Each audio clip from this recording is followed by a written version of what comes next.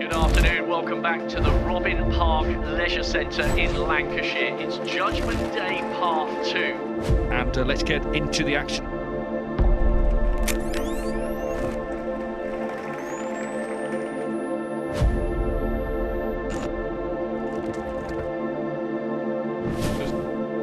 Well, he'll be relieved. He'll be very relieved. There's the handshake.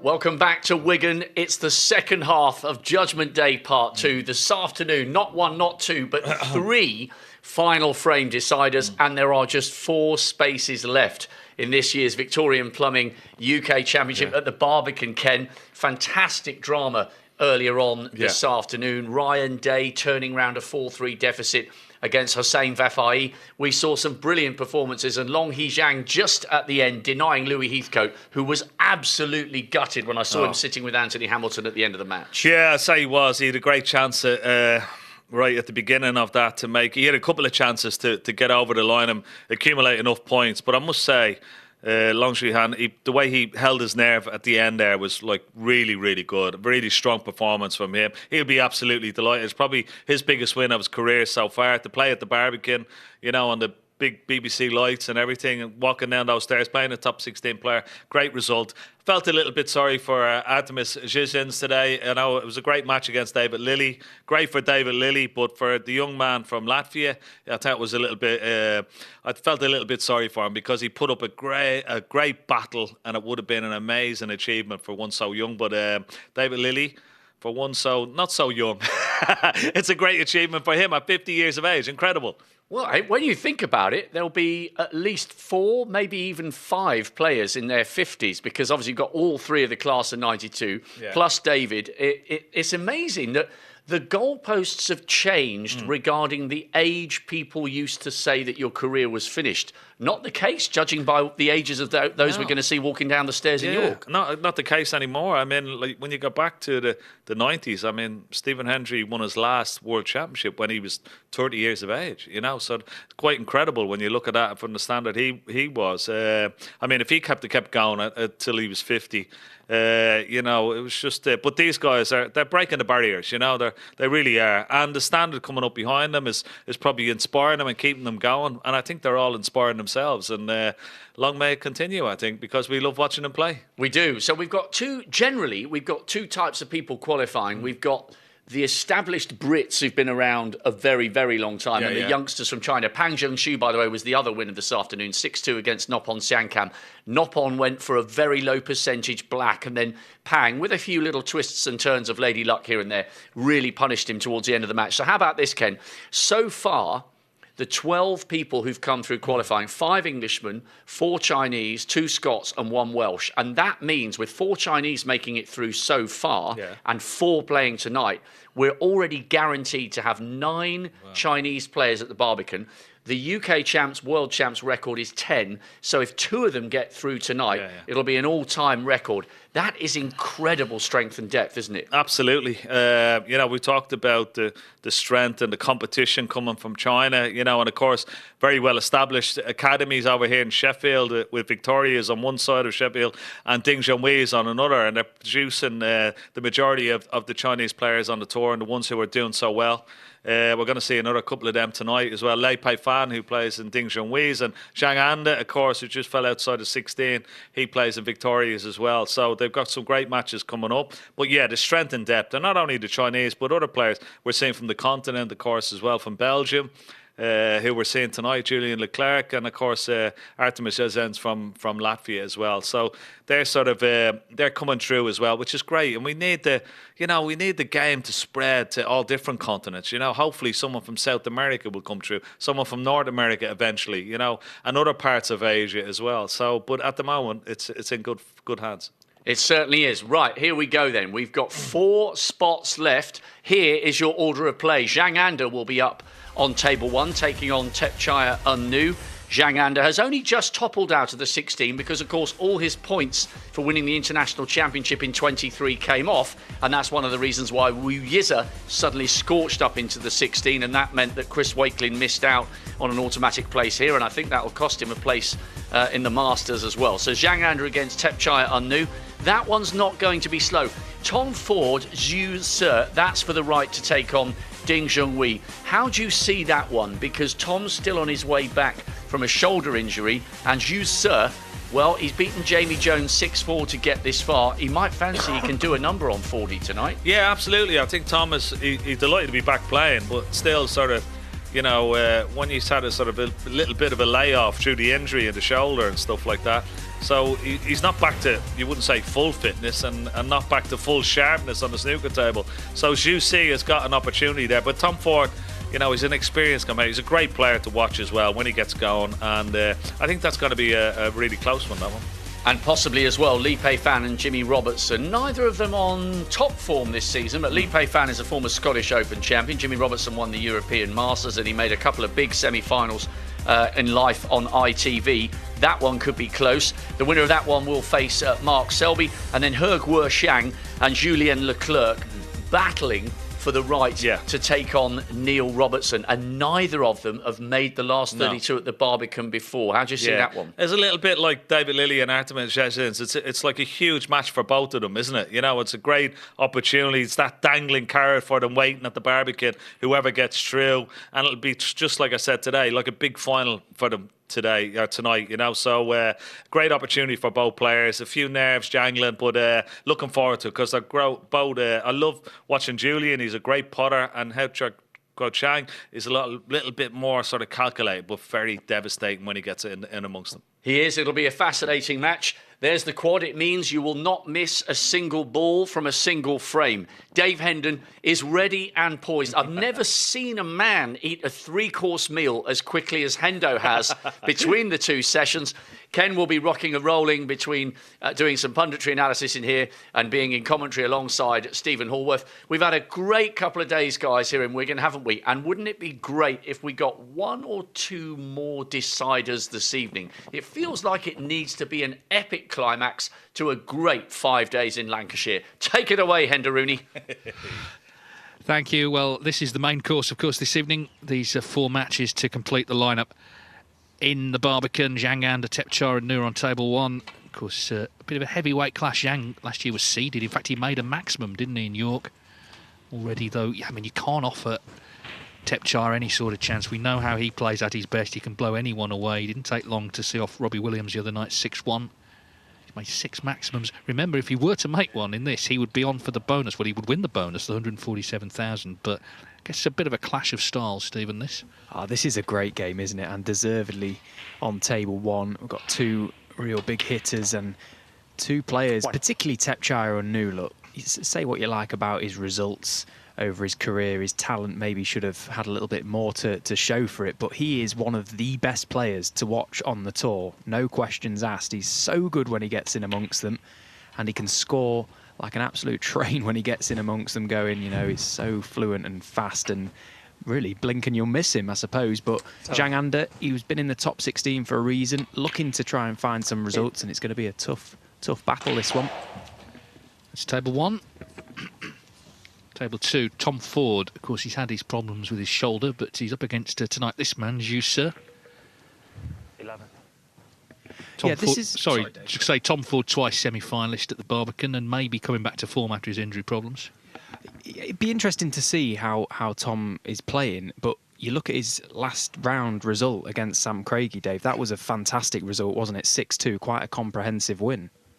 Yeah, good win. And, well, he'll need to play well. He's had 3 maximums in his career, trying to join, as Rob was saying, the huge Chinese contingent already guaranteed to be in York. Already 9 guaranteed, 5 seeded, 4 qualifiers, maybe more to come this evening.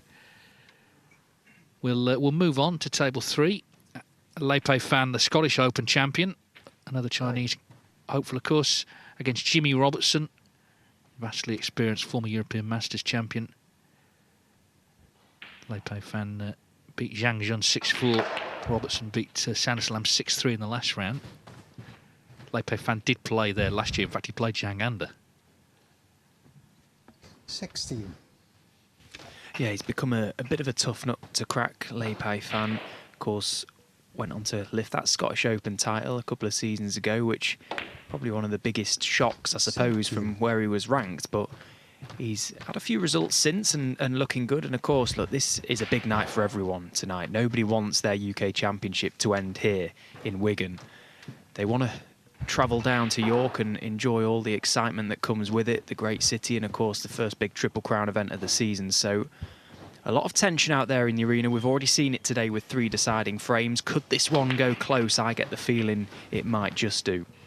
Yeah, of course, he beat Sean Murphy, didn't he, in the Champion of Champions recently. So, table 4, 24. finally, and this is a very interesting one. It's not quite true to say the gloves are off here, because Guo Chang is wearing one, of course. He's up against the Belgian beast, Julien Leclercq. Of course, Luca Bracel eliminated, Ben Mertens as well, so Leclerc aiming to represent Belgium at the Barbican. They've never played each other before. Of course, Guo Chang, for the second year running, beat Stan Moody in the UK qualifiers. Yeah, and from Julian's perspective, it's, well, results have been few and far between, really, particularly this season. This is the furthest he's gone in any tournament. And, of course, this match now quite easily the biggest match of his season so far. It's a very, very interesting one. Clash of styles, I think. Ken hit the nail on the head. That Guo Chang is very calculated and plays a very good percentage game. Julien Leclercq, he can be very, very erratic out there, and he likes to go for his shots, put it that way. Very attacking. If they're going in, he's hard to beat. So that's set it all up, and well, we're excited to see. Now we've made the draw, of course, we know who each of these is going to play as well. And we're excited to see how it pans out this evening. Let's go back to table 1, shall we? And I think there's a lot of anticipation about this match. Zhang Anda, of course, has dropped out to 16. His points came off from that international championship win 2 years ago. That was the big reason. But, I mean, myself and Phil Yates, we commentated on his match the other night with Alan Taylor, and we were saying, you know, he can sometimes be disappointing, but when he plays well, he plays unbelievably well. He was in the zone, looked really good, never really looked like he would lose the match. 6-1 was comfortable. Yeah, and when he's in that sort of mood as well, he never really looks like he's going to miss when he gets in. I played the first match of this season, I think it was the Wuhan Open qualifiers in Leicester, played against Zhang Anda, and just to be out there in the arena and see it up close when somebody's sort of firing on all cylinders as he was that day, you look at how he is sort of set up as well, his technique, so compact, very little can go wrong with it. And when he's in that sort of groove, it is hard to see how he ever misses a ball because he's so good to watch, but maybe just hasn't quite found that consistency since winning that international championship. Well, Phil made the point when he's playing like that. The balls, they're always going in the middle of the pockets. They're never struggling. And Ben Wollaston will tell you that, of course, last year in Saudi, the 4 total clearances he was on the receiving end of. Anyway, he knows that his safety's going to have to be good tonight against Tepchai. He's always looking to attack. Not actually the fastest player on tour. Marco Fu is actually top of that list. Yeah, I think the blueprint is kind of simple for Tepchai. You know exactly what you're going to get with him, and from Zhang Anda's point of view, he knows he's going to take on his shots, and if they go in, he's probably going to lose a lot of frames very quickly, but if Tepchai does miss the odd few, Zhang Anda has to be ready to take the chances. They'll have practiced and played one another many, many times down the years. They'll know one another's games inside out.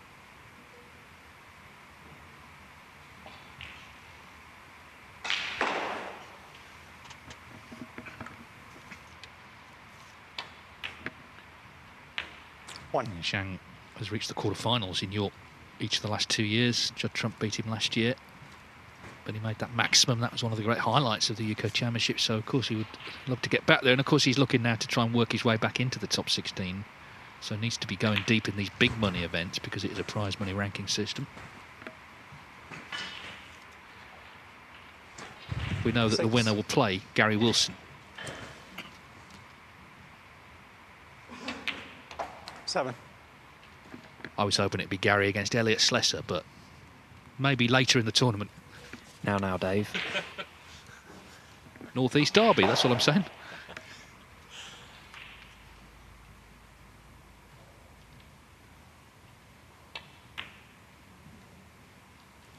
Well, chance to maybe just settle into the evening here for Zhang. I get the feeling, because of course he was in the 50s in the world, wasn't he, when he actually got to the English Open final, then he won the International. I get the feeling he doesn't sort of worry about rankings, really. He doesn't seem the type. Obviously, he'd rather be in the top 16, you want to be in the Masters and all the rest of it, but he just seems to get on with things, really. Yeah, there was a period of time around about the time that I got on the tour, I think it was back in 2014, when he was sort of yo-yoing around, and every couple of seasons he would be close to falling off and never really looked like he might do anything. And then all of a sudden, he just burst to fame, didn't he, winning that international championship, and almost overnight looked like a 19. completely different player to how he'd played for the majority of his career. Yeah, and if you'd have said to him 3 years ago, you'll be 23 in the world, he would think brilliant. The problem is, a year ago he was in, you know, the top 12. 20. That's all it is, really. So it's how you look at it. Anyway, this is a very good chance now to claim first blood here.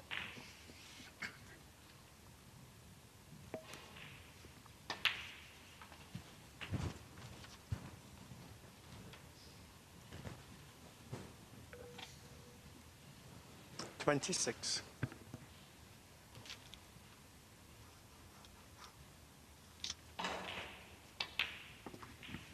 27. Well, it's been very popular today on YouTube, and over the week we've had over 800,000 views for our coverage. So thanks for tuning in. It's been dramatic, hasn't it, as well? I'm sure we'll get some close ones tonight also.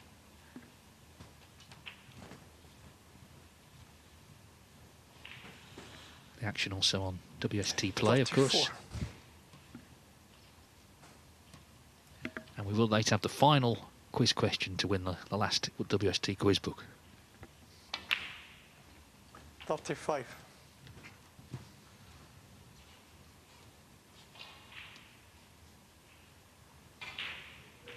So it's taken these nicely so far. Zhang Anda nicely in front, 31 points, 38 when this black disappears. Just about wriggled in, just about disappeared, but these reds are perfectly placed now to take this first frame. 42. Because you tend to see the first couple of frames can quite be a little bit edgy. Looking to try and settle into these games as quickly as possible. Of course, best of 11s is quite a big game, isn't it, really? Enough time for twists and turns. Enough times for comebacks as well if you go behind. We saw that last night with Scott Donaldson, that incredible 49. comeback against Stuart Bingham from 5-0 down. 50. Very solid start this from Zhang Anda. Exactly what he was looking for. He knows how dangerous, everybody does, how dangerous Tepchara is.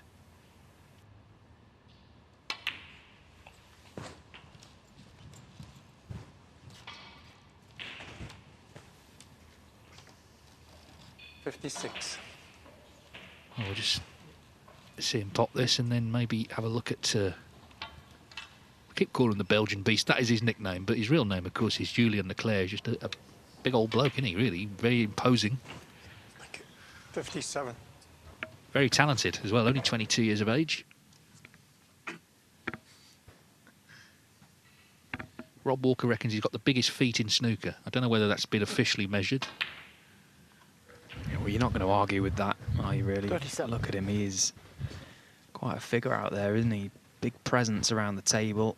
Can be quite intimidating. Got this great big stomp as he goes around, and he really is a firm ball striker, shall we say. He likes to crunch them in.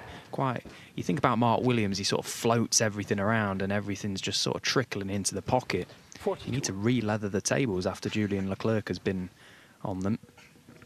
Well, it's his second successive year in Judgment Day for the UK Championship, this final qualifying round. He lost last year 6-1 to Dave Gilbert. But he came through a decider with Haris Tahir, 6-5, and then he beat Jack Jones, Crucible runner-up last year, 6-2. So, be feeling confident, I'm sure, tonight. 43. Yeah, it's funny, you look at that result against Haris Tahir, it was 6-5, as you say, and the deciding frame, I think, was something like 44-35. It was very, very edgy, very tense, and just came through. But then just look at the confidence that he's taken from that win. As I say, results 50. have been few and far between. Those first round matches are absolutely huge for players like Julian Leclercq in the position where he is in the rankings. 51. And clearly full of confidence. A great win that over Jack Jones in the next round. The clearance from Zhang Anda was 89, so he's on the board as we saw.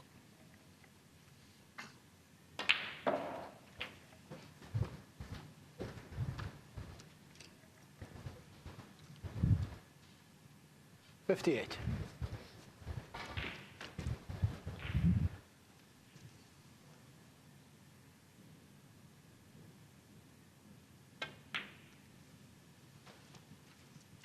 $59. So already at the point where Hugo Chang needs a snooker, but just make sure here.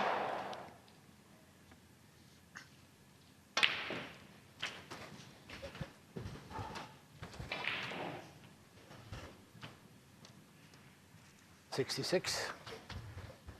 Still a chance of a century break on as well. Play for the black here. Oh, not to be, but a great break.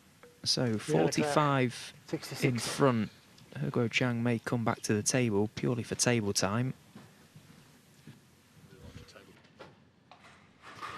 Yeah, we'll come back if there is any change, but 3 snookers needed. Tom Ford, former semi-finalist 2018 and 2022 in the UK Championship. Of course, he's played there as a seed before now, but right now, number 26, who shortly be defending his shootout title, trying to, if that's even possible, in Blackpool. I'll tell you one thing he will be doing, he'll be enjoying the Blackpool atmosphere, shall we say. Sampling a few of the local ales, no doubt about it.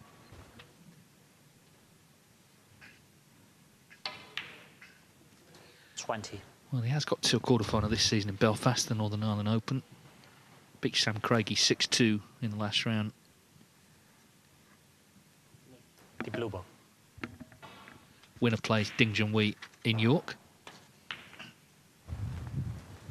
By the way, the winner of the Leclercq Hugo Chang match plays Neil Robertson.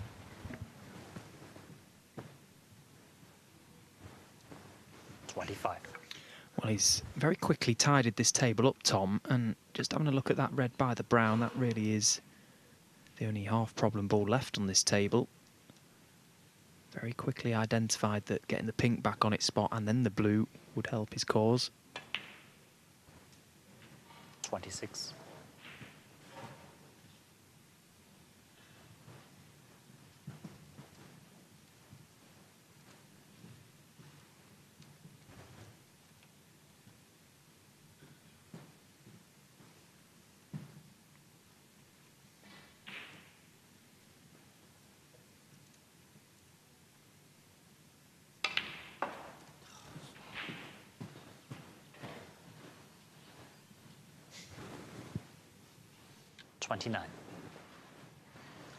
Well, just slightly overscrewed. Well, he's okay. It's a loud sigh, but he will let you know, Tom, if he's not happy. He might let us know now. Because he won't be happy with that. Yeah, he does a very good job of letting you know how he feels. Quite often a big sigh, but then also proceeds to crunch the next ball in. Oh, but that time not to be. Tom Ford, 30.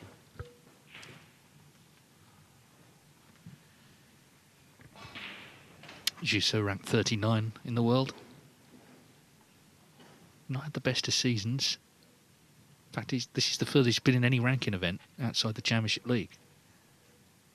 So he wants to keep that run going. As I say, it's a big money tournament. The ranking's worked out using prize money. So if you can do well in these events, then obviously it massively helps your world ranking.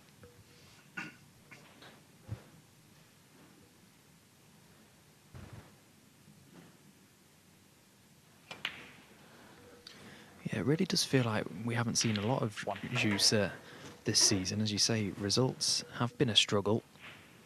Here's that missed green from Tom. Shouldn't have been playing the green. He wasn't happy with the way the cue ball came off that top cushion.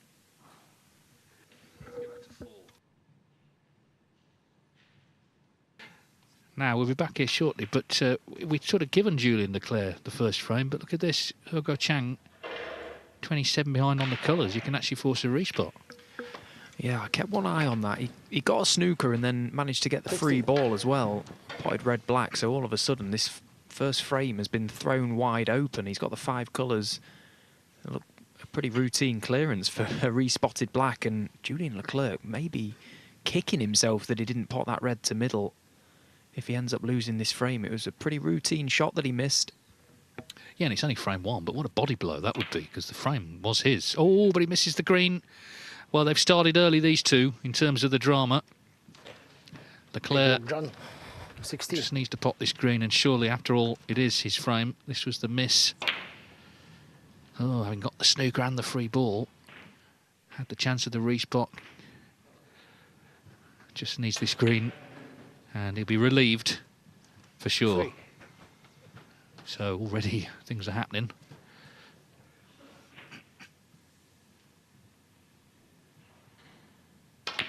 Yeah, definitely has gone the frame on the board. Let's go back to 2. We were just watching Tom Ford and Jussa. Jussa here now 3 points in front.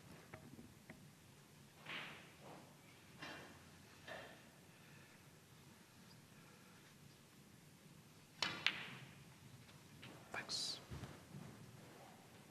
11.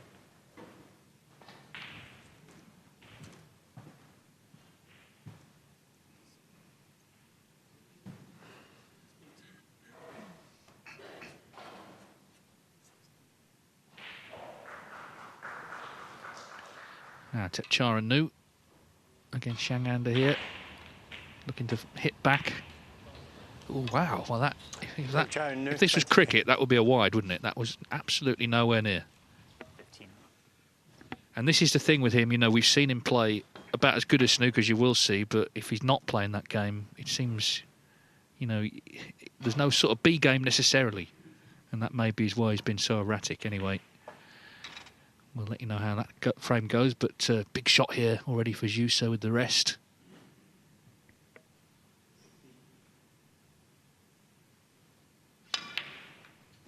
Yeah, very purely struck. 16. So clearly now the problem he's got with winning the frame at this visit will be that green ball. It's close to that side cushion. How does he go about getting on that? It's going to be blue, clearly, and then looking for the angle from the yellow to just track across the table, try and get somewhere close to straight on that green.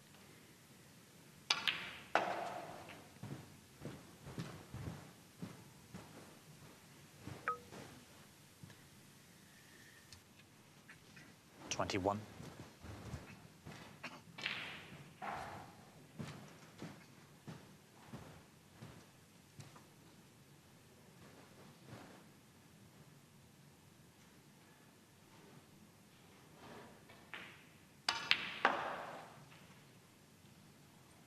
23. Well, that's about as nice as he could have hoped to have landed. Just needs to pot this green, guaranteed a shot at the brown. Yeah, nicely played. Just had a trace 26. of angle there to just bring the cue ball that slight bit further into the middle of the table. So brown ball for the frame.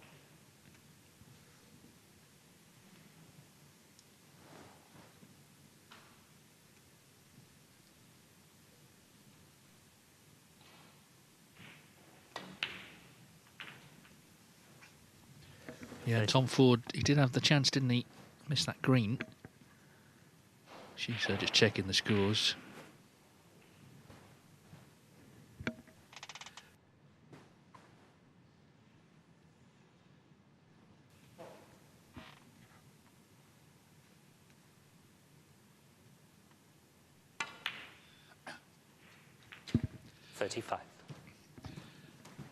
So this frame, well and truly done, and Jussa trying to join so far 9 compatriots from China who are in the main draw at the Barbican.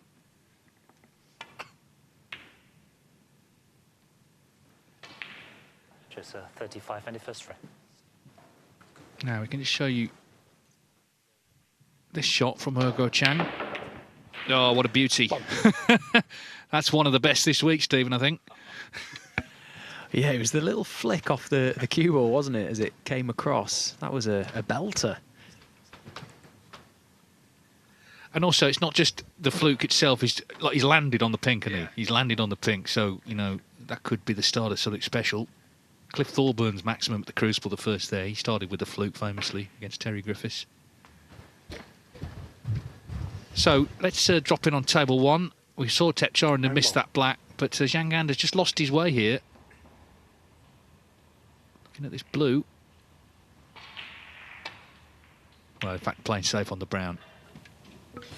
Yeah, it's quite a big target, that. Didn't need to really push the boat out. Got himself nicely in front. As long as he got the cue ball left side of the table, the pink was always going to prevent Tepchai from playing safe off the reds.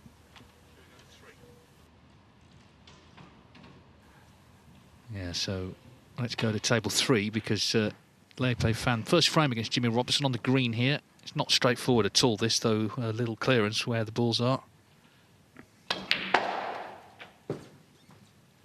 Especially now he's going to have to play this brown down the long rail. In an ideal world, he wants to pop that into the green pocket, but this is now a tougher shot. He does have a bit of angle on this brown, so doesn't have to hit it as hard. Can give it every chance. Cue ball will come out for the blue.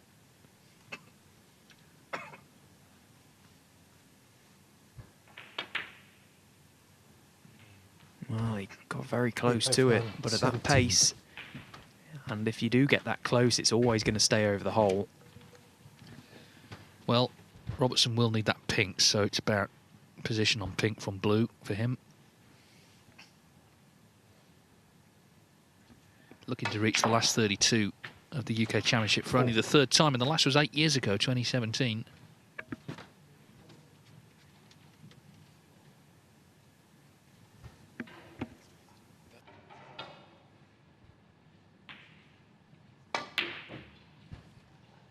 Oh, what a miss that is. Goodness me. How has he missed that blue?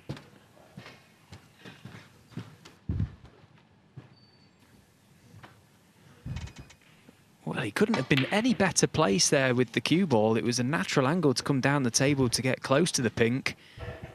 Wow, that is... Well, we might not see many easier balls missed all day. Well, all night now. Yeah, I mean, one of the most famous shots ever played in this tournament was 40 years ago, the 85 final. Willie Thorne missed a blue off the spot. It was a 2-day final in those days. He was 13-8 up on Steve Davis, and effectively to go 14-8, first to 16, missed the blue, lost 16-14. And, you know, the very fact we'd still talk about that 40 years on shows how significant it was. Of course, that was in a final. I'm not saying we're going to remember this one for 40 years. Jimmy might, actually. Might.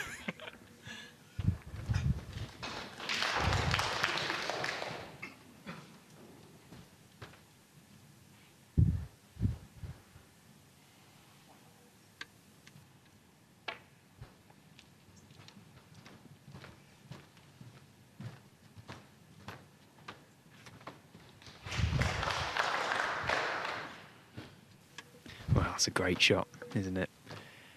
Took the gamble there. Lei Peifan knew that the blue was coming away from the side rail, so had he not have got the snooker behind the black, there might have been a chance for Jimmy to take the blue on, albeit the cue ball would have had to travel back down south of the blue line. Couldn't have played that any better.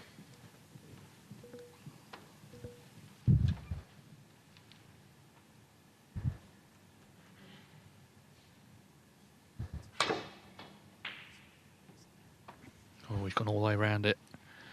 Meanwhile, Tepchar and Nude trying to... Wow, I was going to say get back into the frame. I was wondering how he was going to do it. Now, surely the cue ball's not going in. Doesn't deserve it, and it hasn't.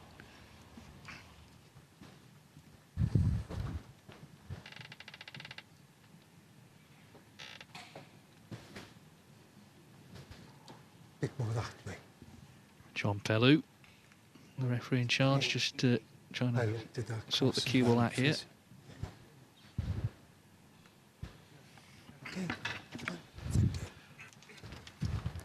Reminder that the winner of this match plays Mark Selby, Yeah, that way. twice UK champion. Because I looked at that to the edge, okay. Right. Thank you.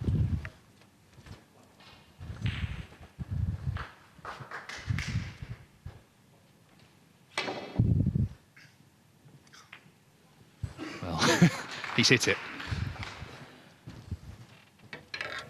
Yeah, no, take that. At least he's got the blue safe. It was a bit of a hit and hope, really.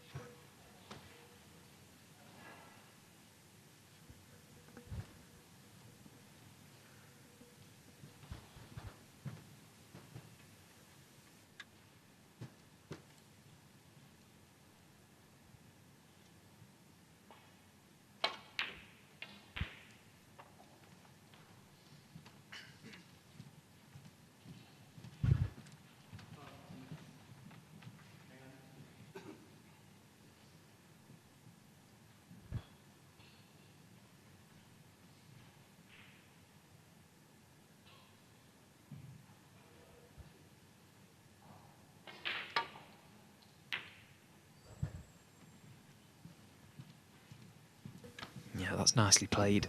Priority there. Make sure you get the object ball safe.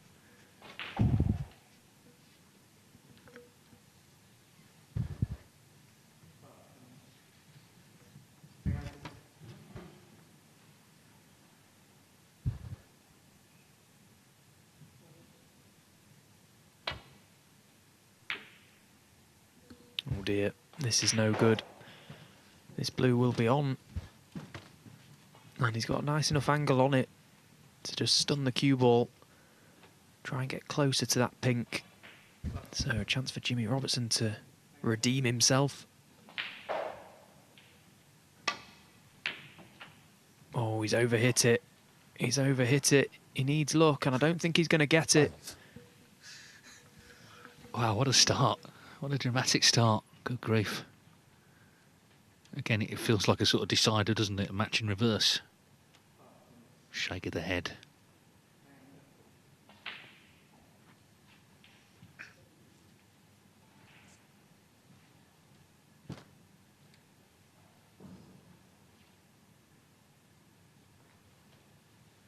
Jimmy Robertson, 5.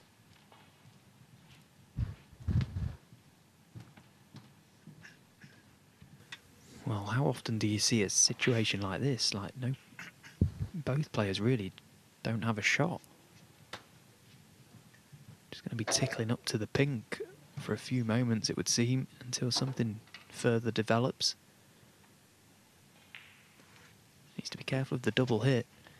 Get the cue out of there quickly. Yeah, of course, we have had a frame re-racked on pink and black. Chris Wakelin and Matthew Selt in China, but it was a different scenario. The pink and black were sort of wedged in the pocket.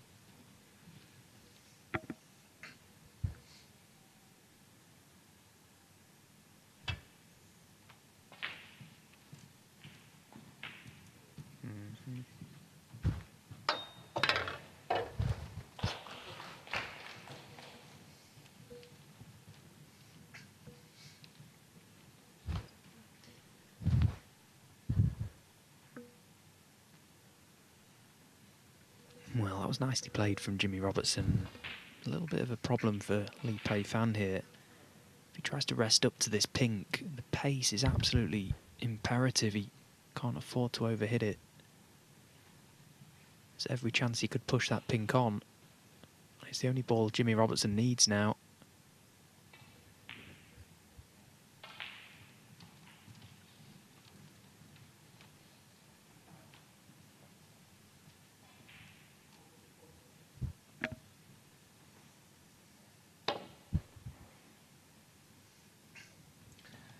Well, And a miss. can't afford to do that again, clearly.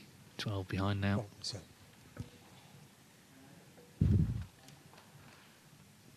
John Pellew might have a soothing voice, but you don't really want to hear him calling a foul again.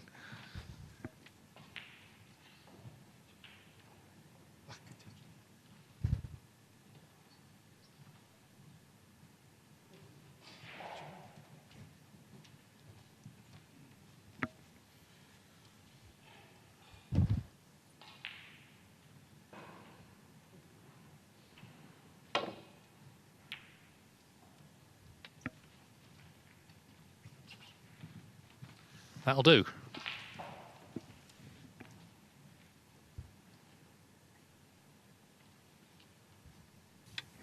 Yeah, and again, priority for Jimmy is get the pink safe, but he might can get it safe, possibly not able to get distance between the cue ball and object ball here unless he tries to send it round the angles, but even that shot wasn't really on there, so couldn't gain any sort of advantage from that position, so Lei Peifan will be pretty pleased with the outcome.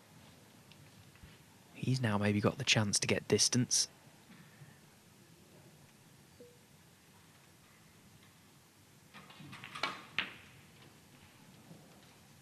Doesn't want to push that black safe. He's okay. Oh, it's just run on. I thought it was going to pull up, so this pink is potable.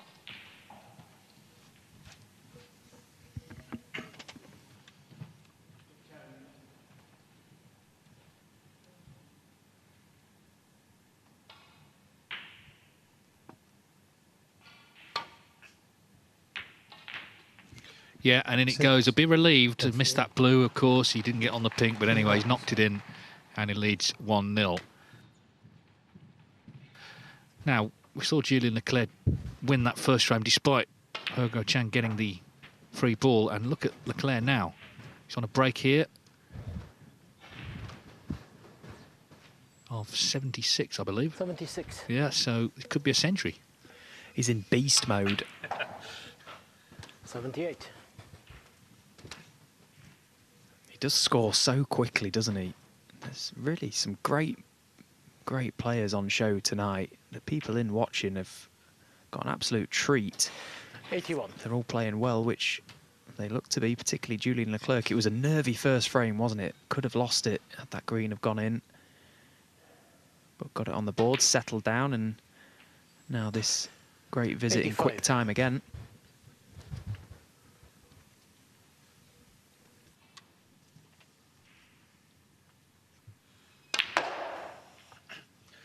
He's only made 5 centuries actually this season. Of course, he was former shootout runner-up. He didn't get really a look in that final frame against Chris Wakelin. He made a century, the highest break of the tournament actually to win in 2023.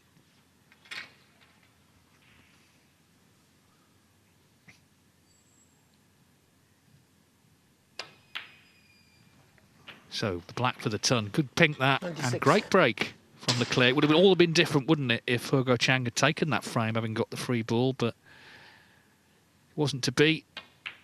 And Julian Leclerc has stepped up 103 to lead 2-0. It's also 2-0 to Zhang Anda. He won that second frame against Tepchara Nu. This is what's happening in frame 3. God, he looks like he means business tonight, Julian Leclercq. He absolutely launched his mini-butt back under the table from potting that pink.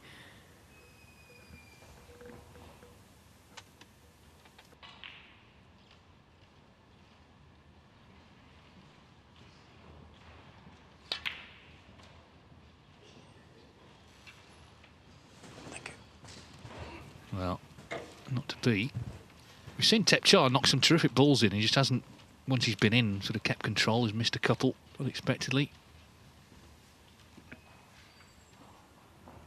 Can he knock this one in? No. So just to recap the latest scores, 1-0 to Jussa against Tom Ford, 1-0 to Jimmy Robertson against Lei Peifan, 2-0 Julian Leclercq against Hugo Chang, and 2-0 here Zhang Anda against Tepchara Nu. Ken has joined us for this next shift. Okay, the night shift. Could make a song out of that, couldn't I? One.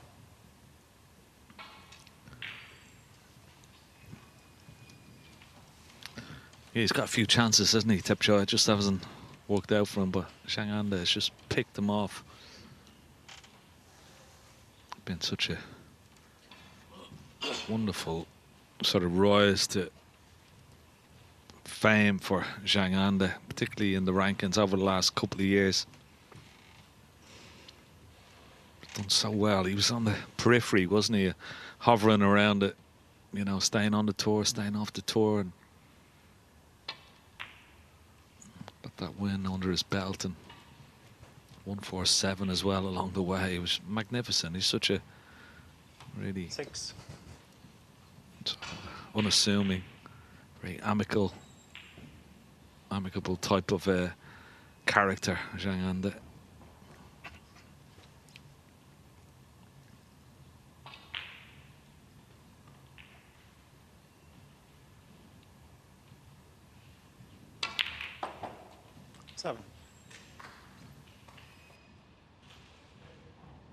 Well, he's seen Tepchai just struggle a little bit so far, so he's looking to make hay early on in this match.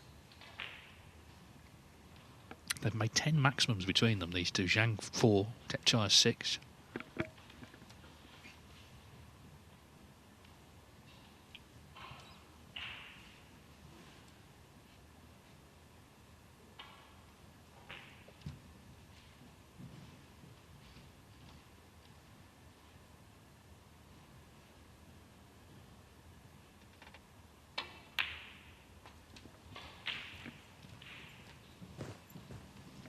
Yeah, he's nicely done and on the red to right centre.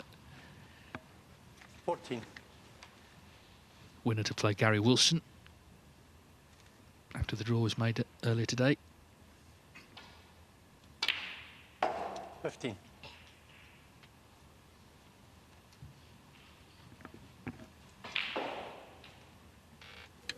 A little shake of the head. He's come a little bit straight, but shouldn't be too bad. He could just screw off the side cushion, maybe.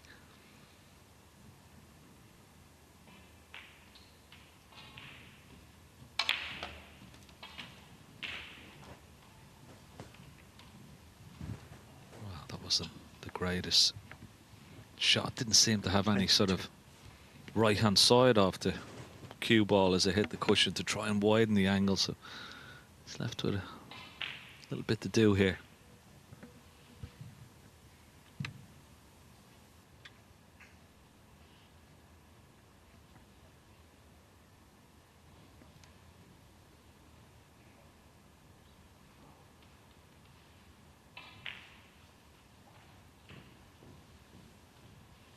Yeah, he's just put himself in a bit of a necessary pickle here.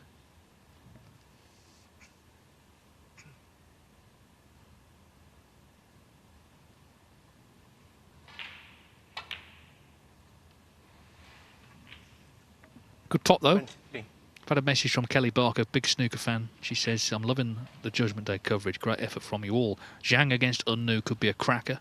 Feet up now before heading up to York tomorrow for the first 3 days. Some great matches to look forward to, especially Trump-Maguire. Well, yeah, Judge Trump Steve Maguire stands out. That's the first match on table 1 on Saturday afternoon at 1 o'clock. Defending champion handed a very difficult assignment.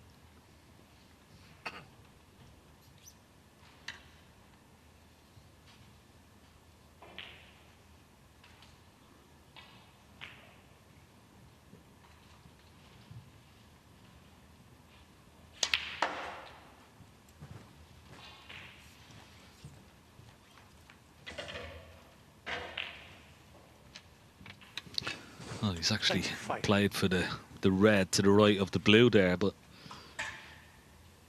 that extension has just, of course, changed the dynamics of the cue and adds a lot more weight. So he's overrun it, but look where he's landed. Absolutely perfect on this red.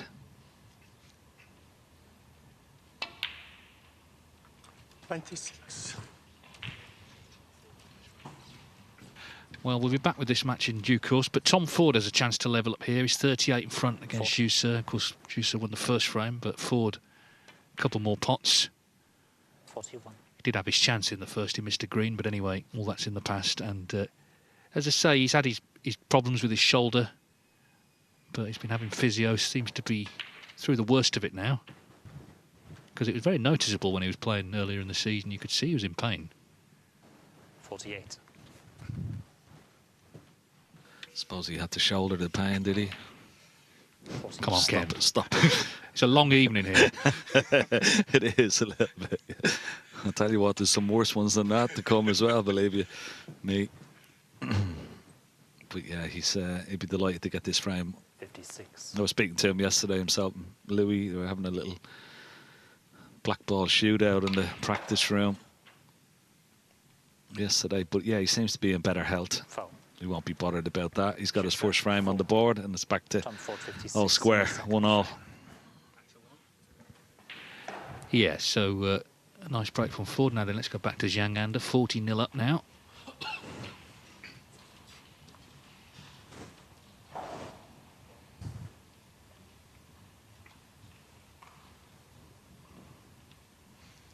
And while we watch this, we've got our final quiz question to win the WST quiz book.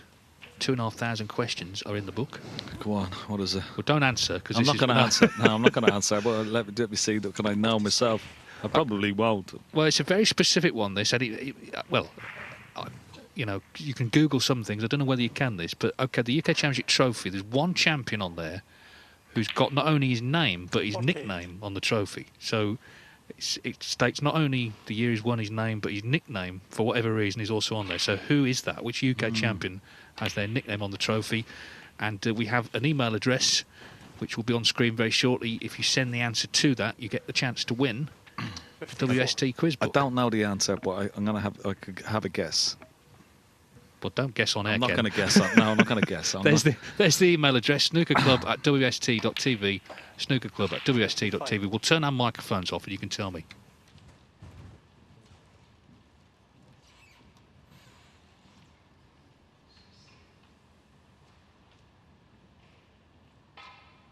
I can tell you Ken got it right.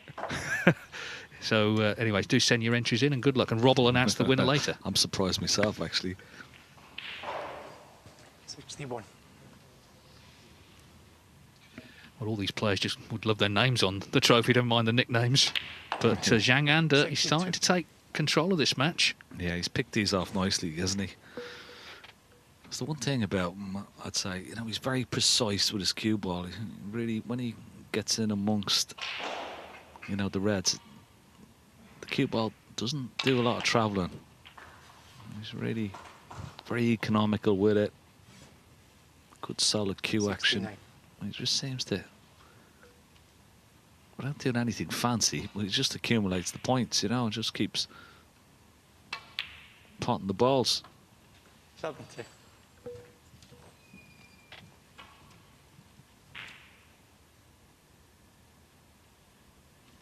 Tipchara's looked a bit ropey so far. He's been missing balls by some margin, actually. And even if Zhang's out of position here, he's well over the line in the frame, 75 up, 59 on. So big fourth frame, I guess, coming up. We're used to Tipchara winning matches quickly, but if he doesn't pull his socks up, he could be on his way home quickly.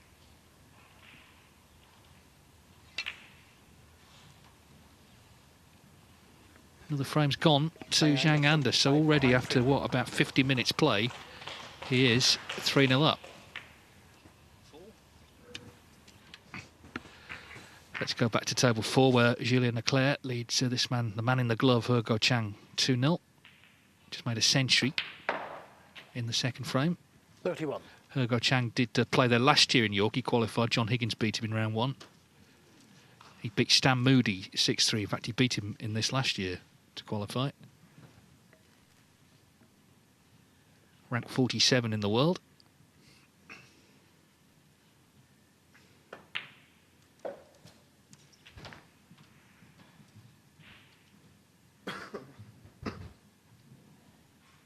$38.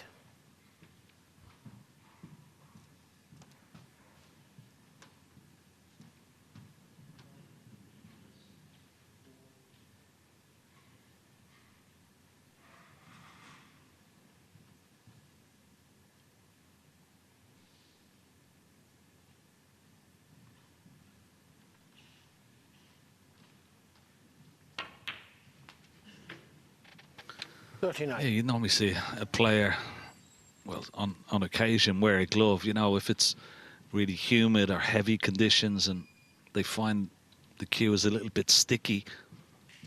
Certainly not that case here, but I suppose maybe over his career as a snooker player, he's got used to wearing the glove, and he just finds it so much easier now, no matter what conditions,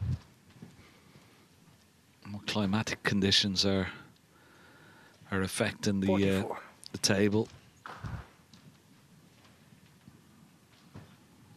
Kyron Wilson started to use a glove, didn't he, for a little while?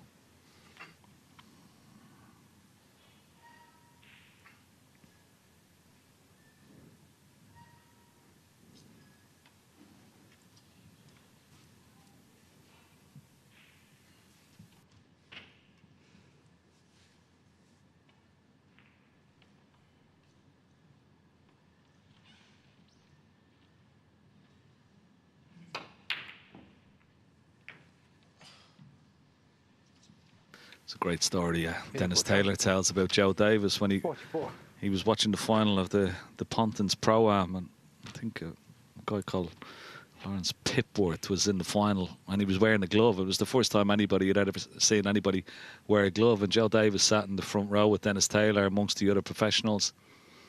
And I think the fact that all the professionals and all his peers, that Lawrence got very, very nervous, you know, and couldn't pot a ball. And Joe Davis turned to Dennis Taylor. He said he might have been better off wearing a boxing glove. Wasn't very nice, but that was the legendary Joe Davis, the first time he saw someone wearing a glove. Well, he won the world title 15 times, so he had a right to cut a few people down, didn't he? He'd earned the right to do that.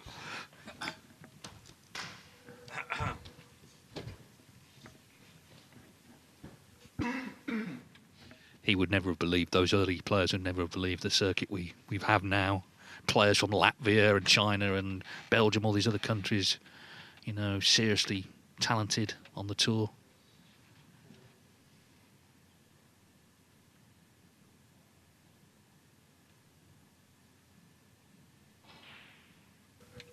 Yeah, and the standard, of course, as well, you know, with the century breaks, the 147s that we've already had this year. I mean, they would have baffled them. I'm sure they, looking down, to be very proud. They would have loved to have played in this era as well. But amazing how the game has developed and grown. Now then, Julien Leclercq 2-0 up, 44-0 down, but taking this red on to the yellow pocket. Coming back down. Well, is he going to be on black or pink? Doesn't look like it.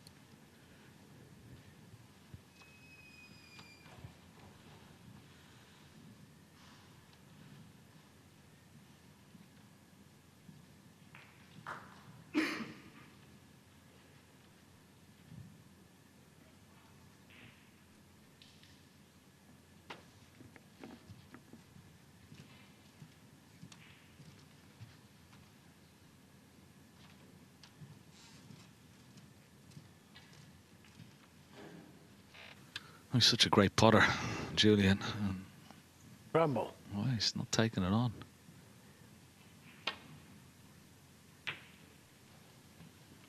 And putting the brown safe doesn't help his cause, and he's left the red. So a bit of a strange one, that.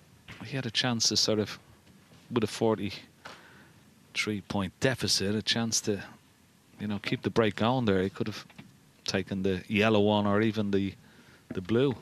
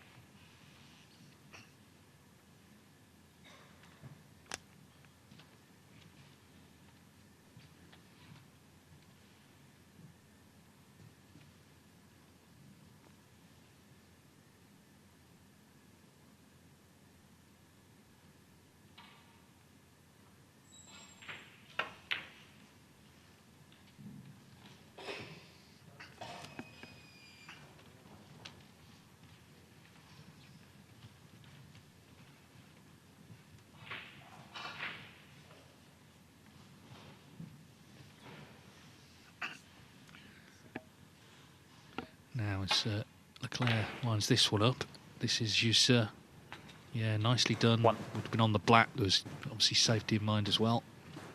Oh, we've gone in off here, Leclercq, and well, there's two reds to go at here, either corner pocket. So already a 43-point lead for He Guoqiang.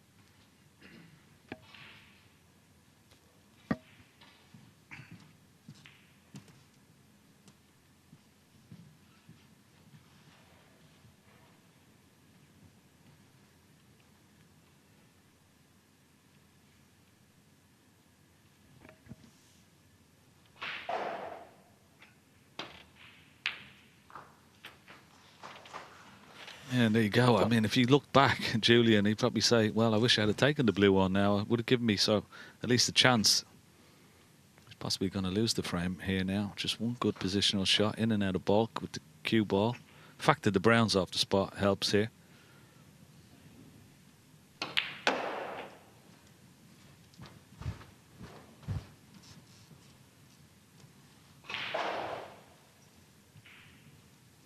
Six.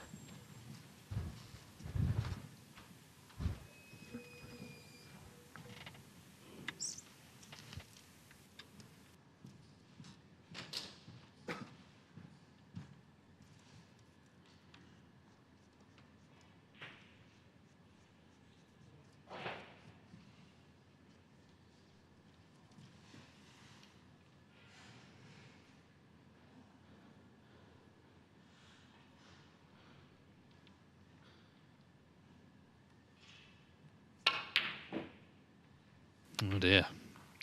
Yeah, head comes down. Well, what a chance that was. He didn't have much more to do, did he, to win that frame?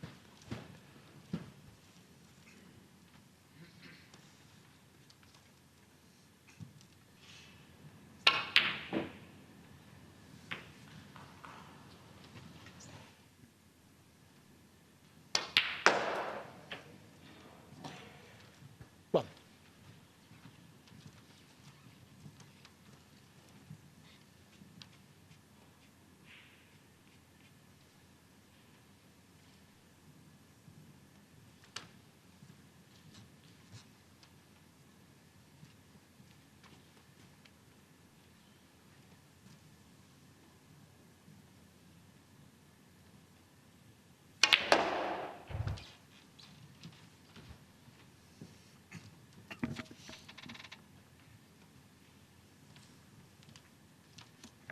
Played that well. Six.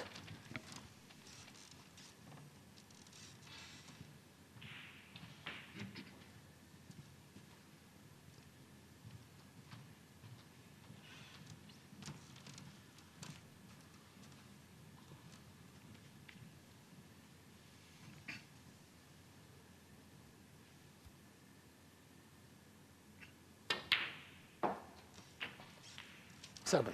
I know one thing we saw, didn't we, last night, Elliot Slesser just get frustrated, punch the table. I think if Julian Leclercq punched it, he'd probably just collapse.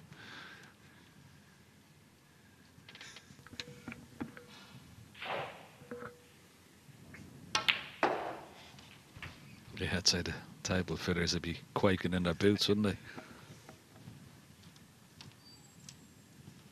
12.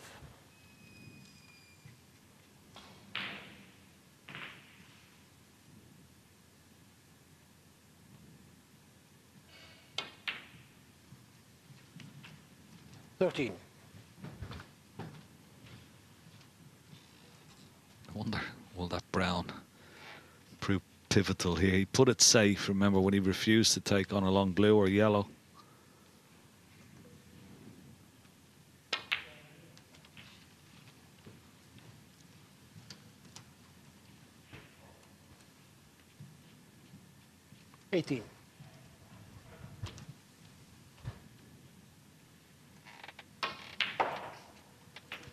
A message from James Cook in New York. He says, I'm watching while making 15 Thanksgiving dinner dishes. So nice distraction for James.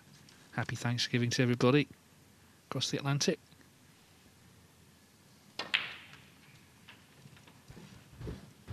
great to have a tournament, Ken, wouldn't it, in the US one day? Oh, yeah. 26. Played in the New York Athletic Club once, right in Central Park. It was absolutely beautiful. What a beautiful snooker room they have here.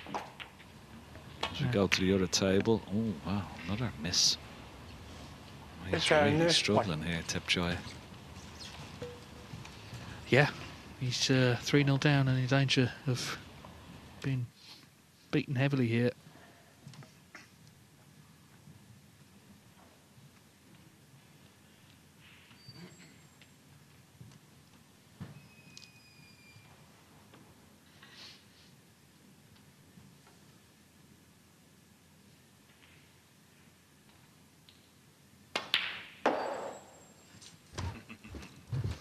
He loves to crash those balls into the pocket, doesn't he? was a wonderful shot. So that brown was going to be his most difficult, you would feel. And being a left-hander, of course, it's not on the right side for him, Julian. So a bit of work to do.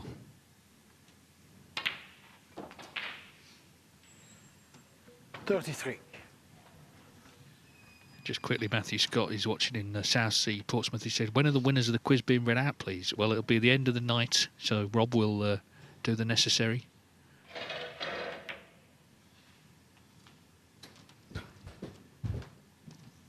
Yeah, so he pushed this brown safe earlier when he was 43 behind, and let's see now if it does come back to bite him.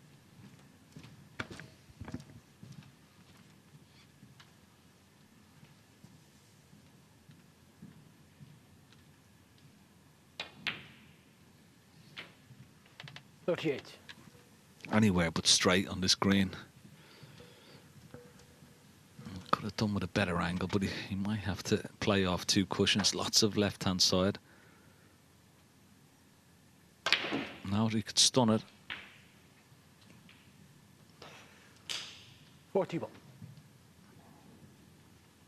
Would have liked to have been a little bit closer to the brown. He's got to use the rest. I don't think he plays right-handed, so wow, this is a tough shot. Not only the pot, but also he's got to hit the bottom of the cue ball with a little bit of pace to get it back for the blue. But if it goes in, great chance of a steal.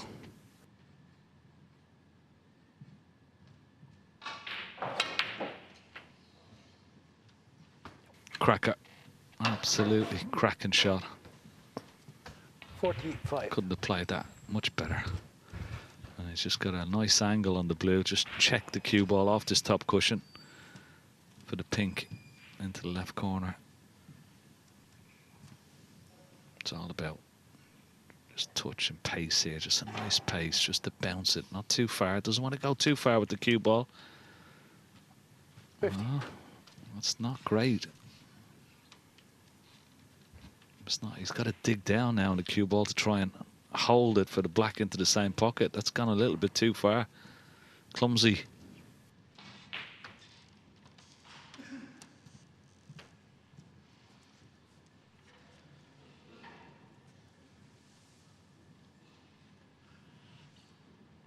Now, meanwhile, just quickly, Tepchar knew.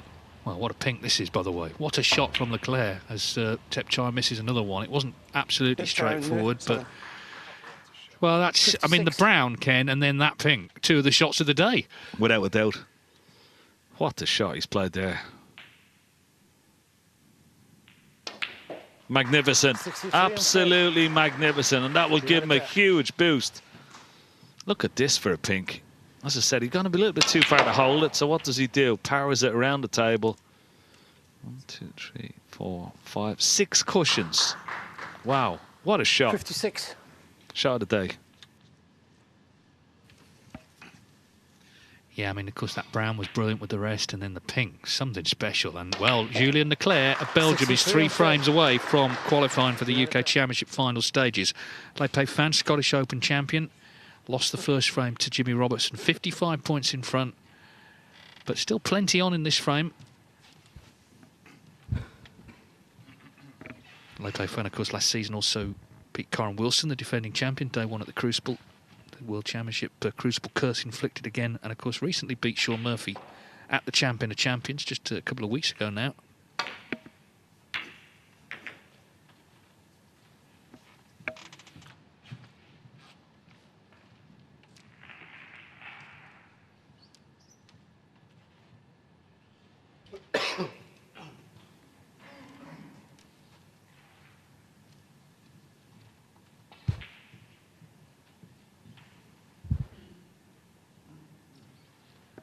Lei just looking for another opening, I guess, to get this frame won.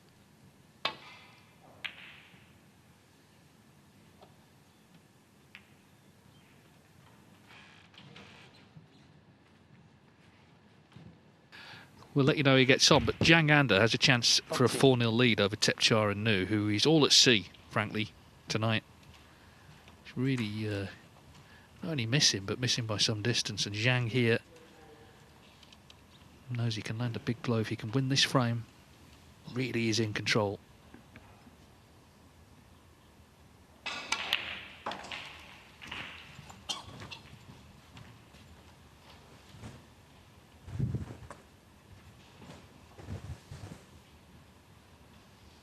$19.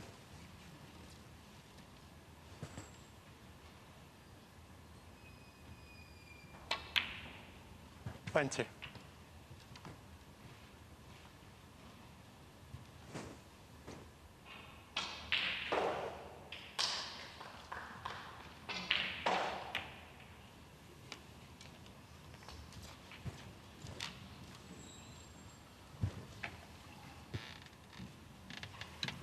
$26. This is an important little positional shot here. Try and get high on the pink, just to leave himself a nice angle. And he's perfect. He's perfect. Oh, great pot from Lei Peifan.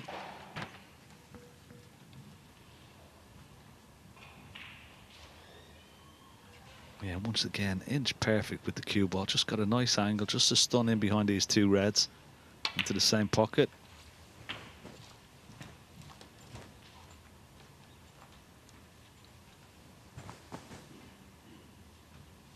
$33.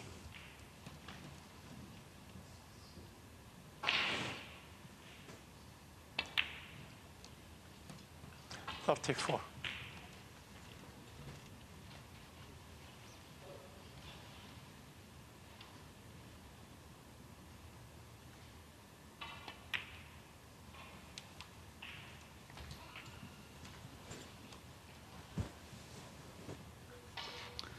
Joy, I can't watch. 40. He's missed quite a lot of easy shots for him. You'd expect him to get, but he's been kept cold. And those shots become a lot harder when you're 3-0 down. Just needs to got to keep up the cue ball away from the black here. 41. Oh, he's in no man's land. He's in no man's land. Once again, we talked about, you know, when you put a little extension on the bottom of the cue, changes the weight, of course. He was probably holding for the pink into the left corner pocket, but overshot it. So he's going to need another good shot to keep it going. Jimmy Robertson, meanwhile, so Lei Peifan obviously didn't make much from his good red. There's one from Jimmy. Now then. Oh, really good yellow from Zhang Anda. He always looks calm. You never know how anyone's feeling, but he's this very sort of undemonstrative character, which is no bad thing. So 11 in front, yellow, green and brown for a 4-0 lead.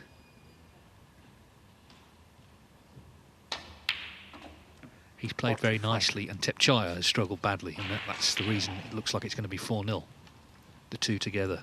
But last night, remember, we had a recovery from 5-0 down. Scott Donaldson against Stuart Bingham. If Tepchaya can, you know, find his best game, we know he could turn it around very quickly, actually. But it's going to have to happen soon. It's been a nightmare start for the tie.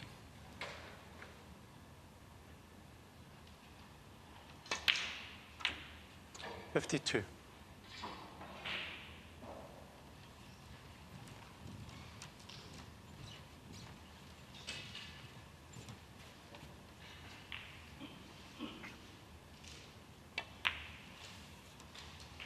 $57.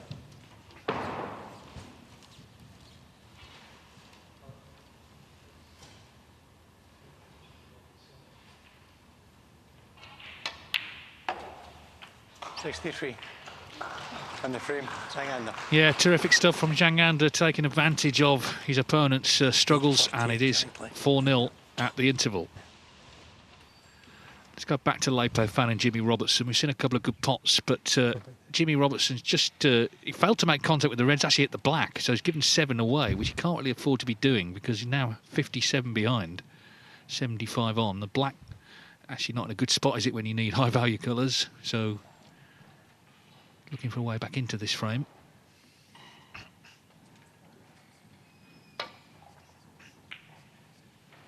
Well, that one's in.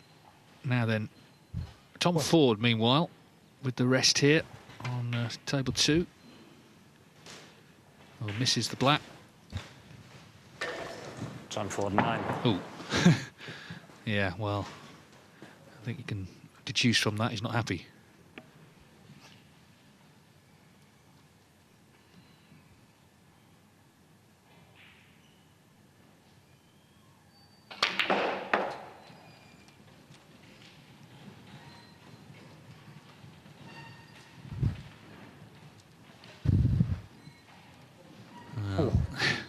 Finished on top of the blue.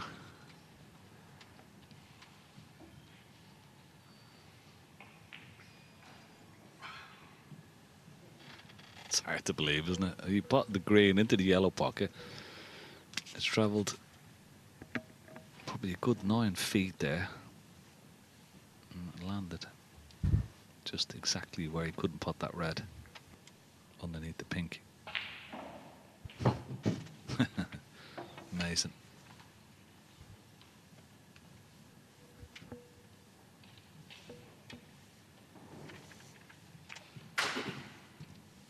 Jim Robertson, 4.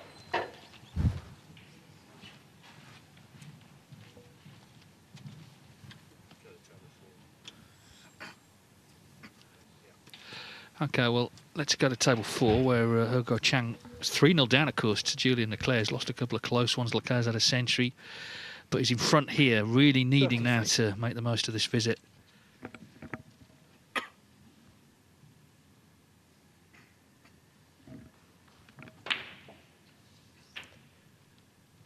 $34.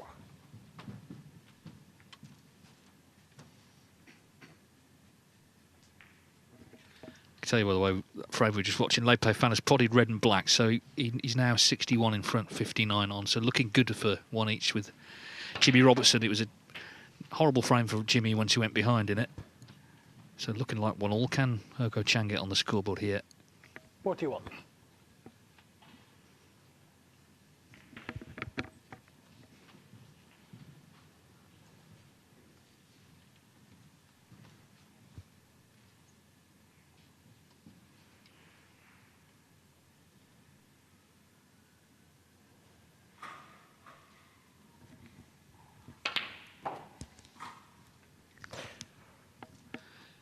The winner is going to play Neil Robertson, 3 times the UK champion, of course, already this season, winner of the Saudi ranking event, indeed runner-up in the invitation event out there. Oh dear.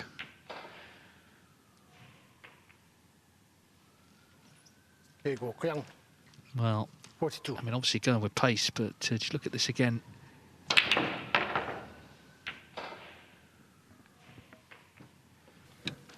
Well, the frame he should have won was the last one when he was in. He missed the red into this bottom right corner.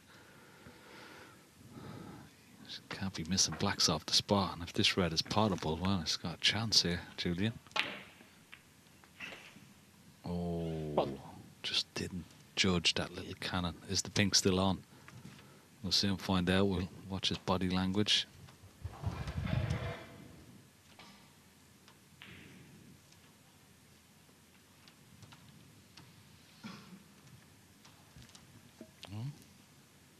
Must be.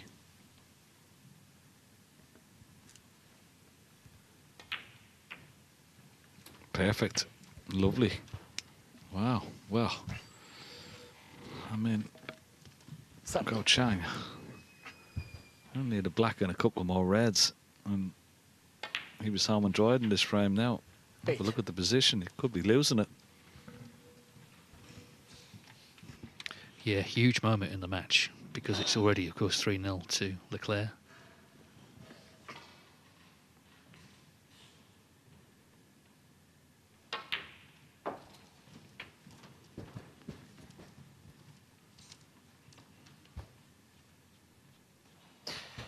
$14.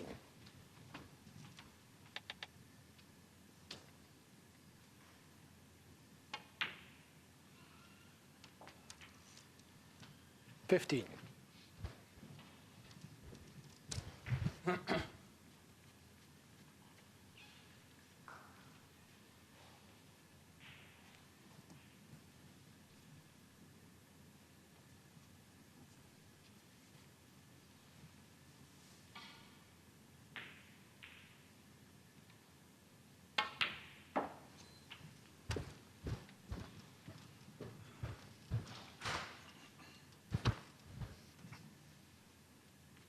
22.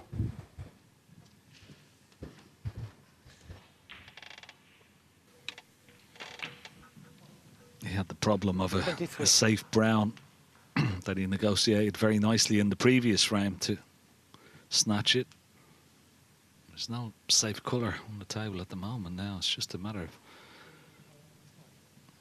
holding yourself together here.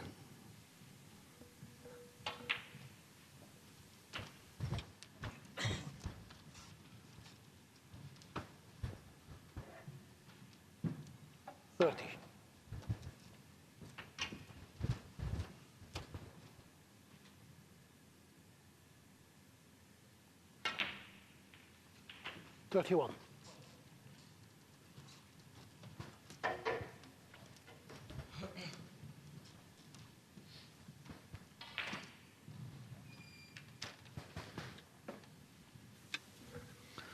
Could have done with a sort of a higher angle on the black, but because of the proximity of the red to this corner pocket, shouldn't be a problem.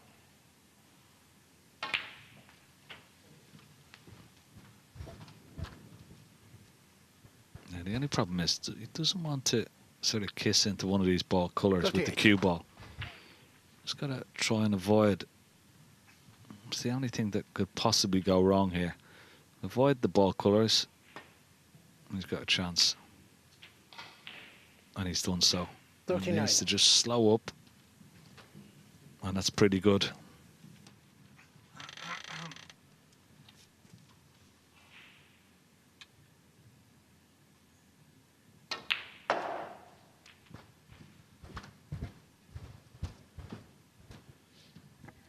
Well, he's played so well so far. We saw in the last frame that the brownie potted, the pinky 44. potted. Can he take these out? 4-0. What a scoreline that is. And Hergo Chang, okay, Leclerc made a century in one frame. He could have won all the other three.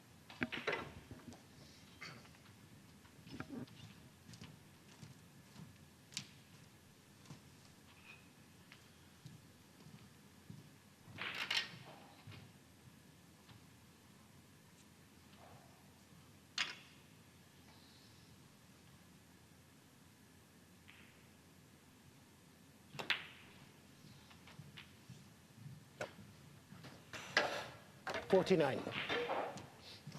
Luca Brissell from Belgium was runner-up to Xiao Tong 4 years ago. Of course, he's been eliminated already. Can Leclerc represent Belgium in York? A lot rests on these next 4 shots. 53. Well, he's just come wrong side of the blue, so he'll have to come up and down for the pink.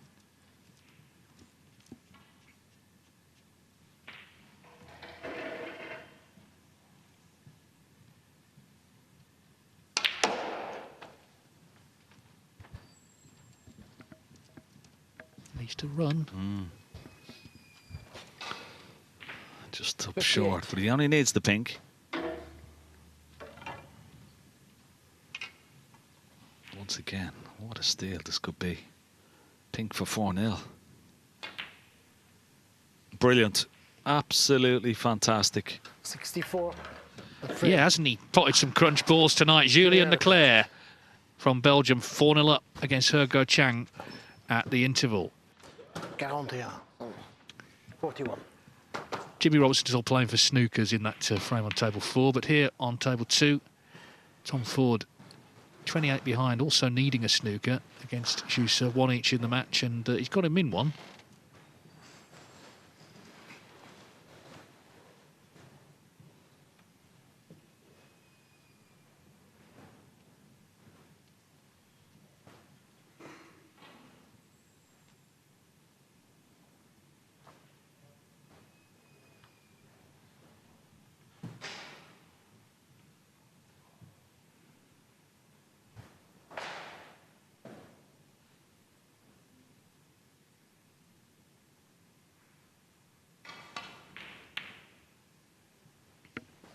Well, he might get one back. Well, look at this for a result as we look at the latest scores.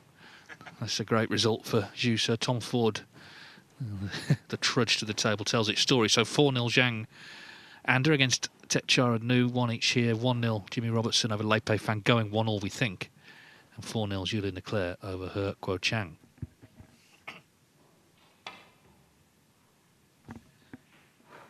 Well, if this hits pink or black, it's a concession, surely. Just a 6. Well, not quite, but it's given Juice breathing space.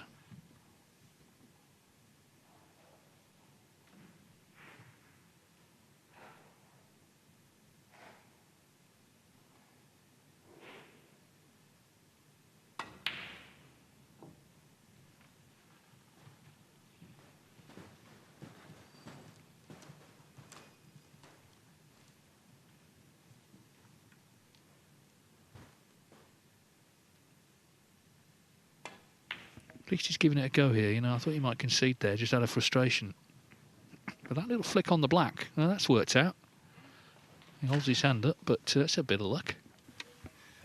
Yeah, it is. And down the right-hand side, as we look, is blocked. So he's got to go off this left-hand side cushion, try and miss the brown. Go between brown and green and try and hit the yellow. But you can't play this with too much pace, because if he misses it, could leave a free ball. And if he plays it slowly and misses it, it could be leaving himself open for an easy snooker. What's he going off? 2 cushions maybe? Oh, he's missed this, and he could leave a free ball, is he? Oh, good shot. I thought it was going to go a little bit wide off that ball cushion, but a good hit. He was taking a chance there, because if he missed it, it was a certain free ball. It's a big target, this pink and black, and Thomas played another good snooker, but it's one really that he should be hitting here. It's close to the cushion. Confirm it is 1-1, Lei Peifan and Jimmy Robertson. Lei Peifan winning that second frame.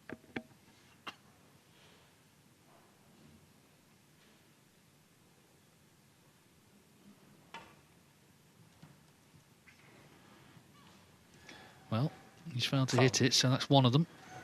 Tom Ford, 4.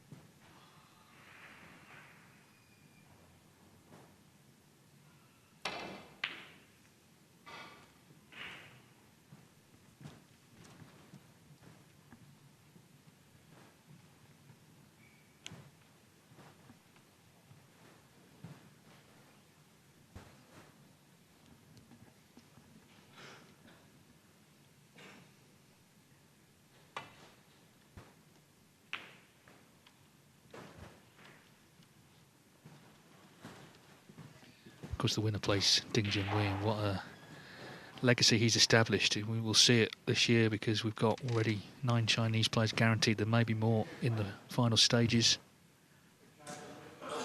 Built so much on the back of course, his amazing success as a teenager and what it did for snooker in China.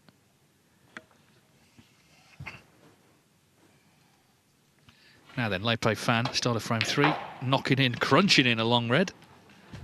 We've seen a few knocked in this match, actually. And this is another snooker.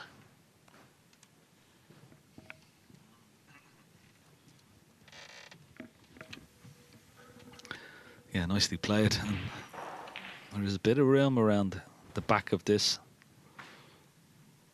so it's certainly missable. And once again, can't hit it with too much pace for fear of leaving a free ball.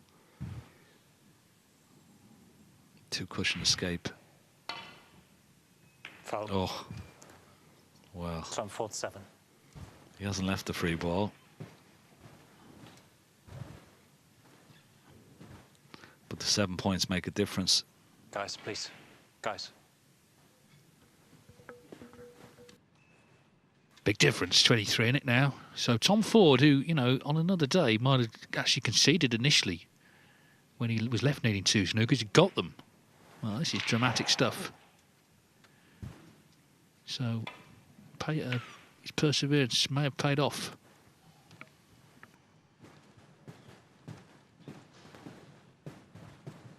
Well, after getting the 2 snookers, look what he's done. That's such a poor shot from Tom Ford. He'd be absolutely reeling. Okay. Jusa needs yellow to put him 25 in front with still 25. So he's going to need yellow and green to be sure of the frame. Dave Hendon has taken a little break. We welcome back Steven Hallworth. Very tense this match, isn't it, Ken? Been a lot of brisk snooker across the arena, but this one looking like it's on the pedestrian side, the same as the Peifan Jimmy Robertson match as well. A lot of tension out there.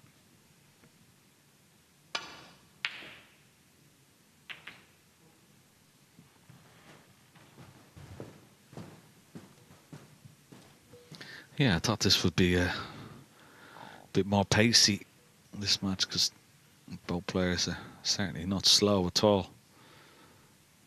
But yeah, it's just been bogged down a little bit of safety, and frames have become a little bit protracted. Now have a look at this. That's how you hit them off the blue. Plenty of pace, and a beautiful, and just the way he held the cue ball as well. Well, another chance at this yellow.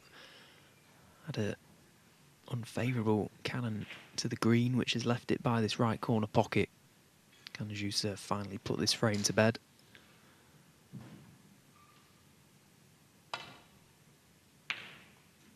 Well, good pot, and he's pushed the green on. 2. So just this green required for a 2-1 lead.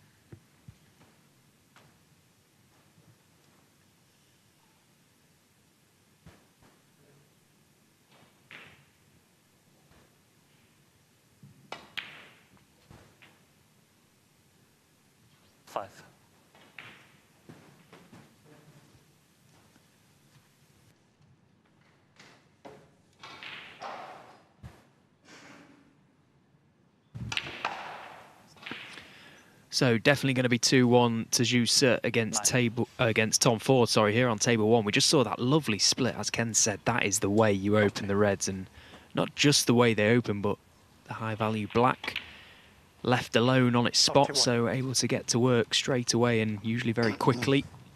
That's exactly what he's doing. If it's going to turn around this game, Ken, it's got to start here, hasn't it? He can't afford to let Zhang Anda get to 5. Absolutely. And as long as he can keep him on 4, well, he has a chance. He's one of those few players that, well, he can reel off frames in minutes. Like he could win the frame from here now in the next 4 or 5 minutes. And just to get himself going as well, you know. The funny thing is, these are 2 totally the opposite type of players. Zhang Anda is more methodical in his approach, takes a lot more time, pace around the table. Whereas, oh, well, you can't be missing shots like that. As I was just going to say, that Tep Choi is such a speedy player, but every now and again, a shot comes into his bag and he misses it, and that's exactly what he's done all night. He's got himself in good positions and he just hasn't scored, and missed the odd one here and there, and Zhang Anda was just picking up the pieces. I mean, it's part of the reason why the neutral loves to watch Tepchairounu. You're never too far away from a miss completely out of the blue like that. For all the brilliance that he has, there is some bad stuff in there, and that black off the spot was one of them. 9.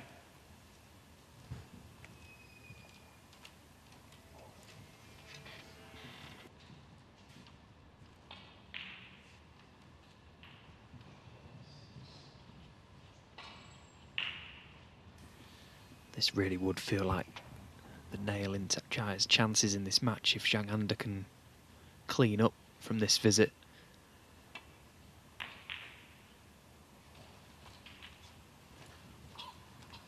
He'll be doing his very best to stay as focused as possible here. 14. post-interval. Wants to try and pick up where he left off.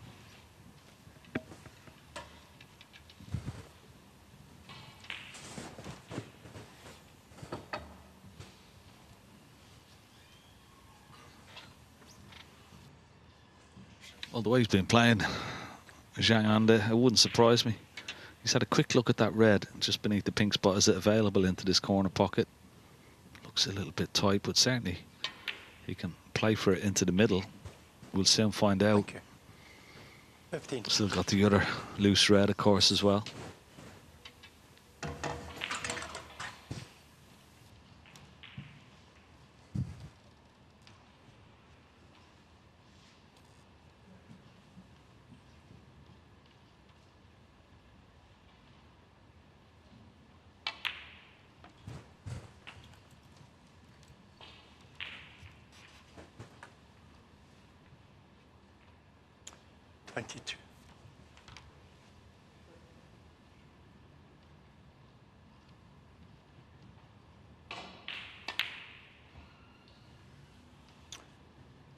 Zhang Anda 22. Well, did decide to play on that red to the middle pocket, and that's a surprising miss from Zhang Anda. Really did fancy him to step up there and take that opportunity. Just catches the near knuckle, and at that sort of pace, it isn't going to go in. So what a let-off that is for Thepchaiyarannu. And as we say, if the comeback is going to happen at any point this evening, you feel that it's going to have to start now. He has to take this chance now.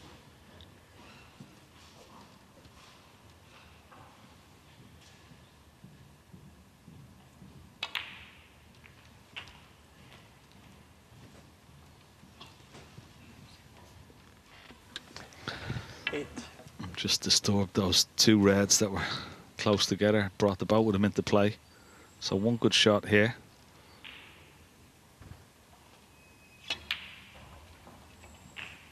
Thank you. 9.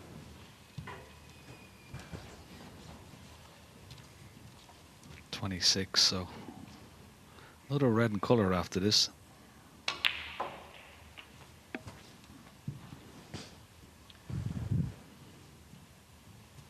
16. 17.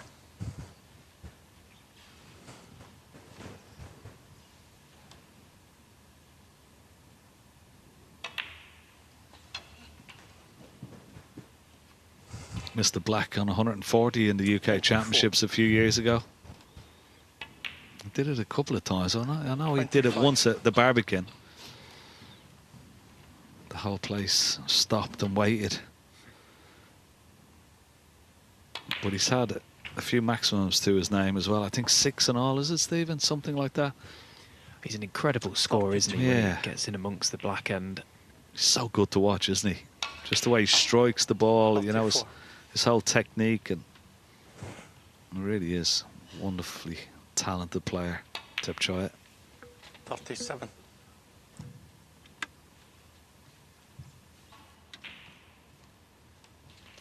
Yeah, it felt like the whole world stood still when he missed that black at the Barbican. 41. I mean, one of the best places on the tour that you could make a magical maximum, and one of the worst, I suppose, that you could miss the final black. Such a packed house, but 46. Let's not forget he's one maximum away in a Triple Crown event this season from scooping the £147,000 prize fund for the 2 maximums. So that's still at play 52. For Thepchaiyarannu. That would be something if he could do that this evening. Anyway, it's a long road back for Thepchaiya, 4-0 down, but he's got one on the board finally, so maybe things can start to turn.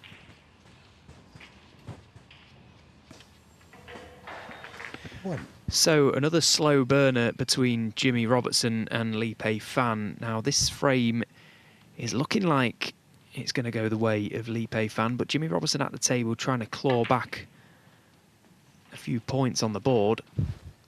You can see he does need a snooker in this frame, but he's got a couple of reds that are in good positions to maybe lay one. 9.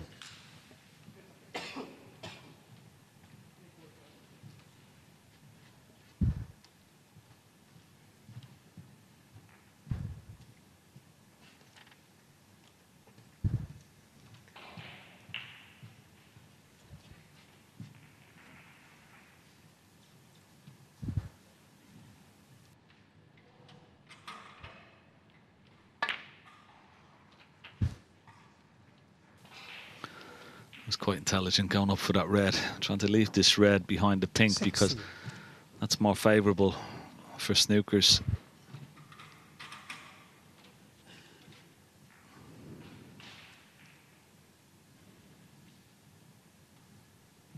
I kind of get on the black here through the gap. Yes, he can. He's played this nicely. 17. It's okay. He can still hold the cue ball. Doesn't want to play the pink unless the pink goes back in the spot, but I don't think it does. I think the red is covering the pink spot. But he can just slow pace, or even if he goes high on the red, he could still lay a really good snooker here.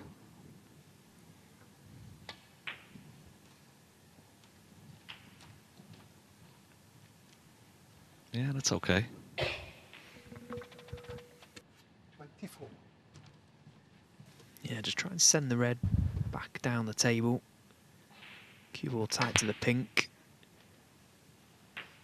Oh dear, he doesn't want to pot this yellow. Oh my word. Would you believe it? And there's the concession. So an absolute disastrous end to that frame for Jimmy Robertson. The evening doesn't look to be going very well for him so far.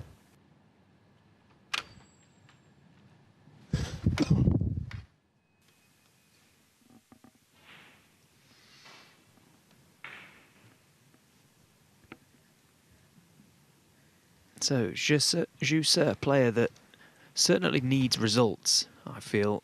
I haven't seen an awful lot of him this season, and Tom Ford, not for the first time tonight, we're going to see some gesticulations. There's the up-to-date scores. Look at table one, miles in front. 4-1, Zhang Anda, Julian Leclercq and He Guo Chang back out after their interval as well. The Belgian beast, 4-0 to the good.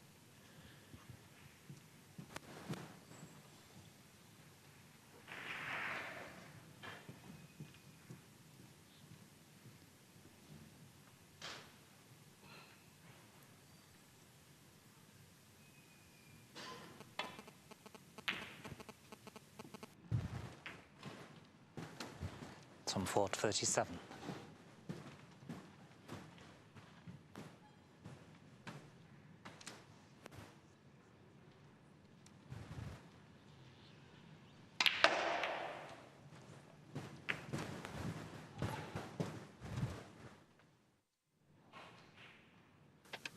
Don't know whether he was swatting the fly there or not, huh? He's missed that by a long way, but it's not going to cause him too much damage.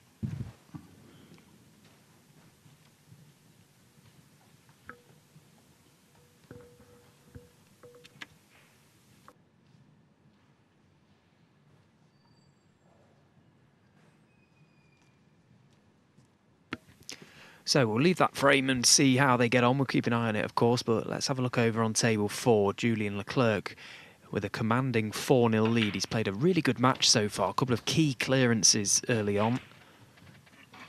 He Guo Chang not really able to make any inroads in this game just yet. He was nicely in front in a few frames, not able to convert them.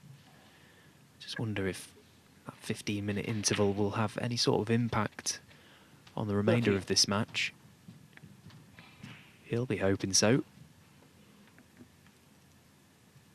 Of course, the winner of this game will take on Neil Robertson, one of the players of the season. Really, of course, very nearly did the Saudi Arabia double, won the ranking event version, beating the Rocket in the summer, and then lost in the final to Zhao Xingtong of the 167 Golden Ball event just a couple of weeks ago. So that's one for either player to look forward to.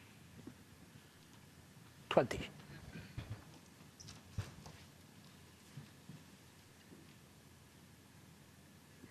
Did say when it happened, the first frame of this match, he needed 3 snookers, He Guo Chang, got one and then got the free ball and 21. was able to tie the frame, missed the green from, well, not far from right behind it, playing for the brown, missed it to the middle pocket. Julian Leclercq won the frame in the end, and it's amazing how many times a frame like that, the way it unfolded, can sort of mould the rest of the match, and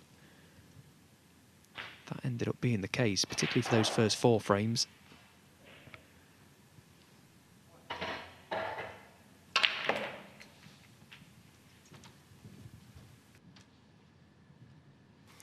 That's not good. Not enough power in the cue 28. ball. Just didn't get enough purchase on it. Zip. There's nothing available there. So once again, a chance gone begging for Guo Chang.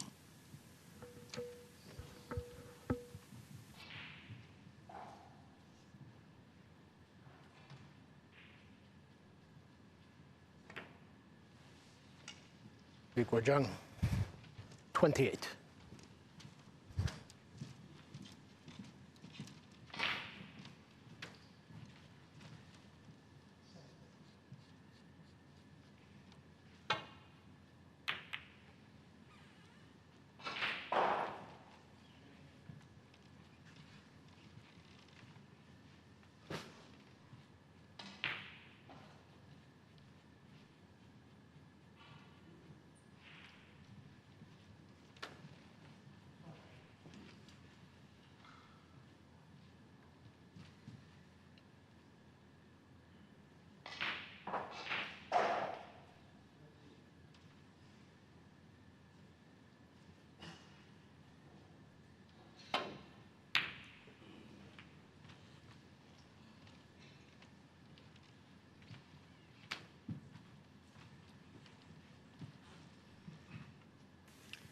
It's a big season, this campaign for Julian Leclercq.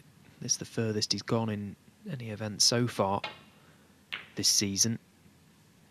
So ranking points and, of course, the prize money, absolutely vital for him. The only player left in this session, actually, that's won multiple matches here in Wigan over the last week or last few days.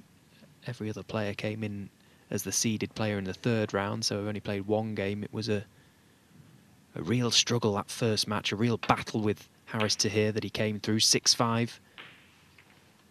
And then seemed to take so much confidence from that, quite easily brushed aside Jack Jones, of course, World Championship runner-up a few years ago to Kyron Wilson. 6-2, that was a great win.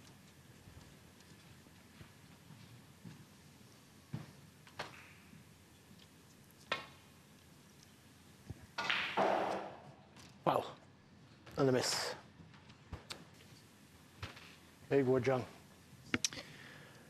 So table 2, Zhu looking to try and make some inroads in this frame. He is behind. Of course, this is the last before their interval.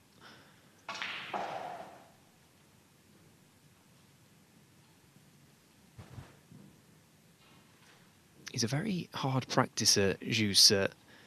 I think quite a lot of people, including myself actually, might have fancied him to go on and maybe have done a little more than he has. As I say, it's been a relatively quiet season so far. No doubt that's because I put him in my snooker fantasy team, Ken. He can't win a game since I've picked him. Yeah, I mean, I totally understand. I don't know why he hasn't had more success. Because he's very diligent practicer, as you say, works hard. Always up there in the academy in Sheffield and things, academy, and playing and practicing. The other players, lots of players up there to practice with. And surprisingly, yeah, hasn't sort of kicked on really.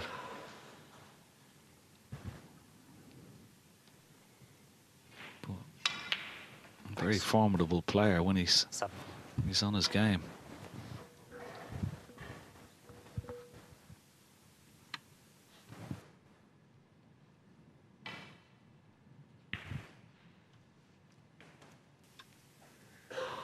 It's going to be quite a tough task to score heavily the way the balls are situated at the moment. I'd love to get the pink back down this end if he could. That would help his cause. At the minute he's having to go up for blue each time, and as you see, he's landed the wrong side of the blue, which means his cue ball is travelling even further. Quite often you see a break quite quickly unravel when you're just chasing your cue ball around the table. 12.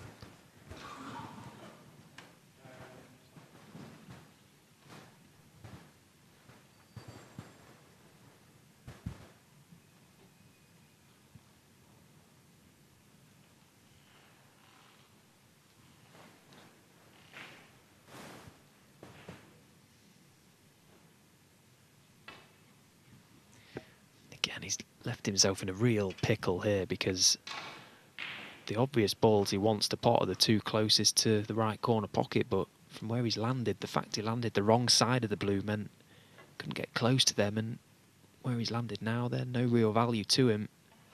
Can't get enough colour from them. He's having to play the more difficult red on the pink spot.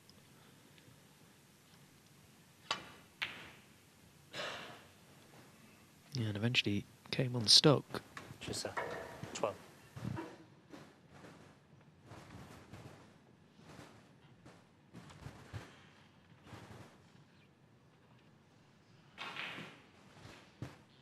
Well, the body language of a player often tells us how they're feeling, and, well, I'm going to hazard a guess that Tom's not best pleased with the outcome of that one.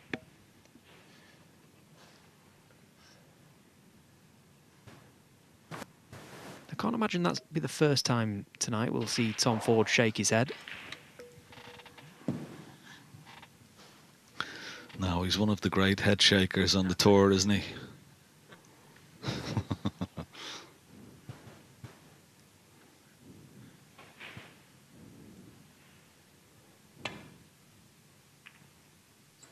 He's played this good. Had to try and cover that red over the right corner pocket, and he's done so. He's done very well.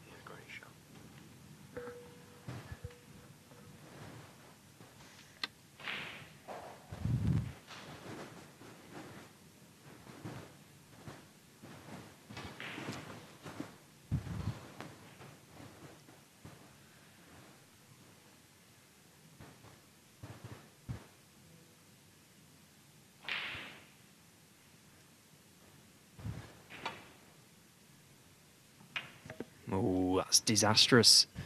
Surely trying to catch the red thin edge, head back to baulk.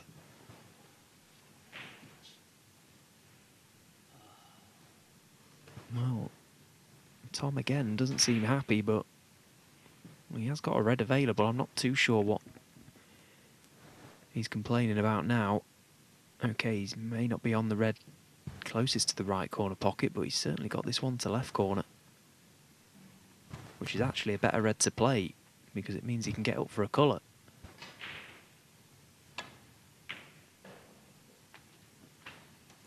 One.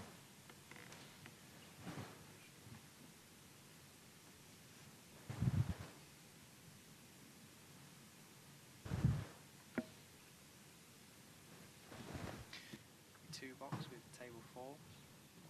See if he can win that frame of the visit. Yeah, cheers.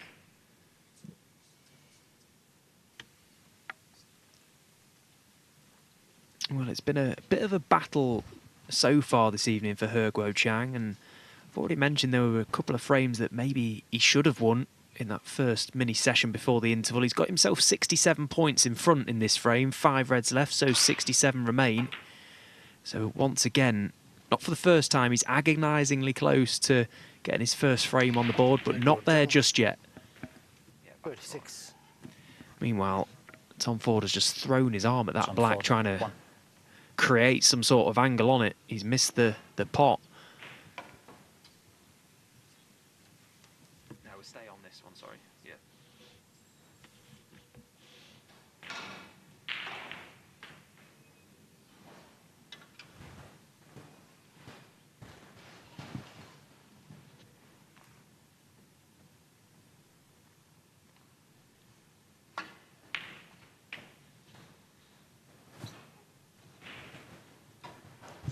One.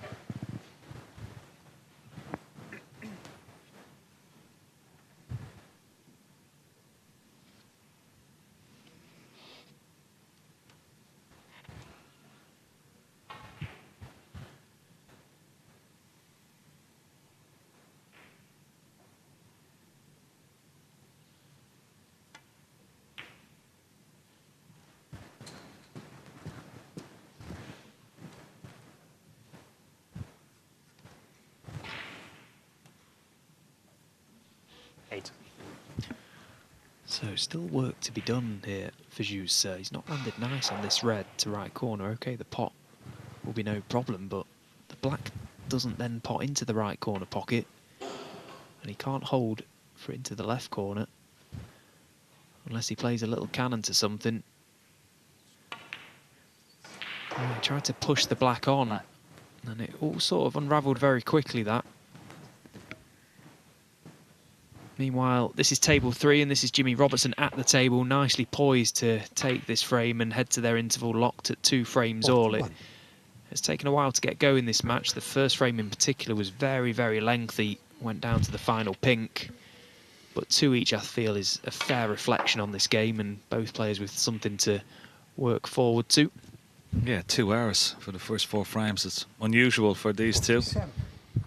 Sometimes the games just go a little bit scrappy, can't they? I'd be delighted to be all square at the interval.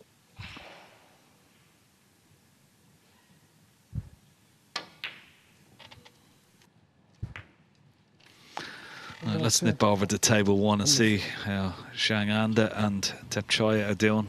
Well, there you see it. Zhang Anda in again. 17-point lead. Ball's nicely open. 5-1. Beckons. It's amazing. Every time we come to this table, the balls are just perfectly placed, aren't they? It's such an open game, this.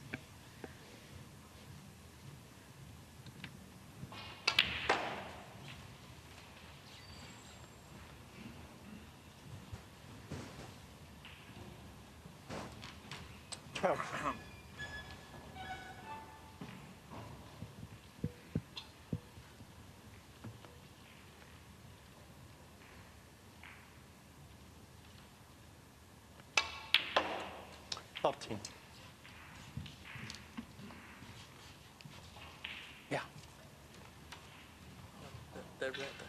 Yeah, I see that. We'll see if it moves after you play the colour. Well, it seems to be a fly just underneath. There you see it. Look, right underneath the red.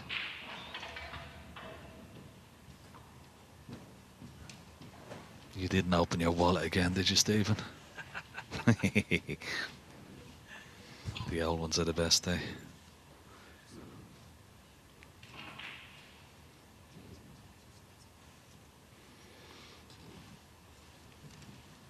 So, is he going to get his first frame on the board? Looks like it. 71 points in the lead, just 51 on there.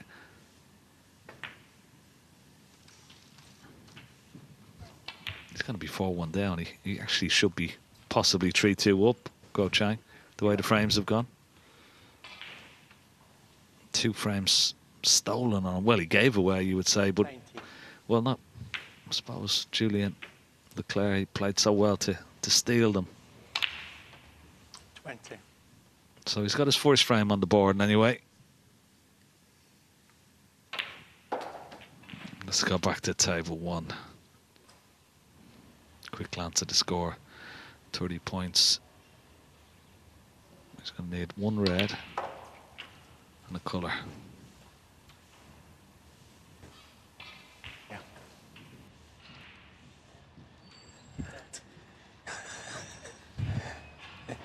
Yeah. Oh, no, not yet. Yeah.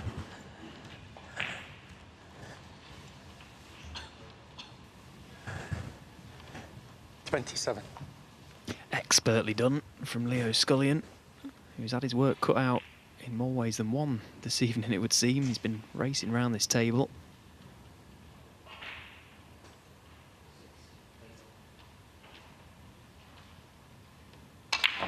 Oh, just creeping closer to that winning line. Zhang Anda left himself a little too straight on that red. Meant that he had to inject that pace and screw with reverse side to get back out for the black. So, Tepchaya and Nu, yes, he is behind in this frame, but 51 still remain. Still within a chance. It's a frame he desperately needs on the board. He doesn't want to let Zhang Anda get to 5.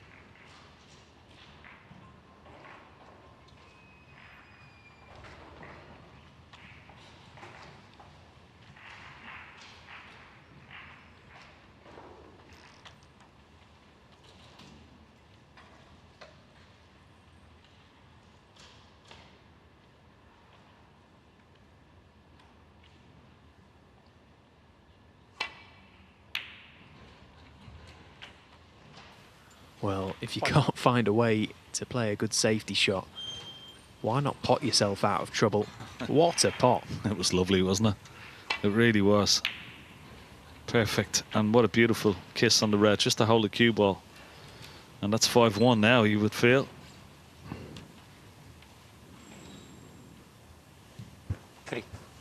Another little glance at the score, but he only needs the red. No heroics, just to make sure of it. Certainly to be on the yellow or green next. 4. Yeah, 5-1.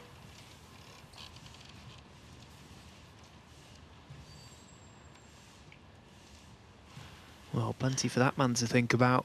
Tepchai played a good frame the previous one, but it's business as usual, it would seem, for Zhang Anda now. Such a cool, calm temperament out there in the arena. 6.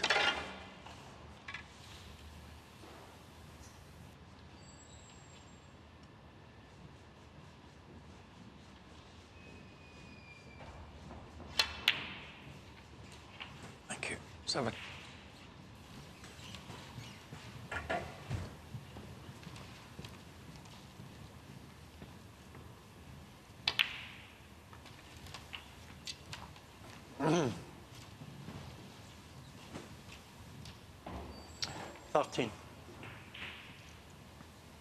So we have seen it already in this event. We saw it last night. Scott 15. Donaldson 5-0 down, managed to turn that match around against Stuart Bingham. Tepchai absolutely capable of reeling off frames in quick time, and he's going to have to do that if he's going to win this game now, and probably have to play lights out snooker, you would feel, because this man Zhang Anda doing a very good job of just controlling this match completely. 22. He's a very cool customer. Looking to reclimb the ranks, of course. 27. Made a magical maximum break at last year's UK Championship as well. Fond memories, no doubt. And this has been a great match so far from Zhang Anda. And he is now 1 away from a place at the Barbican. So, while we wait for more action to unfold, let's take a little trip down memory lane and check back over the late, great Alex Higgins.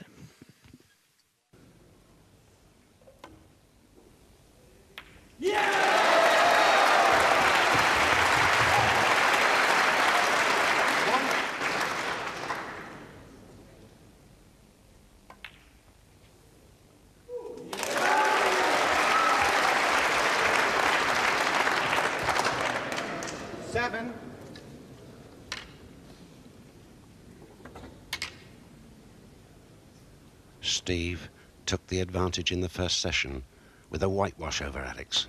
7 frames to 0. Alex replied.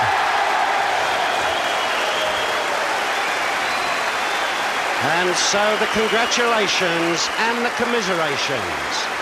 The UK Championship final, one of the best on record, is over. And Alex Higgins is the UK champion 1983. Ladies and gentlemen, the 1983 Coral UK champion, Alex Higgins.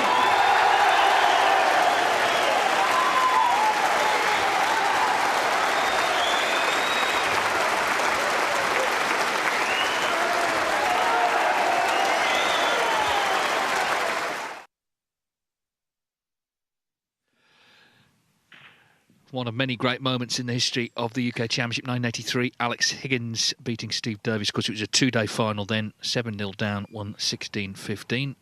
Go Chang here, 4-1 down, missing that red. That clip raises an interesting point. How many UK Championship trophies have there been? Because that's not the one presented now. And I know of at least 2 others. The old Tennant's one, the shape of a T.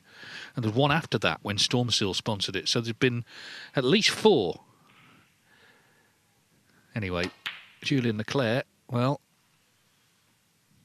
he's in a good position. Of course, it was 4-0. I can tell you breaking news from our big cheese, Sam Fletcher, who's running this operation We've surpassed the figures from last year, Stephen, already on YouTube.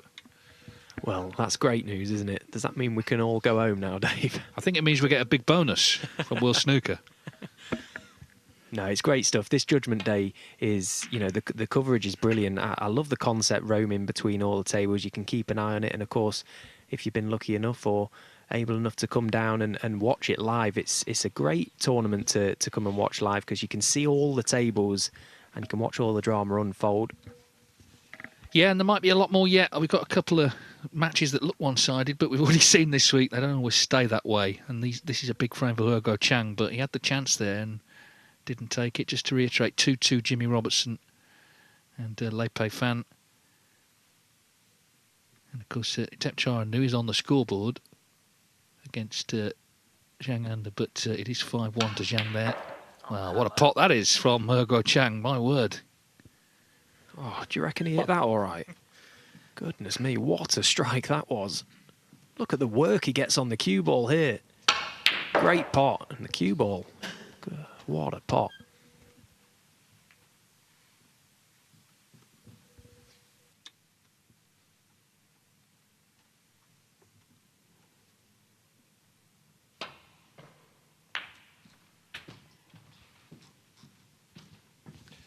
Must, though, make it play. It's all very well knocking in one good ball, but now it's about discipline, just keeping things simple, because this is a great scoring chance.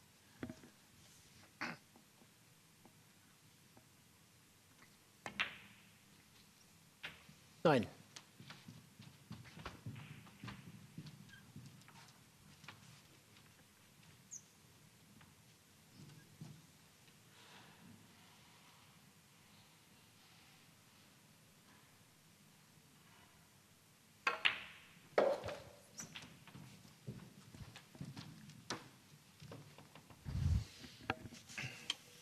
Similar to the scenario that Tepchai was faced with on table one a few moments ago, that he wasn't able to convert. Hugo Chang doing his very best to keep Julian Leclercq away from getting to 5, because then it could quite easily be just one chance and he could be out of this tournament. The longer your opponent needs 2 frames, there's always that chance. And with every ball potted, just planting that seed of doubt maybe into his opponent. 24. The facts are that Hugo Chan, his level is going to have to improve. Had he have won that first frame, it could have been a whole different match, this.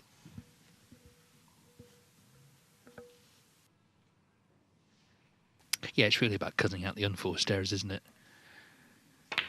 You can't help how well your opponent will play, but you can limit 25. their chances by not handing them openings, I guess.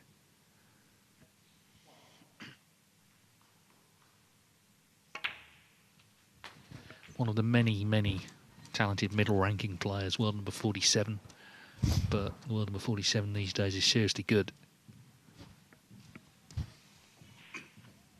Nico de Vos, the referee, the last night for the refs. I'm sure some of them will be heading to York for the final stages, but they've all done a great job. They've been here since last Saturday, of course, and early on there were 3 sessions a day, as we know. So long days.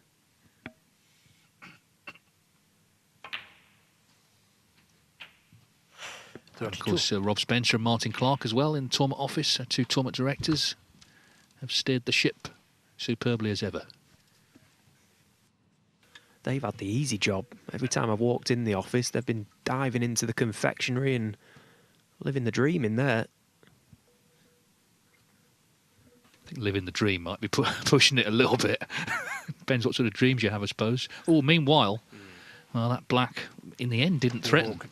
Zhang, 32. The previous red that he knocked in, it wasn't a good shot at all. In playing for the black, he tried to check the cue ball up with loads of left-hand side to try and bring the cue ball down closer to the black. Wasn't able to do that, which meant he was always going to be high on it. And oh no, Julian's missed that red. That is a shocker from Julian Leclercq. Right when Hugo Chan had just presented a great chance, he misses this.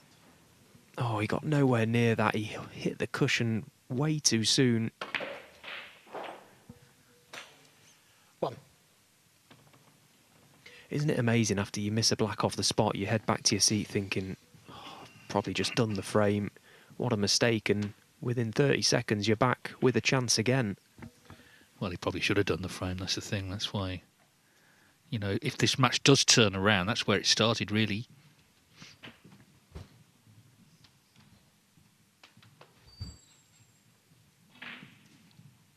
Eight.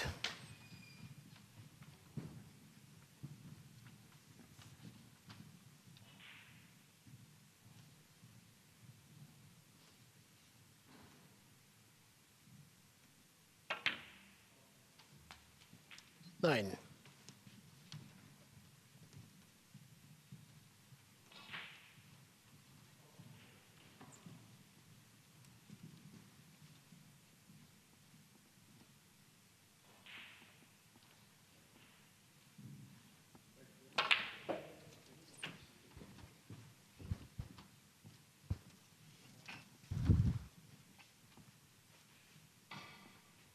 $16.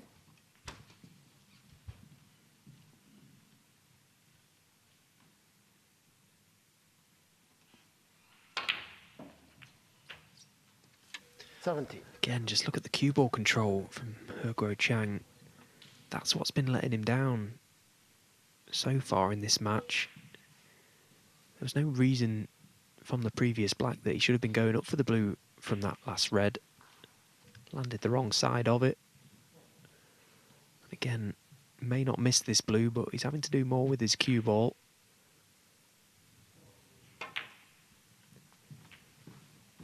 He's played that nicely. Left hand running side off the cushion to swing the cue ball round. 22.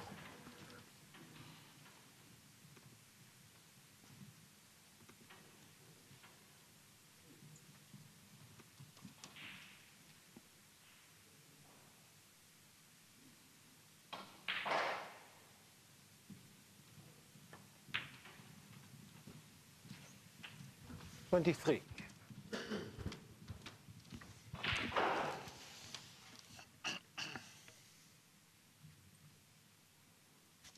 So he's had a reprieve in this frame. His mistake, missed black, wasn't punished. This to lead by 61, so he'll need another red, and it'll be 4-2. We know from last night these matches can turn round. We know what happened with Scott Donaldson. 5-0 down to Stuart Bingham. 30.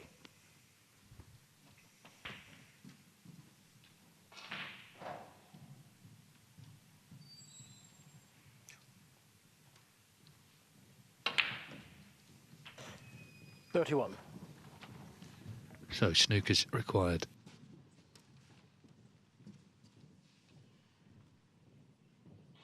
Now then, table one, Tepchara Nu just missed a red. It wasn't easy, but 64. he's 64 behind 67 on here, so clinging on in the match, 5-1 down.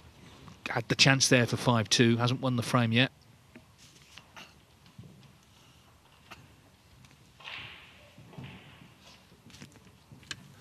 Yeah, and the problem that Zhang Anda's got here is if he looks for a safety shot, there's every chance he leaves this red by the right corner pocket for Tepchaya, and he'll probably definitely take it on. So he might have to take it on himself here. Try and get back out for blue or pink.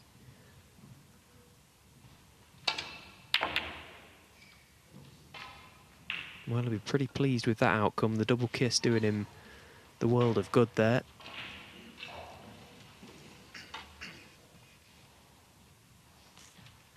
The other two matches also back underway. Lei Peifan and Jimmy Robertson, Tom Ford and Zhu Se both 2-2.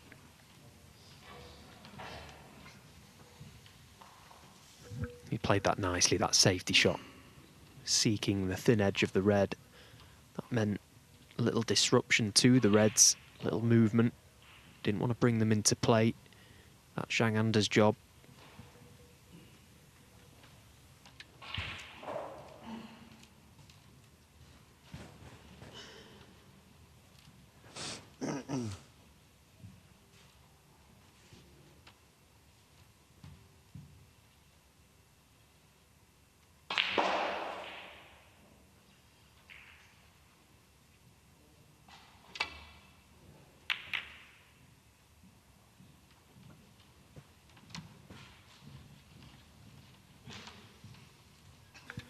That is a particularly good return. Very nicely played from Zhang Anda.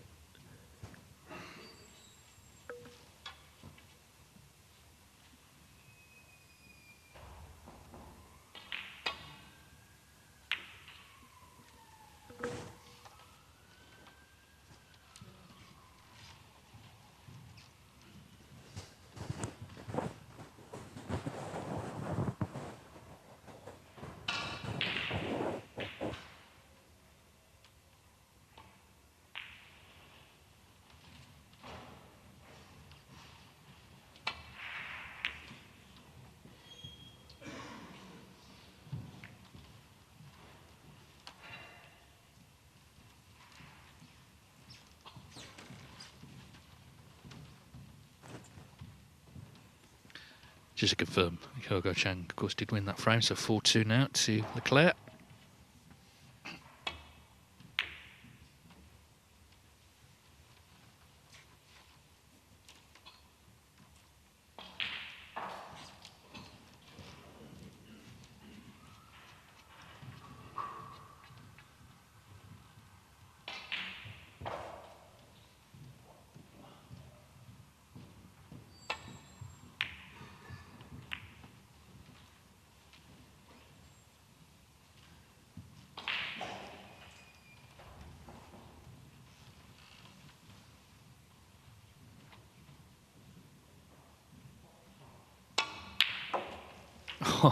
Well, that should be that for this frame. What a pot from Tepchire. But he's now in the position where he's really got to kind of play lights out the rest of the night. He can do it. But one slip up, and that could be that, of course. But he's won this frame, so it's going to be 5-2. He's so good at that type of shot, isn't he? That long red. When his hand is on the table, you just almost expect him to knock it in. 6. He doesn't just knock them in, though, does he? They crash into the back of the pocket. Oh, beautifully struck.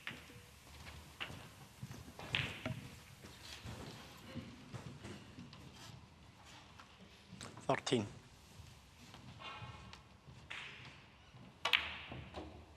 14.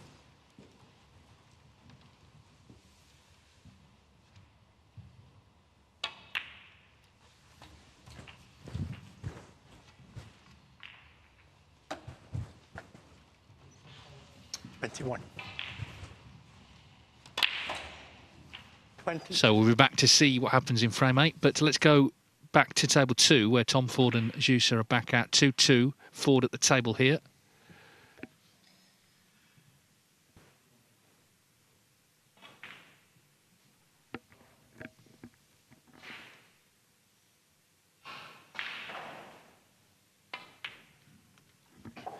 Champion of Champions, because they wear the T-shirts with the not only the name but the nickname of players. So you know you have the Cyclone, Zhao Xingtong, Ace in the 13. Pack, Judd Trump, the Wizard, John Higgins. Tom Ford, he just said 40. That was not the most sort of imaginative nickname. 40.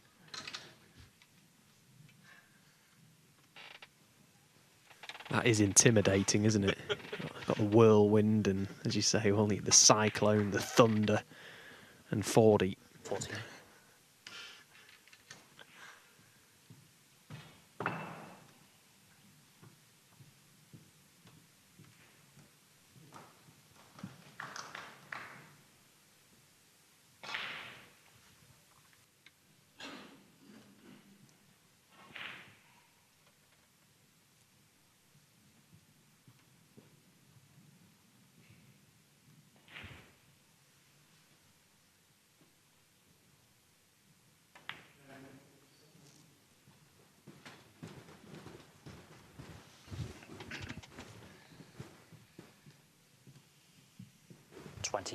Tom Ford, twice a semi-finalist in the UK Championship. Nobody would consider him an easy draw by any means, of course. Capable of heavy scoring. He's made 5 maximums in his career.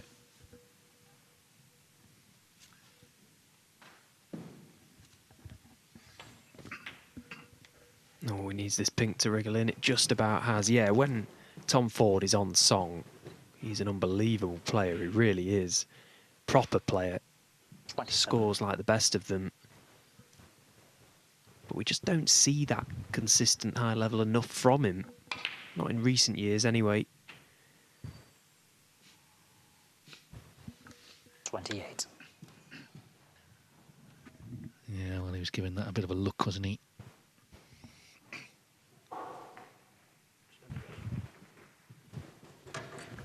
Well, he's asked for the extended rest, which tells us that he's going to take this pink on. And of course, in taking it on, the cue ball is going to be going through the red, so it's quite important that this pink disappears for Tom Ford.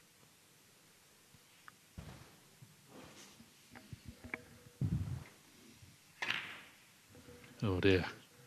Yeah, there's never been a bag there. That was a tough shot from where he landed. Tom Ford, 28. Cutting back really into a blind pocket.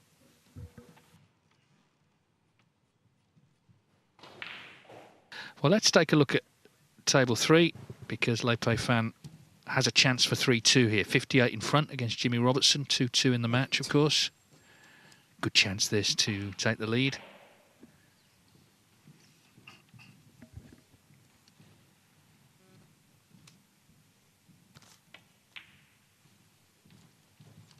Nine.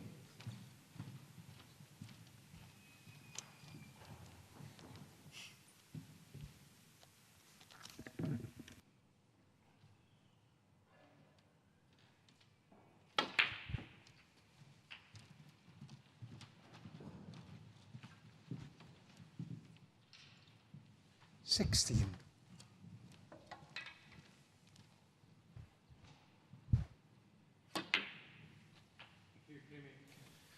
So that red should secure it.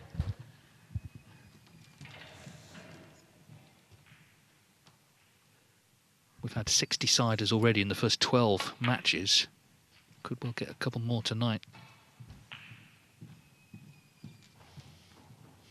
24.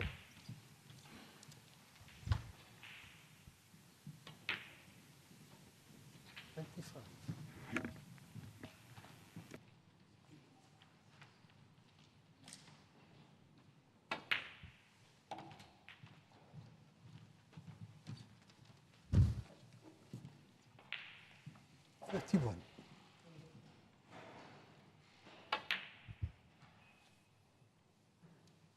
Peifan, 31 on the flip. So 3-2 to Lei Peifan.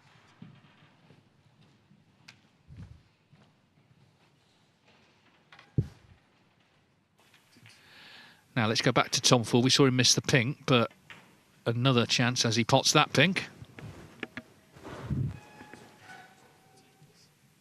13.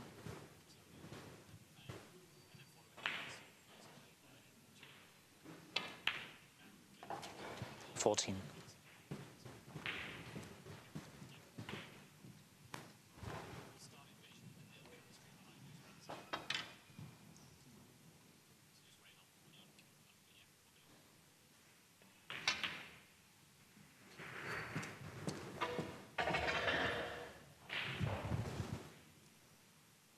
20.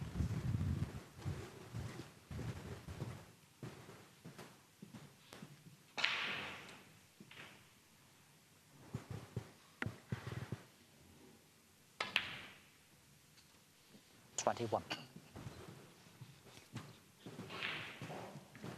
They've played 3 times before, and Ford, for what it's worth, has won them all.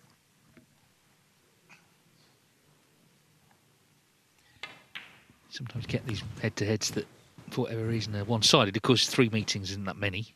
There's Zhang Anda looking on in the background. He's 5-2 up, of course, to Tepchar.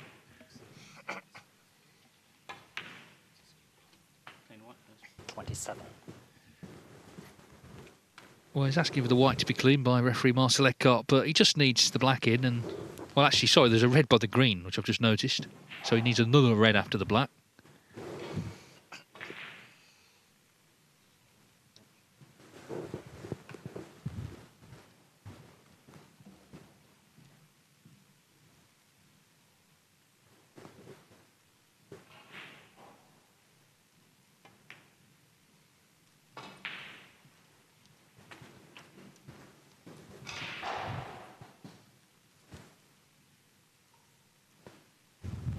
34.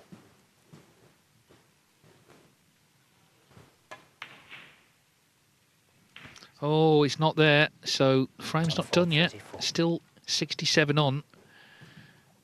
Okay, there's one red safeish by the green, but you'll be a little concerned missing that. Certainly a chance for, as you said, to get back into it.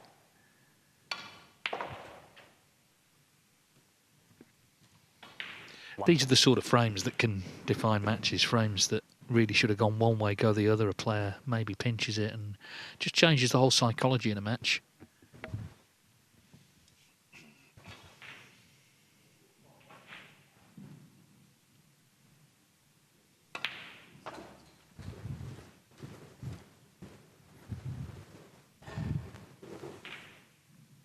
Seven.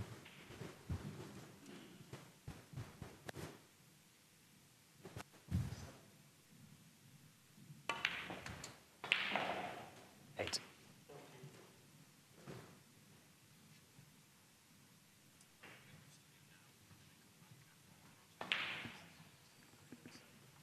Well, we're going to leave this for now and go to Rob in the studio. Thanks very much, Dave. Well, we've dragged Steven Hallworth out of the commentary box. Steven, tonight's been really interesting because you've got two pairs of very different matches in terms of how they're playing out. But one thing unites all four tables. We've had some brilliant long pots this evening. Yeah, the standard's been amazing, hasn't it? And as you say, two real contrasting games. We've got two matches that are absolutely flying through and some fantastic long balls that are being crunched in off the lampshade. This match seemed to take quite a while to sort of fire up, but the long ones are still going in, which is why it's quite confusing as to why that game has taken so long. This was a fantastic strike from He Guo Zhang. You cannot hit a ball any better than that, and another one from Zhang Anda. It seems to be a bit of a theme of the modern game now, you know, crunching those long balls in. The players are going to score. They just are.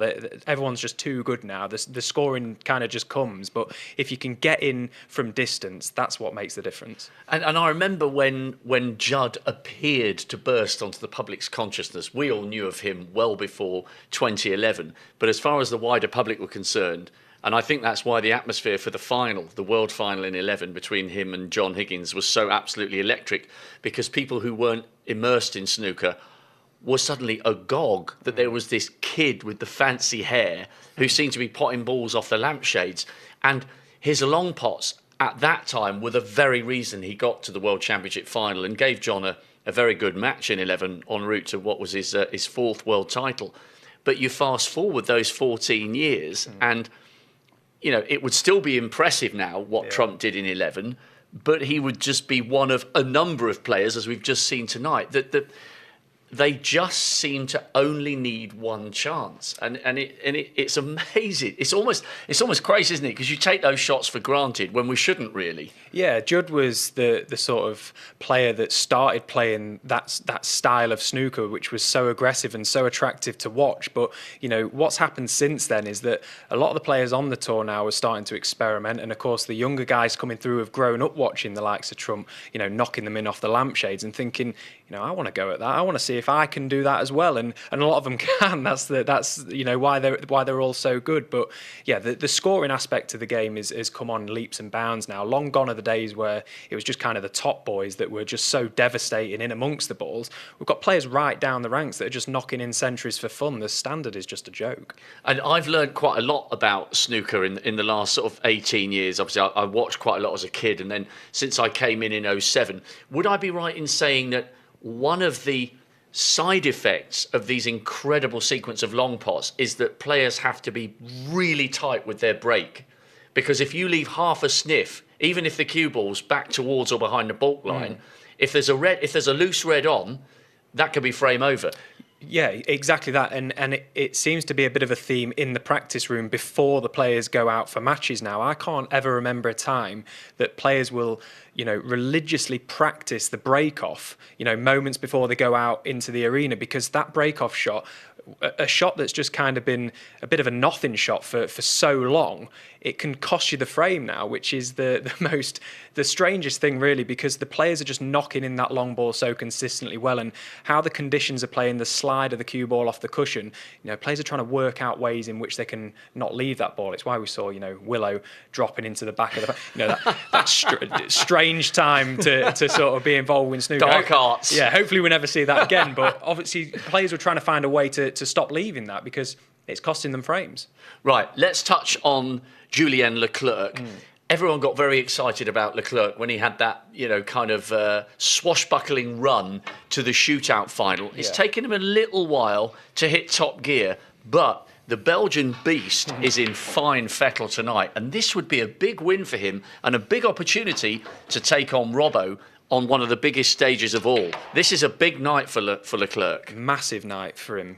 Let's take away the shootout. That was a run sort of in its own right. Great achievement, obviously, for the lad to make the final there. But this is a Triple Crown event. This is a proper tournament. And it's the furthest he's been in an event so far this season. We all know how talented Julien Leclercq is. Maybe he's just been lacking that confidence. He came through a sort of grueling first round game against Harris Tahir, 6-5. The decider was absolute filth, really. It was a real slog, but then went on to beat Jack Jones quite convincingly. And Jack Jones was in the world final a couple of years ago. That was a great win that gave him a lot of confidence. And so far tonight, he's looked full of confidence. He's won a few frames that could have gone either way, and he looks good for his lead. Are there enough other facets to Leclercq's game? Because obviously he kind of captures our imagination. He's got about size 14 feet. You and I together could fit into... They shouldn't call his shoes. They're more like canoes. So we're kind of fascinated by Leclercq because he's such a giant figure, literally as well as metaphorically. Has he got the other ingredients in his game that if he does win tonight, he can genuinely give Robbo a run for his money? Look, obviously, he's on the professional circuit, and you don't get on the professional tour if you've only got sort of one game. He's obviously got a safety game in there. There's other parts of his game what are good, but why should he stop taking the balls on? His strengths are knocking in those long ones from distance, and when he gets in scoring heavy, that sort of safety aspect to his game will naturally improve, the more he's competing against these top players. But ultimately, you've got to pot the balls. You're not going to win matches by not potting balls and having a good safety game. So, stick with your strengths. That's what Julien is good at. And if he gets through tonight, he's going to be taking on the Thunder, as you say, and that is really a clash of sort of fire matching with fire, because they both love to go for their shots. That could be a blockbuster. It really could. Great analysis and insight. Thanks for your company. We'll hear more from Stephen shortly. It's a thoroughly enjoyable match, that one, Hendo. And of course, it would be a great match if Her gets through instead. But what if? What if it's the Belgian beast against the Thunder? That would be quite some encounter to witness, wouldn't it? It certainly would. I can tell you it's 4-3 though now. It was 4-0, so 4-3. But we're going to go back to table two. The last red by the green that we saw was the sticking point for Zhusa in terms of winning the frame when he had the chance. So he's 26 behind on the colours here. 27 on a course. I can tell you Tepchara Nu's made a century. He's back to 5-3 down against Zhang Anda. Lei Peifan 3-2 up on Jimmy Robertson. But Zhusa, well, lining up this yellow, is he?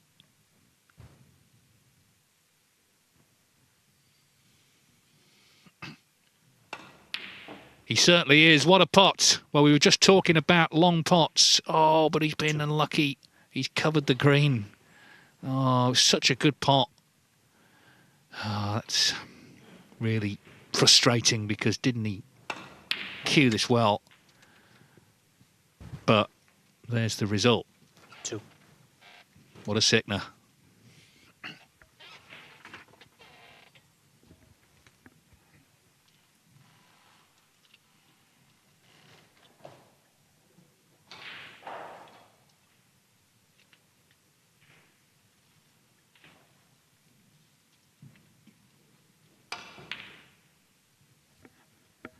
As we look at the latest scores, where's this green going to finish? It's all Ford will need. Oh, hang on, is it going in? I can't believe what I'm seeing. Oh, good grief, what a fluke. What a fluke. We'll talk about contrasting emotions. He was in bits when he was snookered on it. What about that one? Worth seeing that again. Well, that's one of the flukes of the week, isn't it, Dave? Look at this. I mean, the fluke is good enough, but I'd really love to see the face of Tom Ford. Where is Tom? Has he left the building? I think he's gone. He's just walked out. He's gone. He's seen enough. I could hear car tyres screeching in the background. That's obviously what it is. Yeah, wow, well, you just can't get your breath, can you?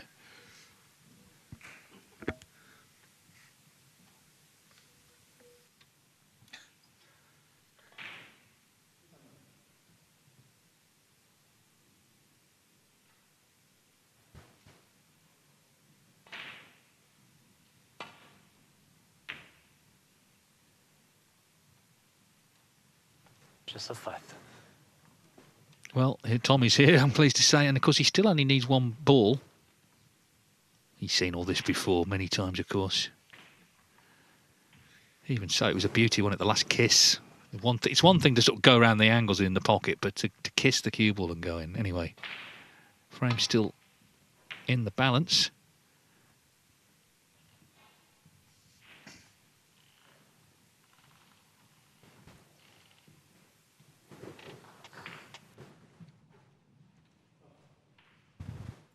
Well, we're going to go to table 1 because Tepchara Nu is charging back into it. Of course, it was 5-1. It's now 5-3. And this is what we were wondering, Stephen. Not only could he come back, but if he starts just knocking the brakes in, you know, he could win this in about half an hour. Well, I can't believe my eyes. I've been out the commentary box for, what, 5 minutes? And he's very close to being 5-4 behind. You're exactly right. This is what he can do, isn't it? When he gets in and gets in amongst them, the frames, they just go by in an absolute flash. We've had breaks of 64 and 103 in those last 2 frames. Zhang Anda didn't pot a ball in either. He's not potted one in this one.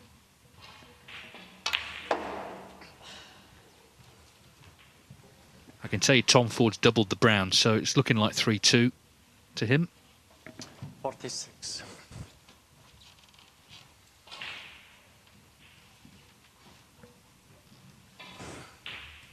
The thing is with Tepchaya, even when you do get into a good lead, and of course Zhang Anda had a pretty comprehensive lead at one point in this match, you never quite feel safe when you're playing him.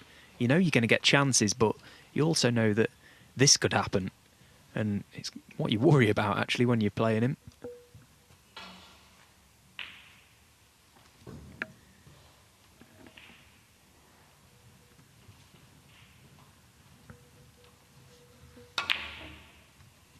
Oh dear, but just as he was poised to pull another one back, 47. he misses that black. So Zhang Anda, still enough on here with a chance to, well, potentially win the match. Yeah, not for the first time tonight that he's missed a black off the spot. Okay, well, we can't even really make excuses for that red being underneath his bridge hand. He had plenty of room there to shuffle his bridge hand around to get comfy. He's just missed it. So 59 behind, chance for the counter.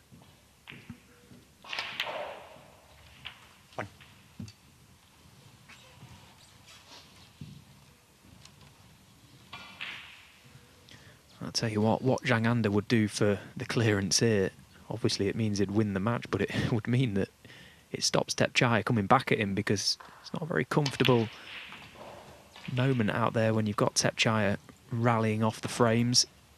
Just wants to try and stop the rot here, get this match finished. 7.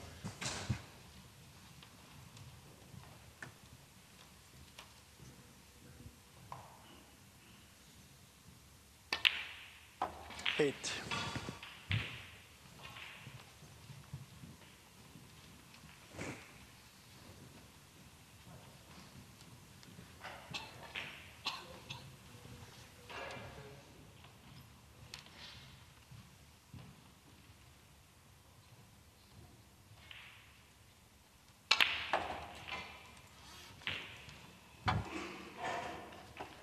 Tom Ford has definitely won that 5th frame. He's potted the blue, so he's 3-2 up against Husert. 14.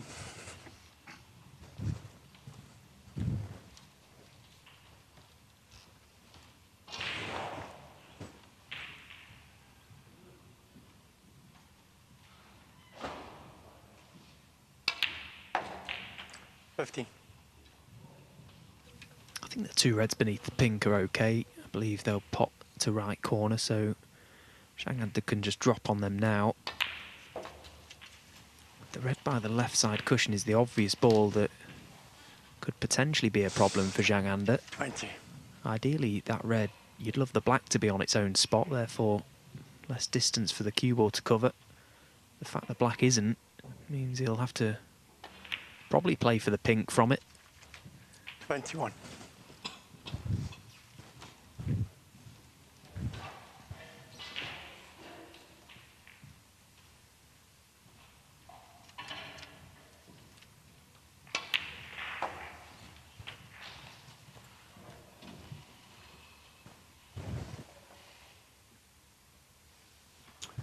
$27.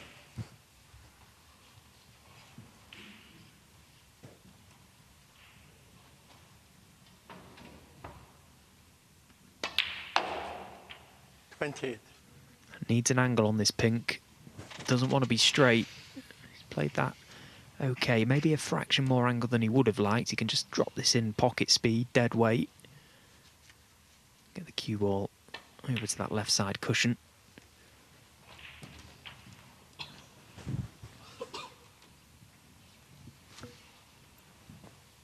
Well, if you're being ultra picky here, he's just the wrong side of straight. Cue ball off the red is going into the cushion, so might have to inject a little bit of pace to this now, which of course makes the pocket smaller. Have to be more accurate.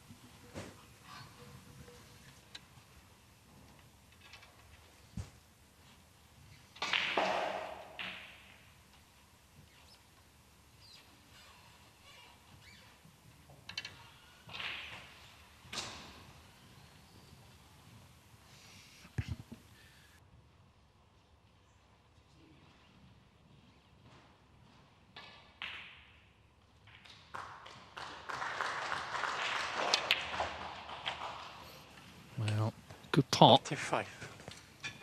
But the hard work's not over yet. Now then, I just want to show you something that's happened in another match. Lei Peifan, Jimmy Robertson down to the black in frame 6. This for 3-3 for Jimmy Robertson. And nicely cued, so that match all square. Yeah, the issue came about here for Zhang Anda. Just didn't quite land on that red as he would have liked. Didn't want to have the cue ball going into the cushion after contact. It just meant he had to nip into the cue ball a fraction more. He's in no man's land here, really. Like, the pink, what use is it to him there? Can he even get on the yellow? Dropping that in. Not sure if the yellow passes the black to be potable into the green pocket.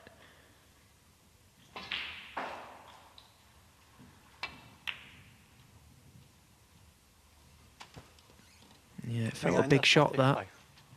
Now he's hoping that yellow doesn't pot. It's hard to see from here.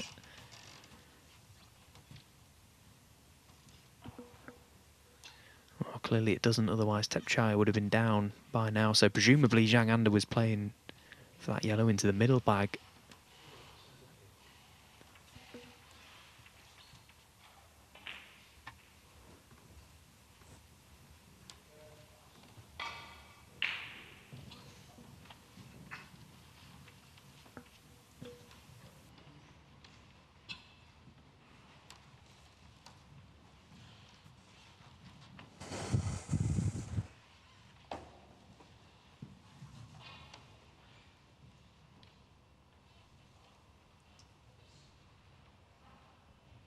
Doesn't need to overcomplicate this shot. He's looking at a few different options here.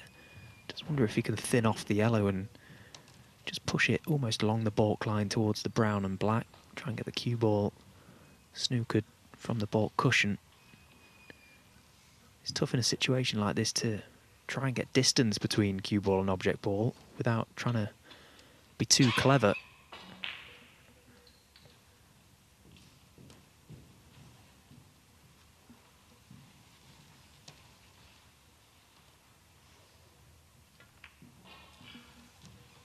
Well, he went the other way.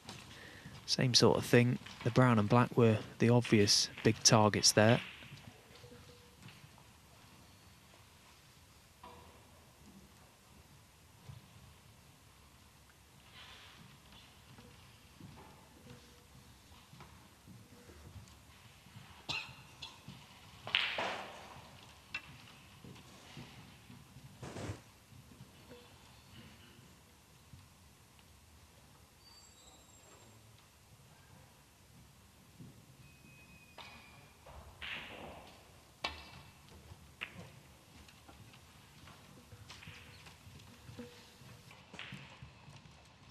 Well, just needs the yellow, of course, to lead by 26 with 25 on.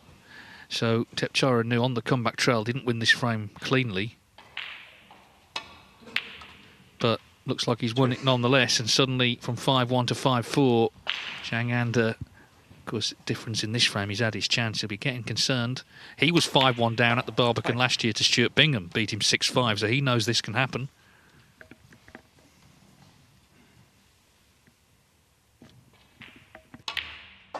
Nine.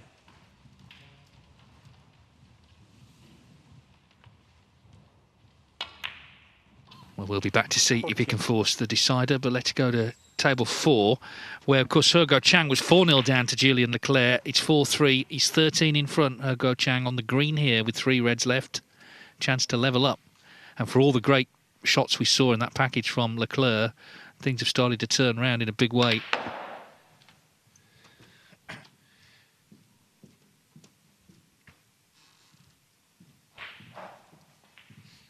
Well, that'll do, I guess.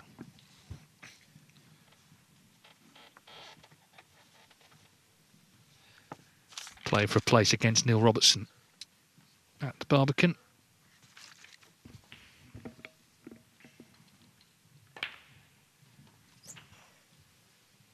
Five.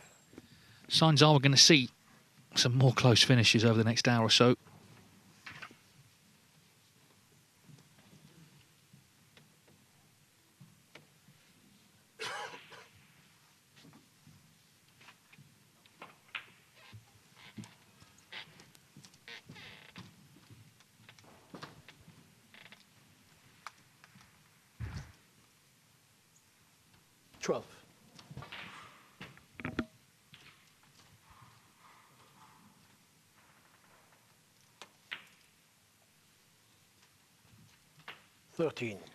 So 25 in front.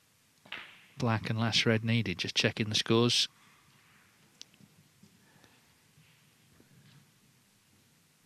Just had the chance at that interval to get his head together, Ken, and it's worked. Yeah, he's come back very strong, hasn't he? I mean, there was a couple of those frames before the interval that he could have easily won. So 20. He's done really well to, you know, to come back, shown a lot of really good fortitude here, determination and fighting skills. 21. All square now.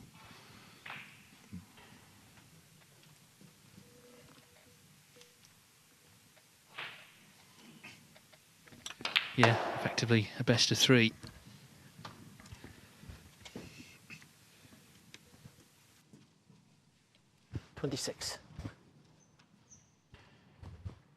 So we'll move on to table 2, Tom Ford and Zhu Se. This is 3-2 now to Tom Ford.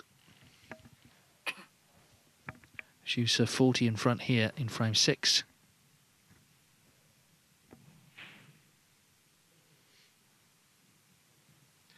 Now, I'll give the answer to the quiz question after he's just played this shot, and we'll have the winner later, announced by Rob. We asked you on the UK Championship trophy, which champion has their nickname on there as well? Well, the answer is Jimmy the Whirlwind White. That's what it says, 1992, Jimmy Whirlwind White.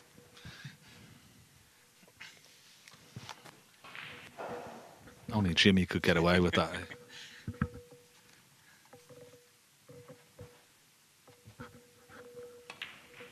How many got it right, Tommy? I'm not sure. I think they're going through the answers as we speak, but we'll have a winner for you later. Of course, the quiz book is available from all good bookshops. 2,500 snooker trivia questions. I thought you were going to say it cost 2,500 quid. A little steep. Yeah, yeah. 52.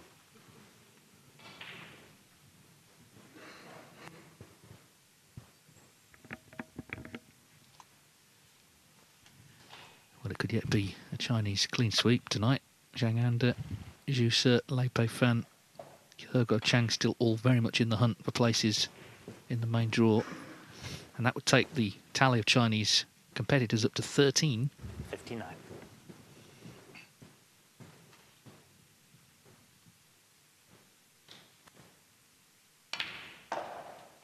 60.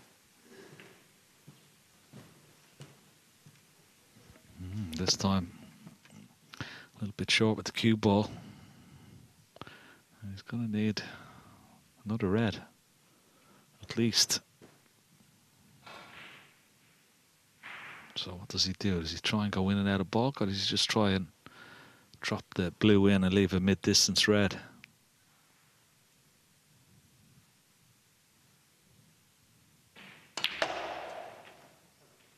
Well, he's played this really well. It's an excellent shot. Lots of left-hand side. Stunned it off. 65. 2 cushions. Excellent shot.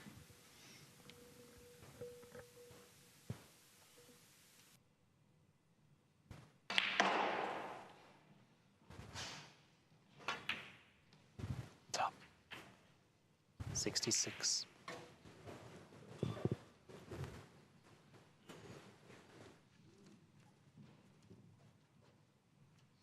Yeah, so just make absolutely sure already a snooker needed, but this will, you would think, stop any recovery, and then we'll go to table 1 to see if Zhang Anda can put a dent in the frame he needs to win the match. In it goes.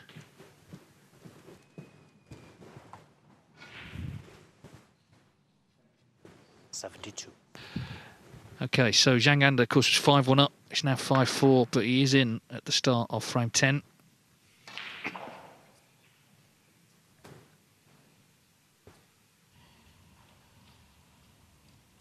I mean, he always looks calm, but how must he be feeling the way this has turned round? And of course, everyone will be aware of what happened last night when Scott Donaldson turned around that 5-0 deficit to beat Stuart Bingham 6-5.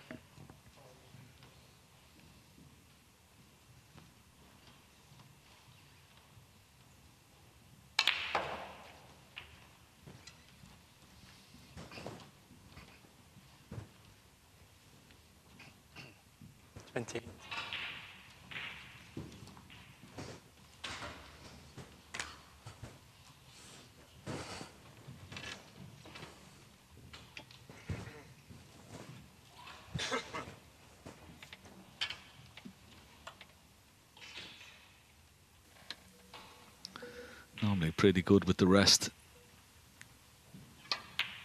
We've had some good reds already this evening 29. with the extension and the rest. Now,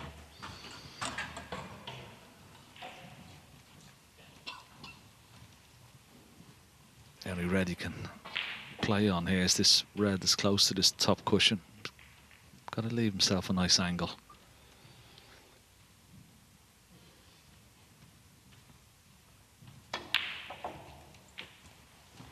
Yeah, that's okay. These are tricky little shots, particularly if you play them with a bit of pace. Not quite sure he's going to stun it in or play it with a little bit of left-hand side off 2 cushions, maybe. Yeah, he played it nicely, and he's got a perfect angle on the black. Now, this is the key shot here. If he gets this right, well, it could be the gateway to a place at the Barbican. One good split. Don't take your eye off the pot. Well, he played for the loose one, and it looks like he's played that nicely. That's okay. 44. Now, just a look at table 4. Oh, big mistake from Leclercq. The pressure's come on, I think. 45. Oh, look at this. Hold on. Hold on. What have you done here?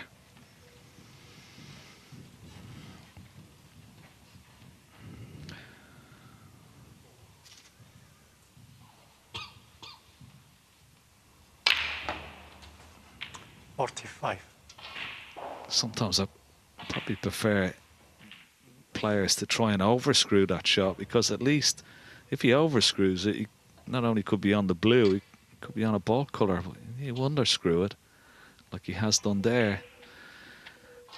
Sort of puts himself under pressure here now. What's he going to do? Is he going to take the green on, or looking at the scoreboard, he'd love to. If he's not going to take a pot on, he wants to get a colour safe and have some sort of insurance.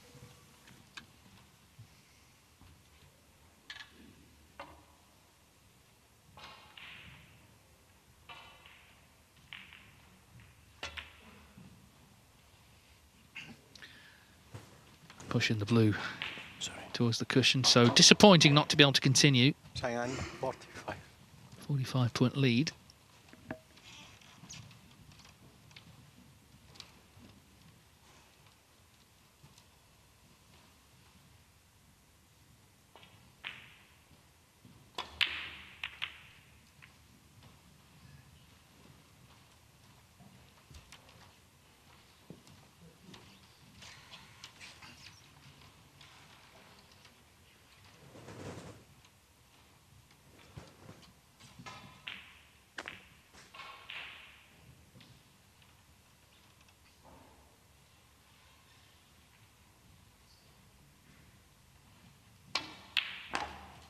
Oh, what a pot. I mean, it looked like the way Tepchai turned away, thought he'd left the chance, but still needed potting.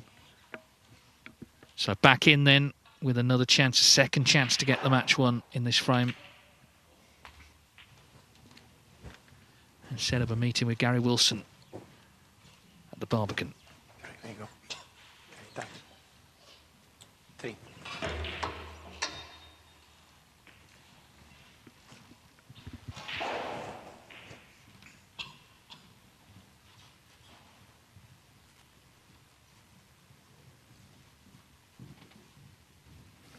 He's got a choice here. He could play for the black or just screw that cue ball back a little bit for the blue into the left centre. He's playing for the black. Thank you. 4. Getting closer to that winning line.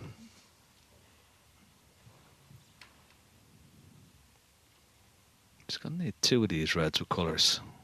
The one is no problem. That's the one left of the pink, but that's why he's looking at the score. Does he go into the reds, or does he just peel off one more red and the colour and then maybe go into them? He's going into them now, and he's played it lovely. Great shot. Feels almost like the winning shot. Of course, he's got a red safe anyway, but not much more to do now. Tepchai and Nu started badly. He was looking all at sea early on, trailed 4-0, 5-1, started to find his score in boots, but Zhang Anda needs this black and one more red to become our 13th of 16 qualifiers this year. As I say, Gary Wilson awaits. He was there last year as a seed, as we see this lovely shot again. Going there as a qualifier, he's a dangerous one. Made a maximum in York last year, remember, got to the quarterfinals for the second year running. And Zhang Anda is going to be back in the main draw.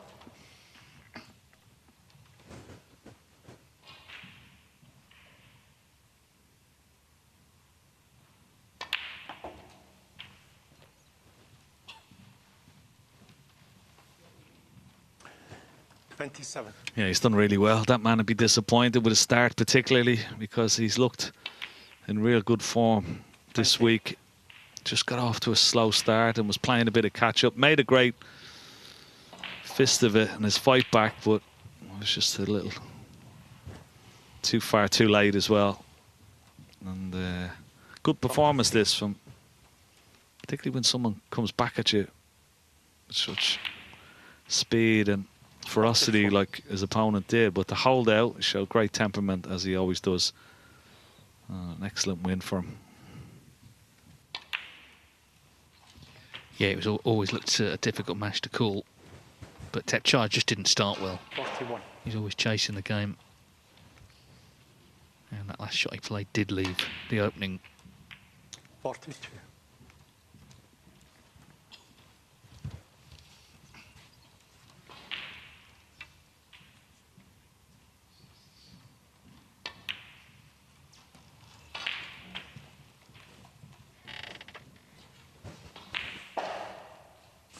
$48.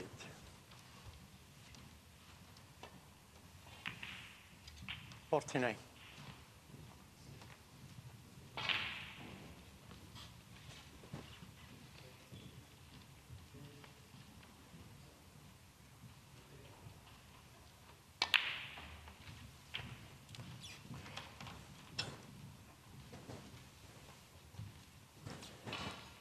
56. Well, these are just enjoyable moments now, aren't they? Now the match is done. We'll hear from Zhang Anda in due course.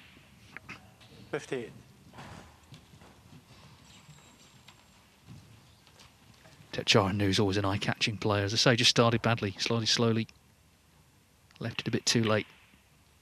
So Zhang will be the 10th, at least 10th Chinese player into the draw in York. He beats Tepchara by 6 frames to 4. 3 matches left on. We can just show you a shot from table 2 here. Tom Ford, 3-3 with Jusa. Oh dear, miscue. Oh, horrendous. Horrendous. Yeah. But let's see what's happening with Julien Leclercq, who's 4-0 up. It's 4-4, but he's in the balls here. 38 in front. Great chance to go back in front against He Guochang. Lei Peifan's just gone 4-3 up as well against Jimmy Robertson.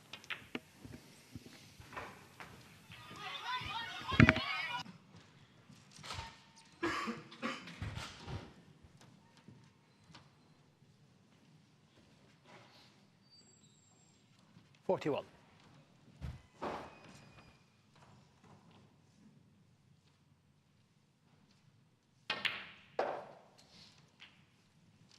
42.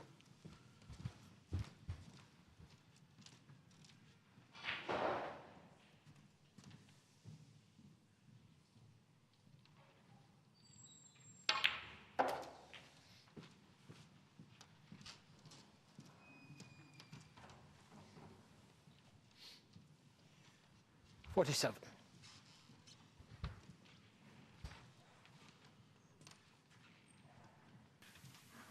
Well, still needs potting this red. Yeah, nicely done. 48.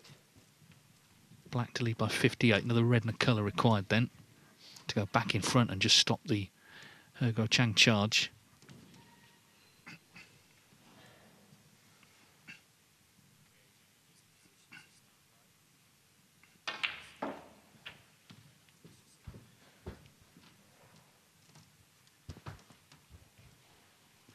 Well, he's done well here because the pressure's well and truly on. It's such a big evening for him.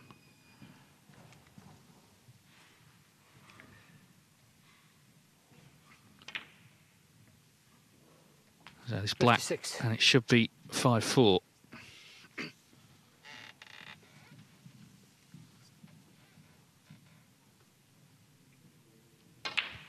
Yeah, great visit. So 5-4, Julien Leclercq. Let's hear now from Zhang Anda.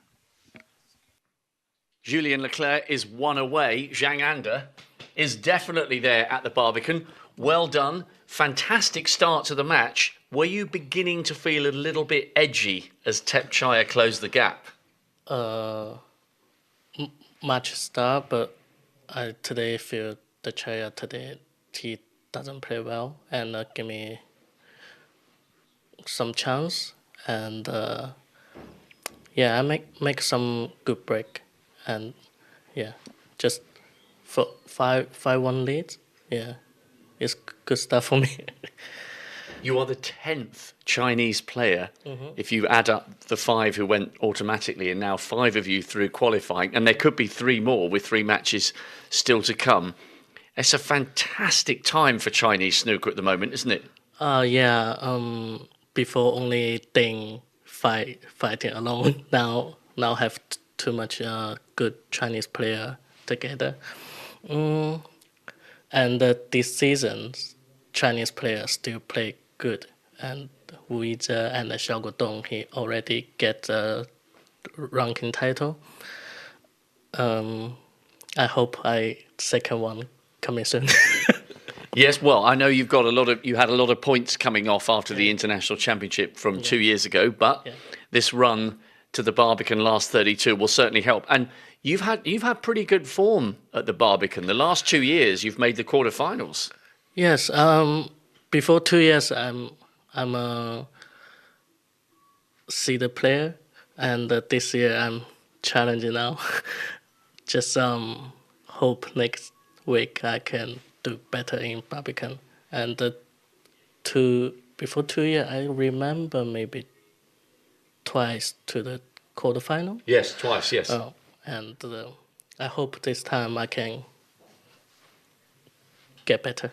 Yeah. Well, it's been a fantastic effort to get there. Cannot wait to introduce you down the stairs at the Barbican. The crowd there really appreciate your snooker. Finished off the match really well. The best of luck. We will see you in York. Many congratulations. See you in York. Well done. So he's safely there, Hendo. 3 more to go. Yes, and they're all close. It's 5-4 to Leclercq, as we just saw against Hergo Chang. 4-3 Lei Peifan over Jimmy Robertson. Jusa here against Tom Ford. 3-3. 36-0 to Jusa in frame 7.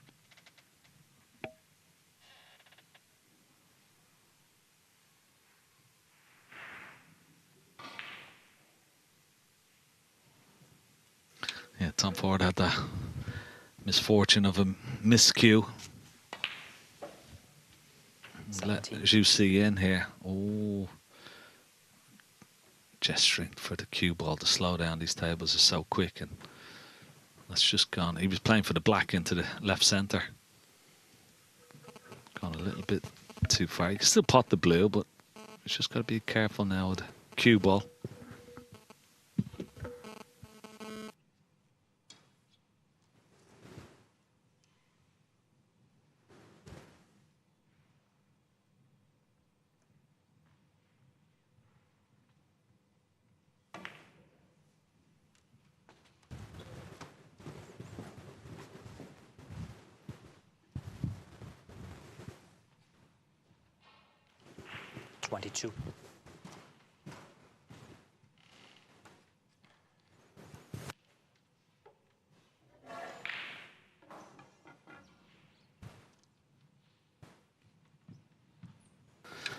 Another good player with the rest, as you see.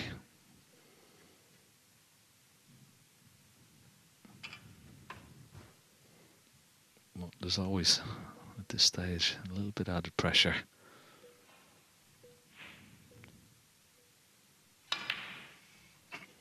Nicely played. 23.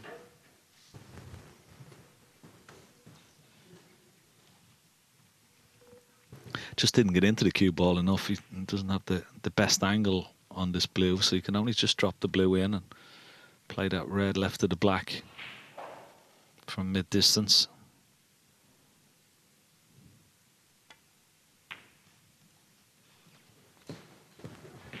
This is a little tester for him.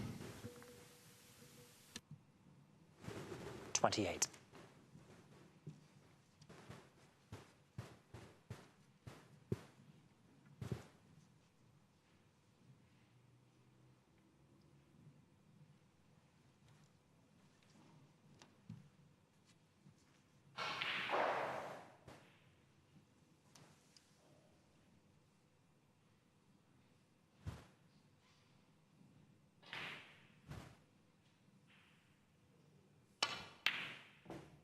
Yeah, he's overcut it.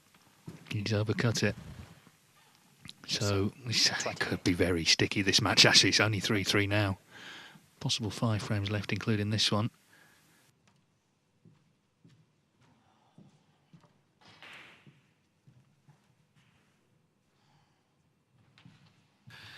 Now then, table 3.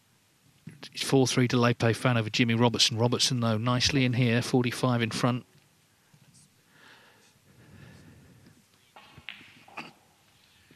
Just want to show you this shot from Hergo Chang. Look at this, absolutely beautiful. 6. What a shot that was. I mean, how well did he cue that?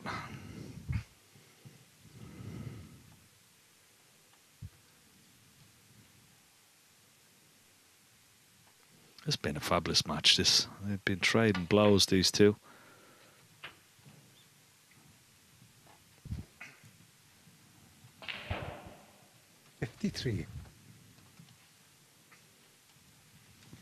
Yeah, there's never been more than a frame between them.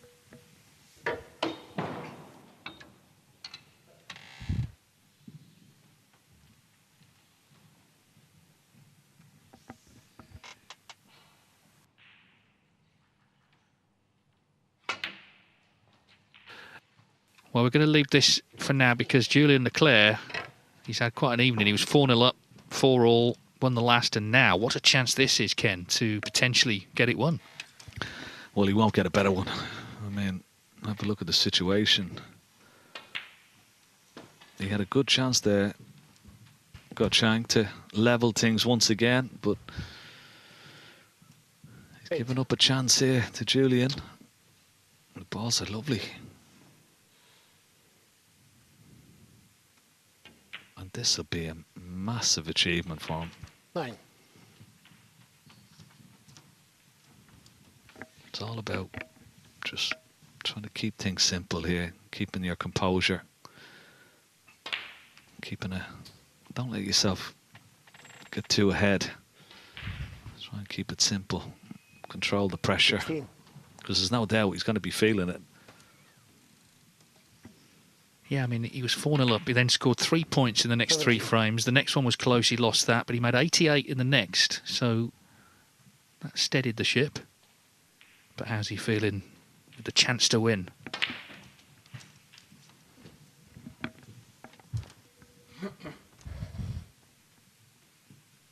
$24.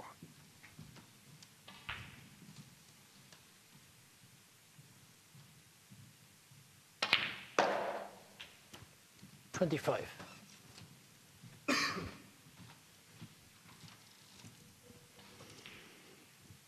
Played for the pink. Well, he's okay. He can still take the pink. I mean, he has choices. He could take the blue, and he's got a choice of reds in the bulk area. But I'd like to be down this sort of end of the table, down near the black and pink spot, the business end. He's going to take the blue, take that red near the green pocket, I think. Anywhere in the ball cushion, and he'd have a nice angle, which he does have. He's judged that nicely. 30. So now maybe play up for pink or blue here. He'd have a choice. And that's pretty good. 31.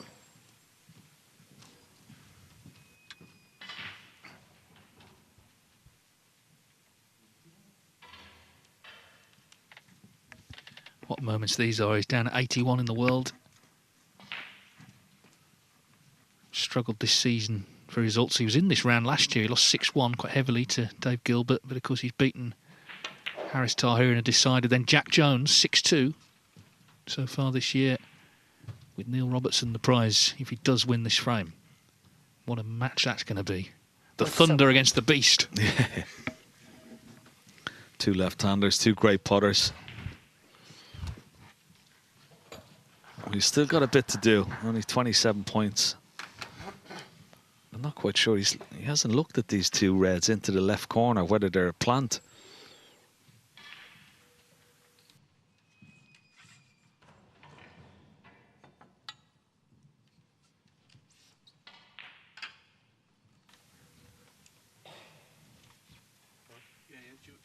I'll just be back in 15.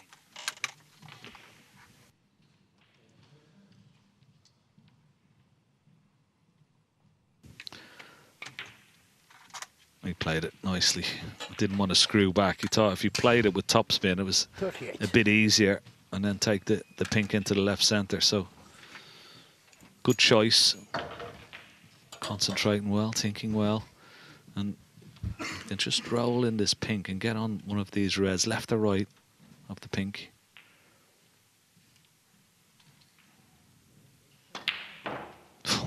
Oh well. Yeah, just a normal little roll of a pink into the middle there. Oh my God. Yeah, just drop it in, give it every chance. Dead weight, yeah. I don't think he knows how to roll a ball in, Julian Leclercq.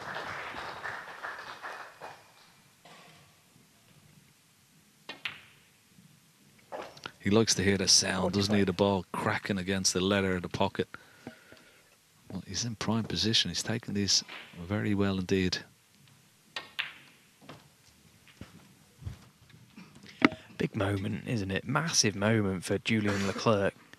Not just coming through this game, but now the way that he would have come through it. Being 4-0 up, pegged back to 4 each. This has been a great 51. response.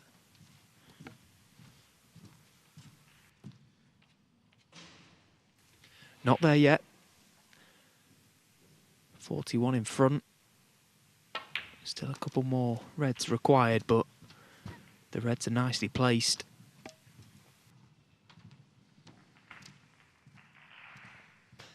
$57.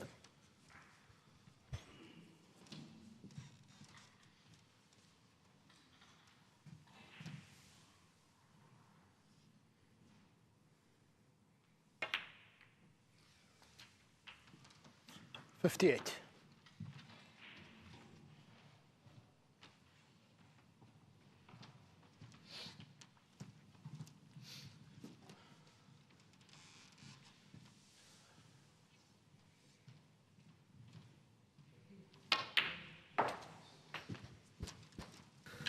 Well, his heart will be pumping, but maybe jumping for joy if this 64. red goes in. He's had a quick glance at the score. The red goes in. He's on blue or pink, and that'll be enough. Well played, Julian Leclercq. He's played really, really well. Stood up to the pressure. 55 ahead, 51. This will make certain of it.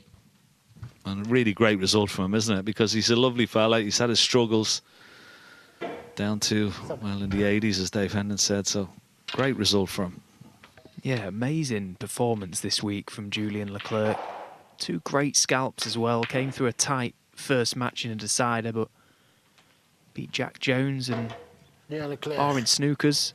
70. He'll be walking down the stairs at the Barbican for the very first time. What a moment that will be for the lad.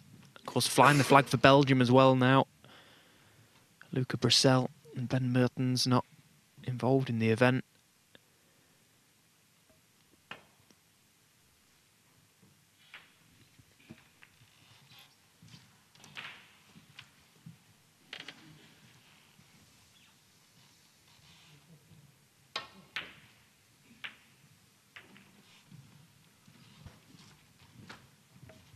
Well, I'll be pleased with that outcome.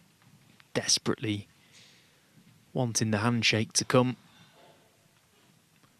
Pink is cutting off the right side of the reds, the black the left. Not much Herguo Chan can do with this.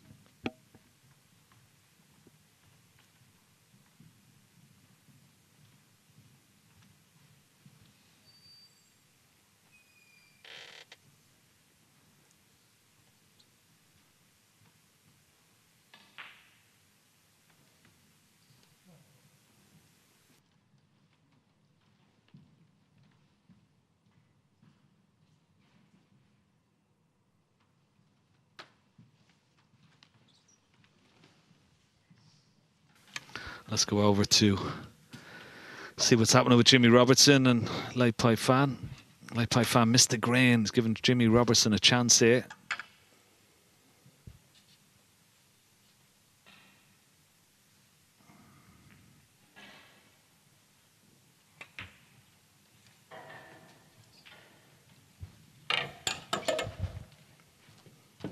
Been going blow for blow, haven't they, these two in this match? Been a really interesting scrap between the two of them. 4.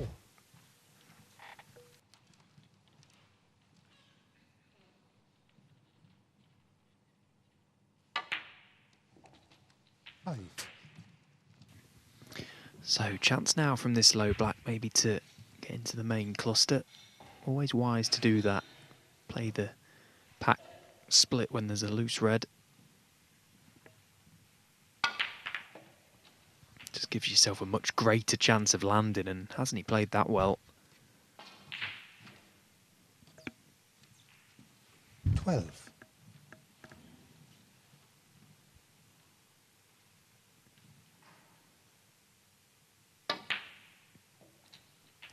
13.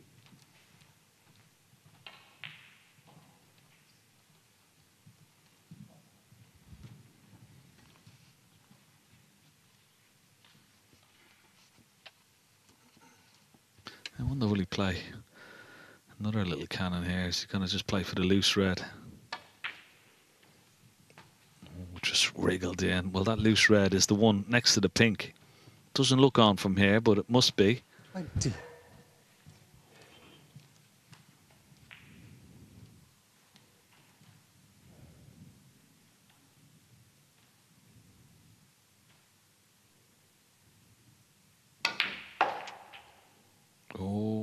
Needs to slow down. It could land on the blue. Oh, just enough. Oh. Wow, that would have been incredible had it just landed on the blue. He would have been on nothing. He could still pot the green and get back into the position.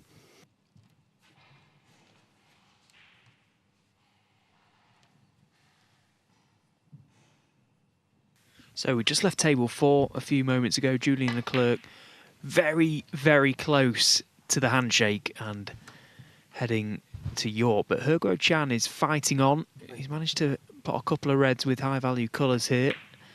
So playing on for the snookers, 44 points behind, 35 on. So 3 snookers required. 16. Or value in keeping that one lone red in play. Every chance of a free ball as well. So there might be a little bit of life left in this game.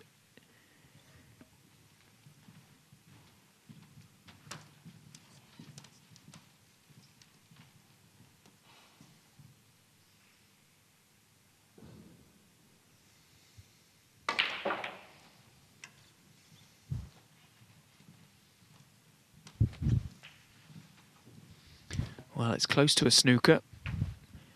Not the best of snookers, even if he has covered the red.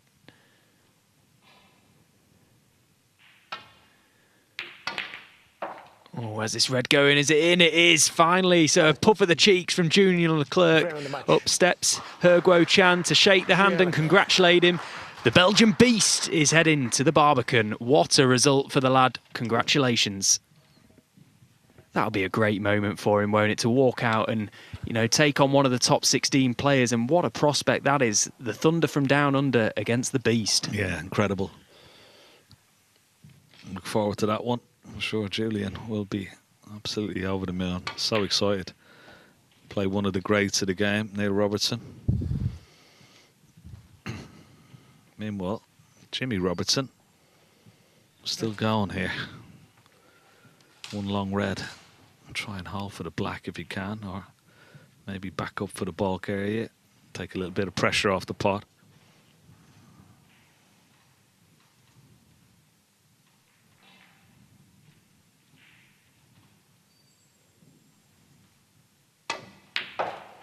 Oh, good pot. Good solid pot. 36. Perfect.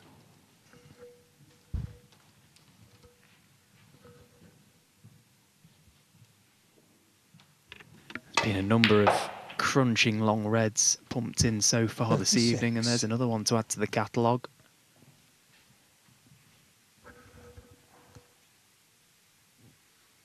This is a big visit to the table for Jimmy Robertson, a chance to make his move on this match. Get to that number 5, and then he'll be hoping for just one more good opportunity, one more good scoring chance. Now, of course, we've just seen Julian Leclercq come through as his match, and I'm not sure who's going to be more excited, Rob Walker or the Belgian Beast, but let's hear from him now. Thanks very much, Stephen. I am not standing in a hole. I am standing next to the Beast with his size 14 feet and this fabulous cue. Julien, that tonight was surely one of the biggest wins of your career. Wow. Yeah, for sure. I lost last year on the judgment day too. I'm very happy to win today. He came back from 4-0 to 4-4, but I still managed to make a 2-1 visit in the 2 last frames, so I'm very happy. And that was what was most impressive. It wasn't the fact that you raced to a 4-0 lead. After he came back to 4-all, you could have started looking quite nervous and lost your form, but you kicked on. It was great composure there at the end of the match. Yeah, after the mid-session, I had a bit trouble with the focus. I'm also a little bit sick, but I'm still very happy to make 2-1 visits. Yeah, when you say you were sick, you have a flu or the fever or something? Yeah, so I'm all the week sick. So I didn't sleep good. So yeah, but it's the part of the life. Wow. Well, hopefully you'll get a little bit of rest before you arrive at the Barbican. It's the first time you've made the last 32 of a Triple Crown event. And not only that, It's the Beast against the Thunder. You and Neil Robertson. What a match. Yeah, it will be amazing. I never played him before, so I'm really excited to play him at the Barbican. And we're very excited to watch. Now, if you just cast your eye there, we've got some of your finest shots from this evening. Here we go. Beautiful. You made it look so easy tonight. Yeah, unfortunately I missed the black after that shot. I made a very, very good clearance on the third frame. Played the pink over 6 cushion. Yeah, the feeling was there. So yeah, I've no words on the match. And how many people will come from Belgium to support you when you play Neil? My uncle, he is always with me. My coach is also coming, and one friend is also coming. Wow. So, very happy. Well, first of all, you need to get some rest. Yeah. You need to get rid of the flu. Lots of remedies available. It's not just Lemsips. There are more on offer. Listen, get yourself the vitamin C, and we hope to see you in fine form taking on Neil Robertson. It will be an honour to introduce you at the Barbican. Yeah, I will do my best. I'm sure you will. And the crowd will give you a massive reception as well, because they'll be aware what a big, big day it will be for you. Yeah. Can't wait to play there. So yeah, tomorrow travel to York, and we'll see what happens.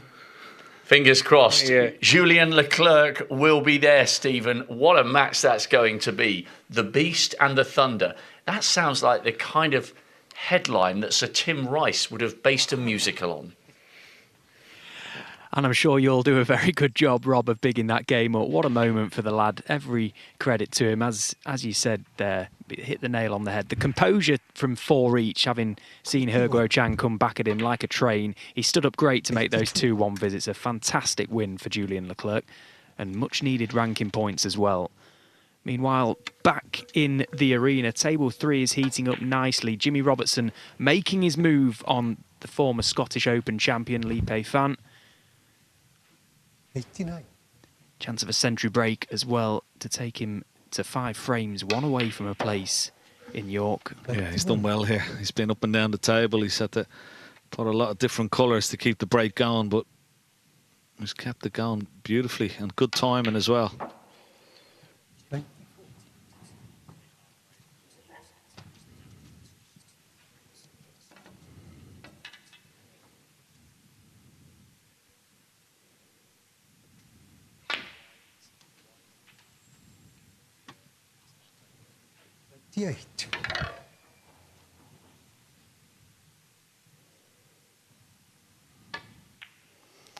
Blue for the century, well done, Jimmy Robertson.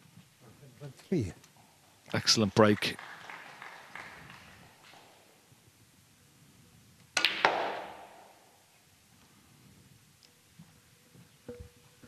$109.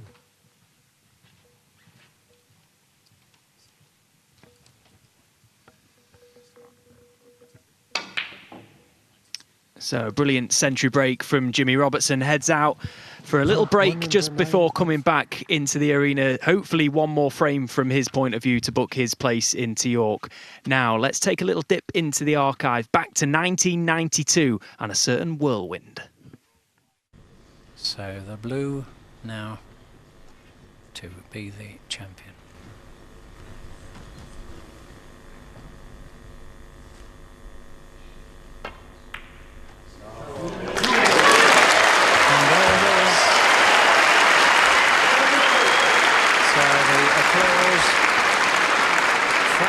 Premature.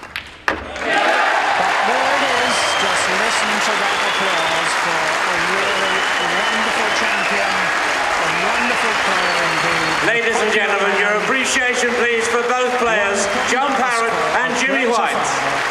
So Jimmy White, the new United Kingdom champion, wins by 16 frames to 9. And now to the winner, a cheque for £70,000, this lovely trophy, and the title he's always wanted, the Royal Life Assurance United Kingdom champion, Jimmy White.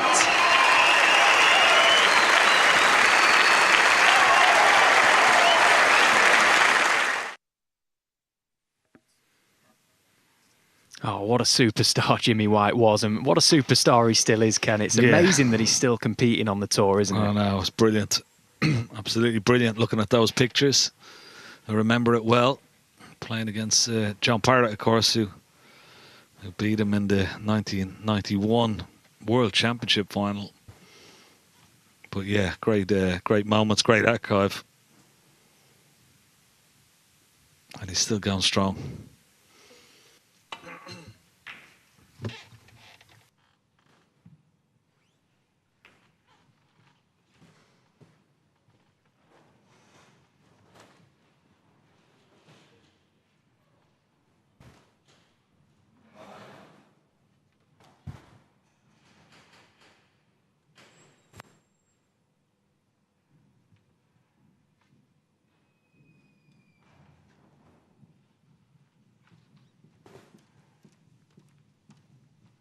So I think we can officially call this the late shift now, and we've got 2 more matches left. Shoes 4-3 up, as we can see. Jimmy Robertson 5-4 up on Lei Peifan. Just 2 more places left in the main draw in York.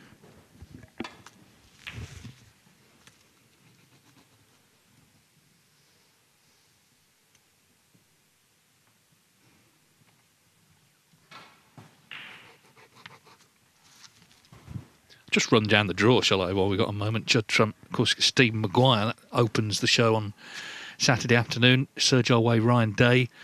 Ding against the winner of this match, Ford or Sir. Mark Williams, Dave Gilbert. Zhao Gudong, Pang Zhengzhu. Wu Yize, Michael Holt. Of course, Neil Robertson, Julian Leclercq. Kyron Wilson against Elliot Slesser. The Hawk against David Lilly. That's Barry Hawkins, by the way, against David Lilly. Mark Selby against Lei Peifan or Jimmy Robertson. Ronnie O'Sullivan against Xiao Yulong, John Higgins against Ben Wollaston, Sean Murphy against Lu Haiqian, Gary Wilson against Zhang Anda, Xiao Xingtong against Long Zhihang. One of those players will be champion on December the 7th.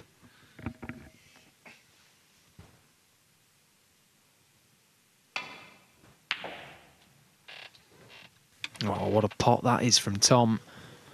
How well has he struck that? OK, cue ball, not quite managed to get top side of the blue, but a great pot nonetheless.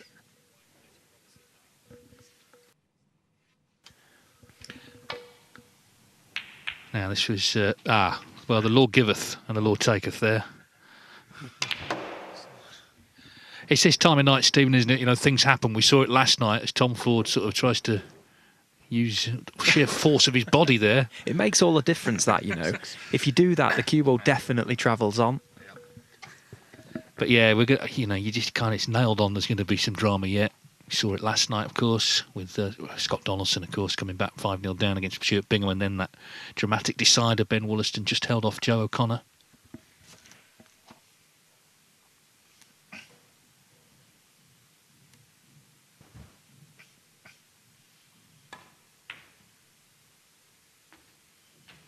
Red just wriggled in.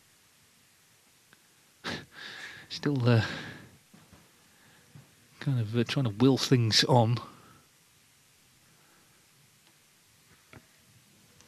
Yeah, and again, another example. It's a good job he did that, because that cue ball would have definitely stopped on the baulk cushion otherwise. That was a good pot from Tom with the red. Played with a trace of right-hand side on the cue ball to just check it up, to avoid any cannons to reds down this business end. Very well played.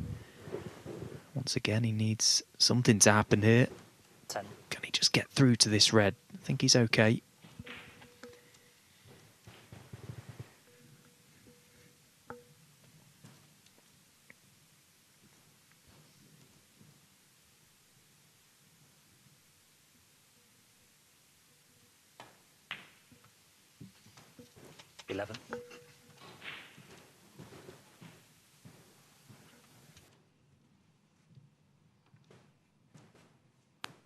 Worth saying, we saw Jimmy White there, and we saw Alex Higgins earlier, the archive. There's plenty more where that came from on WST Play. There's hours and hours of great snooker archive, not just from the sort of dim and distant past, but from more recent seasons as well. Whole matches in there.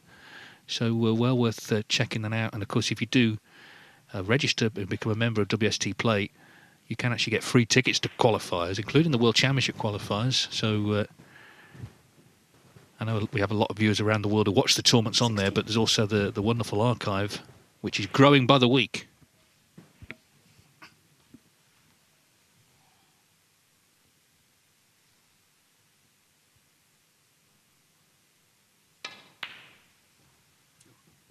Not sure that shot will make it in, though. Tom Ford 16.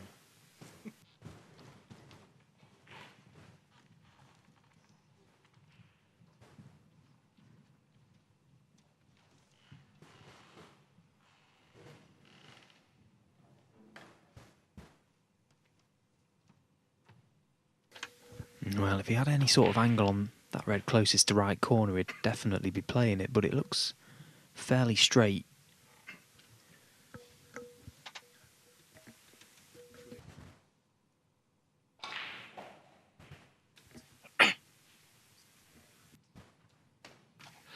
Well, let's go to table 3. Lei Peifan, of course, trying to force a decider here against Jimmy Robertson. 45 to the good in the frame, 5-4 down. Yeah, he played a really nice pack split a few moments ago from the blue. Put absolutely everything into it. So much pace on the cue ball, and it went into the red, spun out, but there was so much spin on the white, it just stayed in the middle of the table. Fantastic shot, brought all the reds into play, as you can see.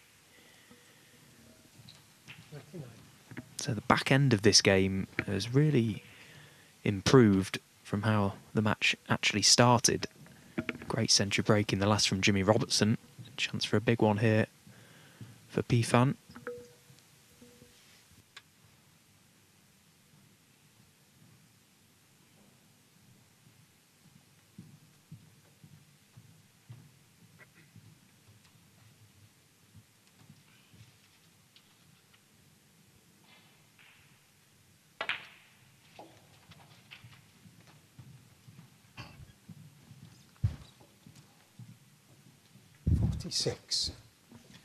Jimmy Robertson really has hit back strong, 1-3, 409 in the last 2 frames. So Lei Peifan trying to find something similar.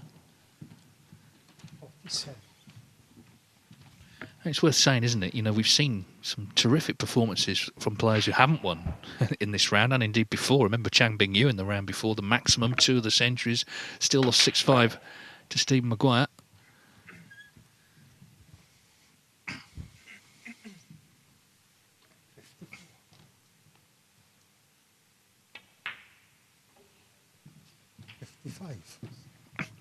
Now then, Tom Ford on the other table. Oh dear, black off the spot. He's getting a bit animated, isn't he now, Ford? Yeah, that was, well, not even a shocker, really. That was worrying, that miss from Tom Ford. I mean, hand on table, right behind the pot. Very, very strange miss from Tom. Well, we started to see those from Stuart Bingham, didn't we, last night? And that was obviously contributory to what happened in the end. Now then, this red is frame ball for 5-all. So we're going to get 63. Our 7th decider of these 2 judgment days.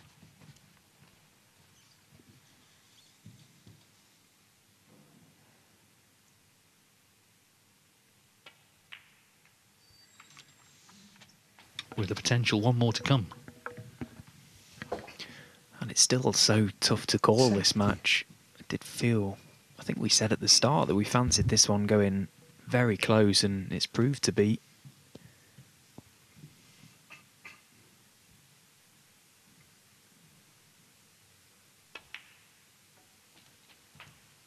He's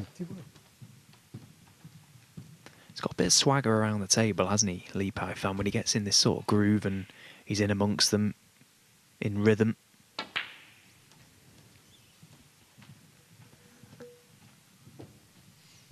I mean, both players nicely poised to take on the decider. Chance for Lei Peifan to make a century here, and that'll be 1 ton each in the last 2 frames. Can't ask for much more than that.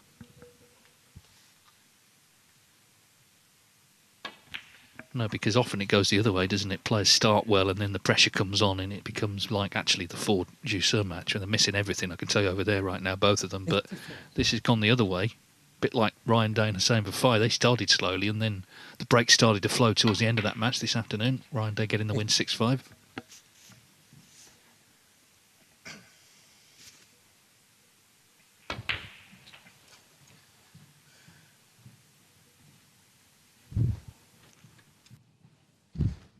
$92. $93.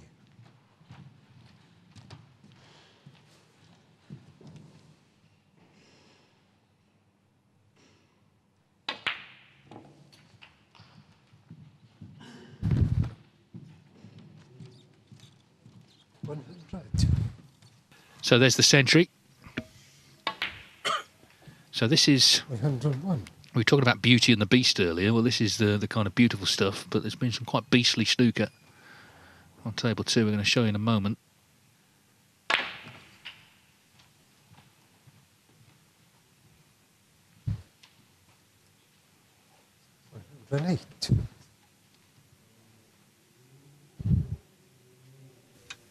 Yeah, this is the time of the match, I suppose, that you want to find your A game. Of course, a deciding frame, you're just looking for that one chance, and if there's been a lot of mistakes in the lead up to it, you maybe don't feel as confident that if you do get that chance, you might take it. But as I say, both players now have made a century break in the last 2 frames, so no reason to suggest that should either get the chance that they won't take it. It's been a great end to this game, actually. Hopefully the standard continues for one more, although deep down, I think we want it to go scrappy, don't we? And a real sort of dogfight to the finish. We may as well, because we're way behind on table 2. Well, it's a terrific break, that. 122, Lei Peifan. Meantime, it's been a bit of a horror show here on table 2. These are the last few shots in this 8th frame. So Zhu Se misses that by some way to the middle. Just a 6. Tom Ford had already missed before this, by the way. We saw that earlier. So Ford, who's been very animated the last few shots, comes to the table.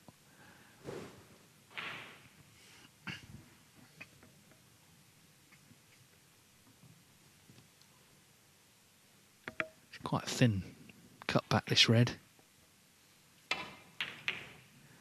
Overcuts it. Yeah, there was no guarantees there, really.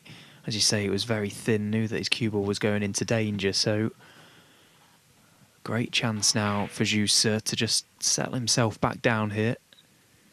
Try and string a few together. Oh dear. Yeah, it was a rather difficult passage of play.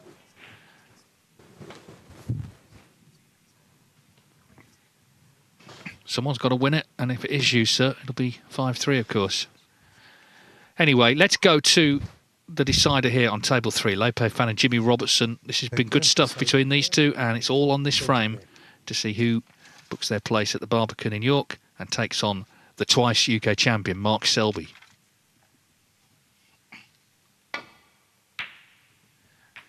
They actually played early this season. Their only previous meeting, it was 5-3 to Lei Peifan in the Wuhan Open.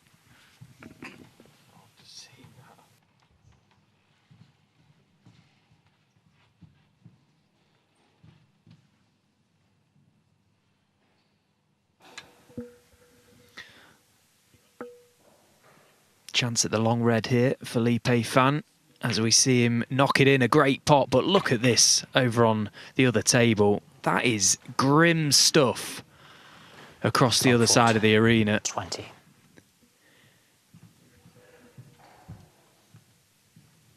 They really are missing everything, and it just goes to show, you know, some of the best players in the world, and, you know, these players, they are some of the best players in the world.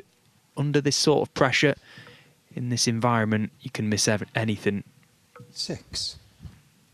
And the trouble is, when one player starts missing, it can always become a little contagious, and before you know it, the whole match can just snowball out of control. Yeah, I think in frames like that, there's no time to get a hold of your emotions. You know, your head's in a jam jar. Anyway, this is the opposite, isn't it? These two playing serious stuff, and the way it's gone he may be the person with the first chance who wins. In this case, Lei Peifan is in.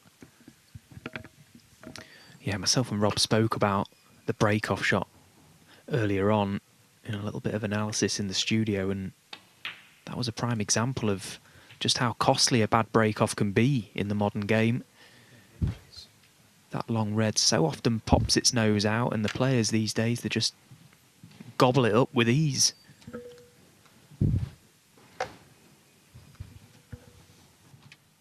It's a pretty nice scoring chance, this as well. He's got the 2 reds north of the black that are potable into the right corner pocket before his sights will be set on bringing more into play. 13.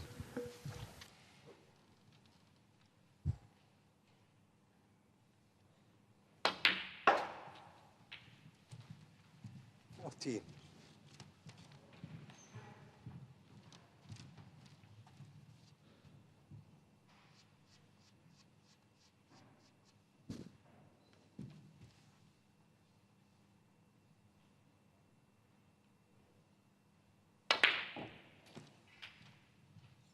Well, he was just trying to chuck the cue ball over with a bit of right-hand side off the cushion.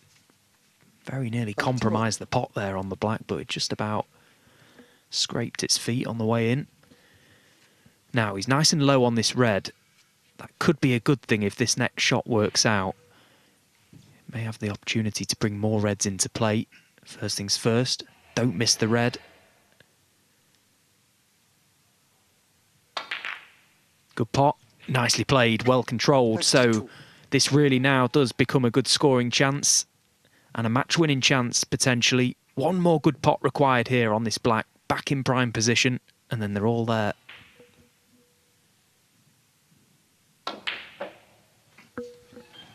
I do think he's got serious bottle, this lad. We saw it, of course, at the Crucible. He was 6-2 down. Worth seeing this shot again.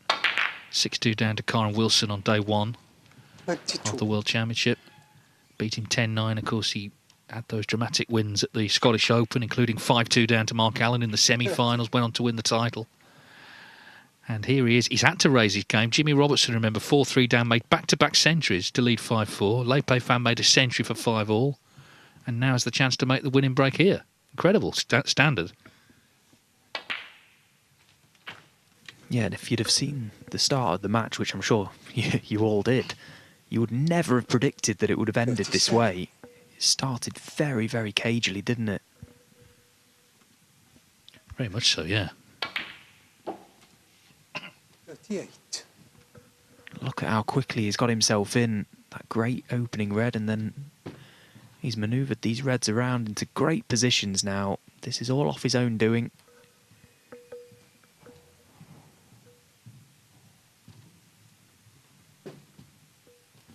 Yeah, that Scottish Open, he won 5 deciders on the way to the final, including 4 in a row. Yeah, it's a serious bottle.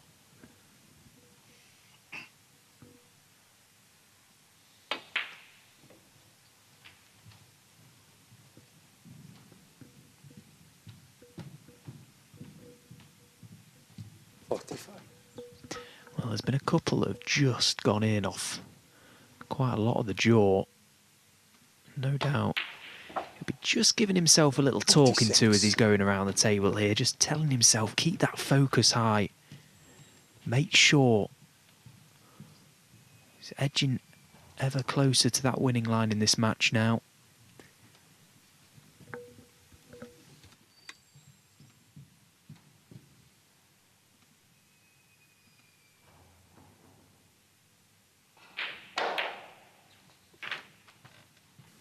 Well, took the gamble to go into the reds.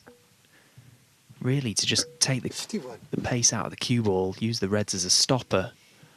They have opened well, but he's not absolutely A1 on this next red.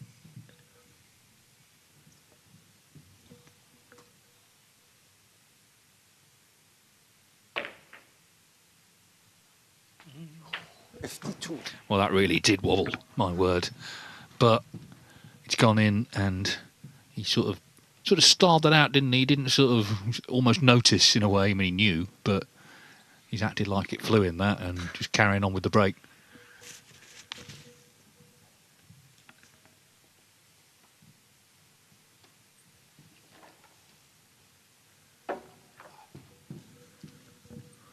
Yeah, it's a bit of a stretch. He's not the tallest of guys, is he, Lei Peifan? So having to get the extension on the back of the cue. Just a little glance at that red by the cushion that's going to be close to his leg. Whatever you do, don't foul at this stage. Shouldn't be a problem. The red over the left corner pocket, providing a good ball to maybe play on. You don't want to miss cue here. He's going very deep on that cue ball. Oh, he struck it really well. He struck it too well, in fact. Wow, he's not found the gap, surely.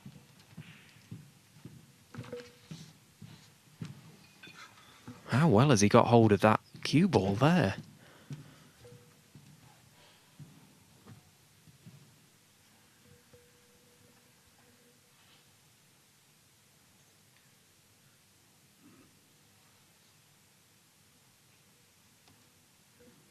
Well, he might have to try and chip this red in the middle pocket, the one he's closest to.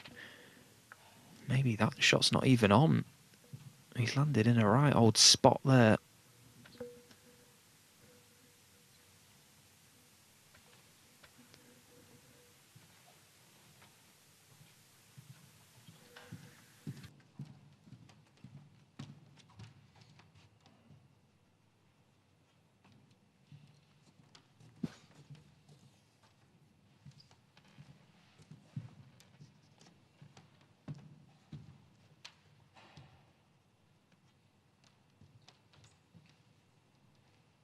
Yeah, so a reprieve for Jimmy Robertson, it would seem.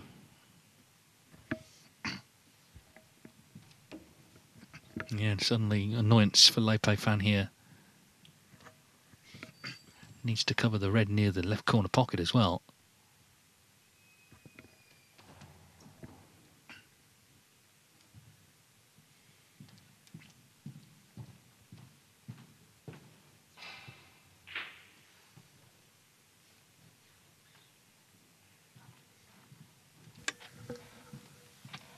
I'd be so annoyed that he didn't land on anything, because there's a couple of reds that popped to that left corner pocket. Played into such a big area there. Never for a second would he have imagined that he'd have landed in the one spot where he can't take anything on. If it travels on the cue ball, he's got the red to middle. If it pulls up, he's got it to the left corner. What a place to land. Yeah, and aside from, I guess, the red on the right-hand side cushion, everything is potable. You know, there'd be a big chance for the clearance for Jimmy Robertson. Even that red is potable. So, still time for this to turn.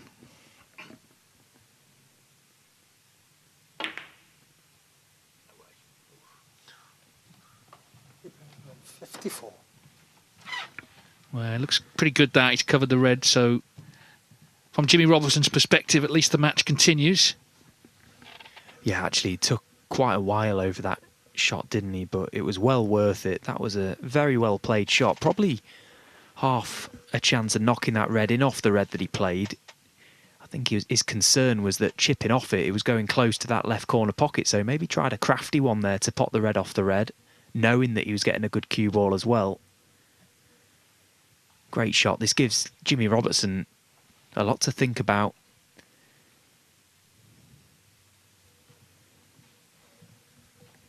Is he looking at maybe trying to come off that red that's closest to his cue now? Try and get the cue ball around the back of the black, and in the process, that red comes down and moves the red closest to the left corner. I'm not sure he can... Well, he needs to hit this red pretty thick to get the contact.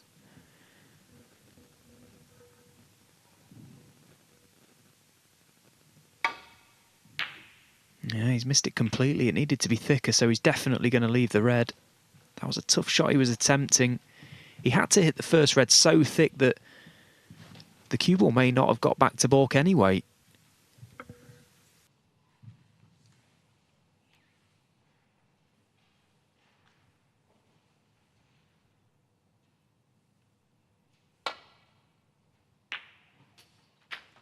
One.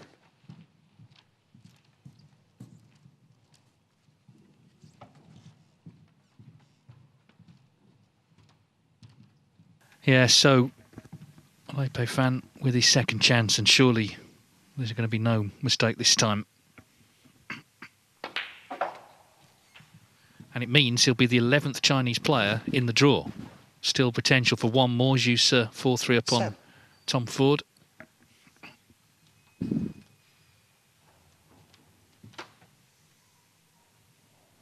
course, he's just coming up in a few weeks' time to the defence of his Scottish Open title. 8. And also, of course, this is his second year of his latest tour card, because he did drop off, got back on the start of last season, so he's got no points coming off. He can only really go up this season. Worth sort of monitoring that, I think, because he could even be pushing for the top 16, the way things are going.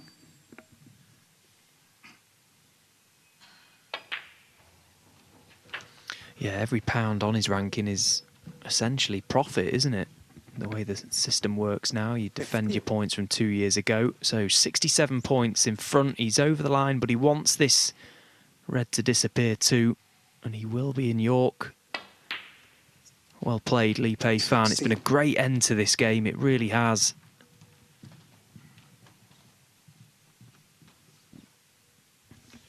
I like his style around the table as well. He's got this sort of bustling way about him, looks determined, means business. He's got on with this frame. OK, didn't win it in one visit, but he has won it. And now all the pressure, of course, lifts. And he can look forward to another trip to York. 24. Lost out to Zhang Anda there last year. This year, he will play Mark Selby.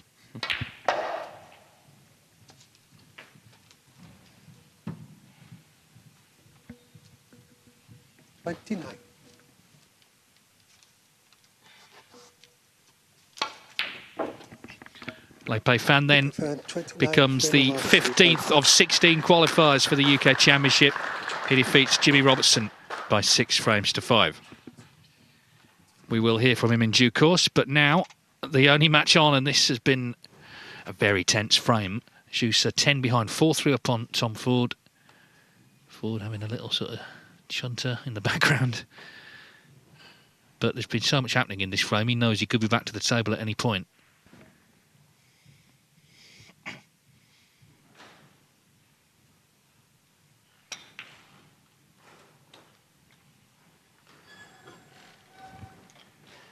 Well, he's played that well, so big chance for 5-3. Yeah, and that safe black is out of play, really, in all senses, because it's tied up and he doesn't require it. So, one big effort to just pull clear here.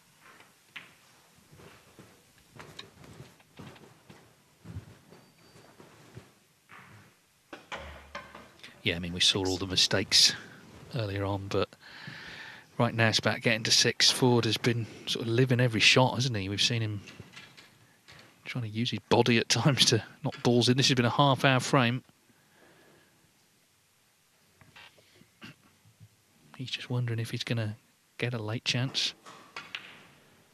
Doesn't look like it, you've got to say now.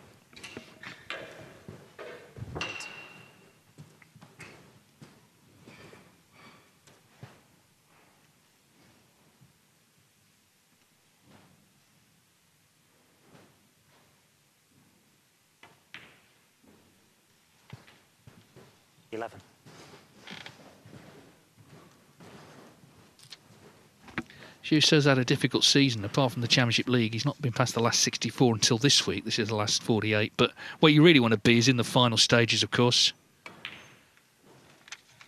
In his case, taking on 15. his celebrated compatriot Ding Junhui. That's who he would play in the first round.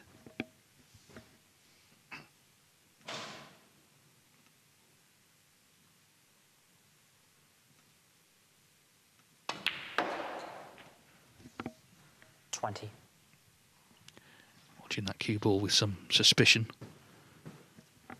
Well, could have been better on it, I guess. Just, yeah, could have been easier this. He wanted to be straight behind it, unmissable.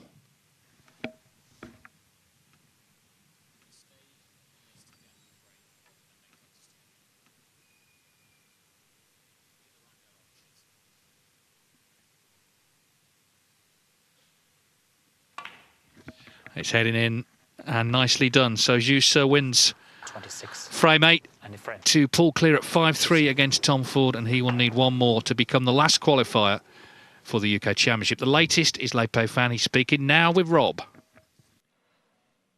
Well, it's a record-establishing 11 Chinese players in the last 32 now. That's a Triple Crown record, unequivocally, because the previous record was 10 at the World Championships earlier this year. Joe, if you can ask Lee, the standard in that match after the mid-session break was incredible. 3 centuries and I think 4 or 5 half-centuries. What changed in the mid-session interval?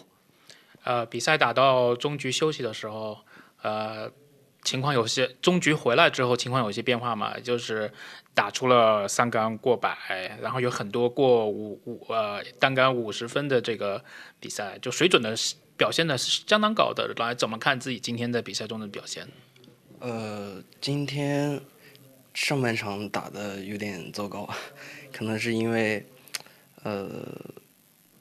就是还是有点杂念比较多，想法比较多，导致一开始没有特别投入吧打的，然后中场自己调整了一下，然后下半场还是就是尽量去投入到比赛里面。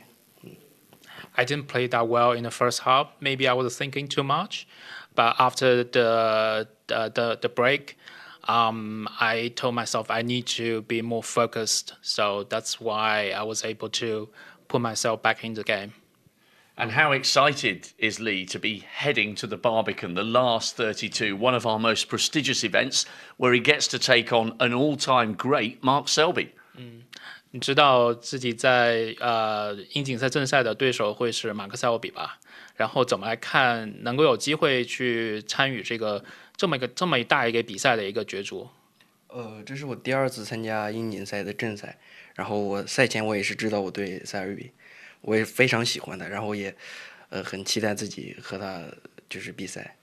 This is going to be my second trip to York to play the UK Championship.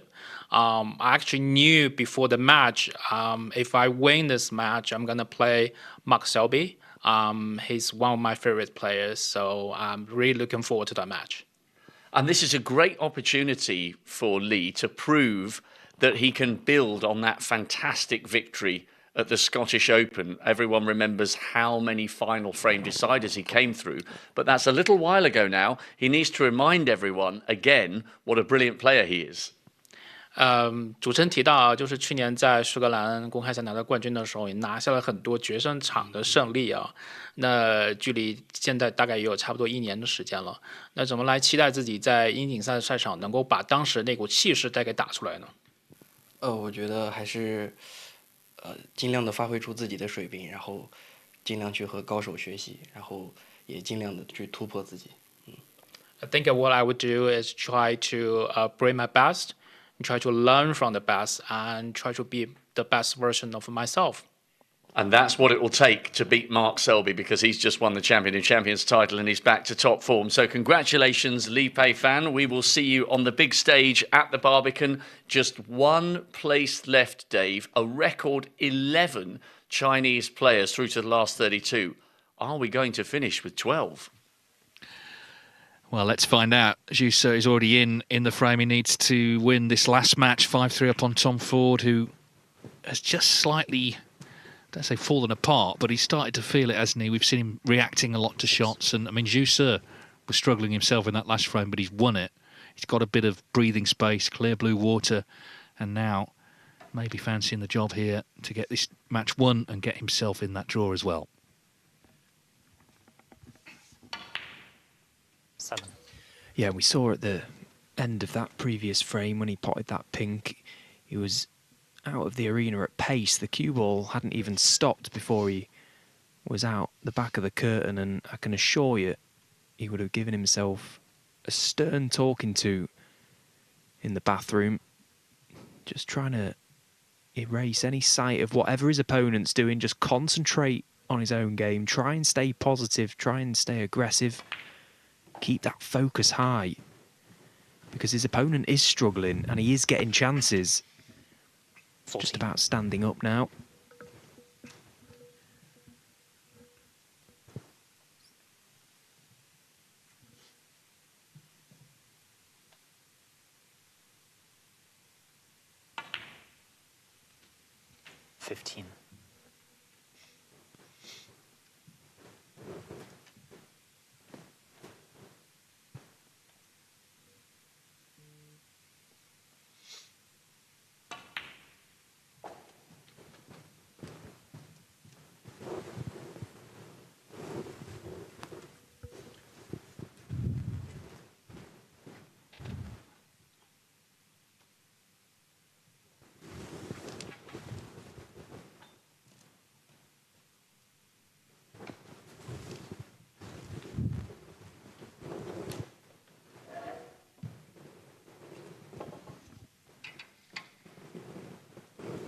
21.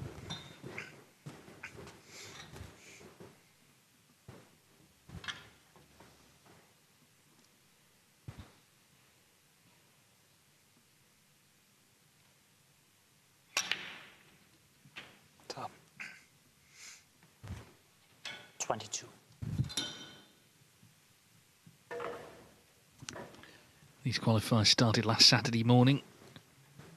We've seen so many matches, so many frames played, a lot of drama, some big breaks, some heartbreak. And this is now the last qualifying match. She's hoping it's the last frame here in Wigan.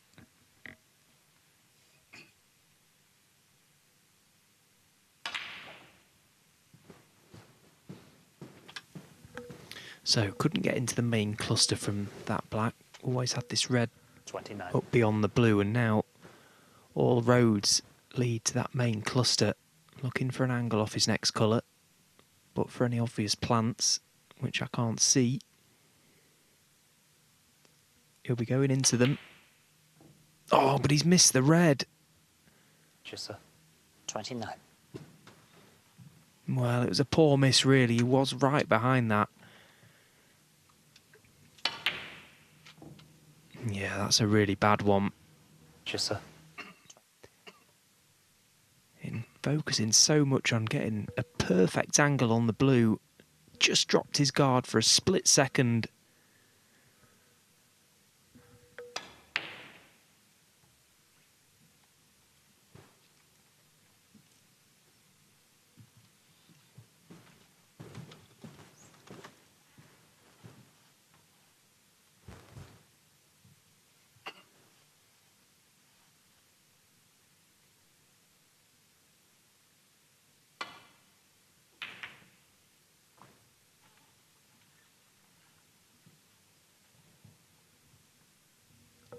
Yeah, that's pretty good. Just forces Tom off the main cluster now. There's every chance that, unless he gets a perfect contact to the main bunch, that he may push a red close to a corner pocket. Can't really afford to play the aggressive safety shot for fear of that. Well, he's pushed one over, he's pushed one in.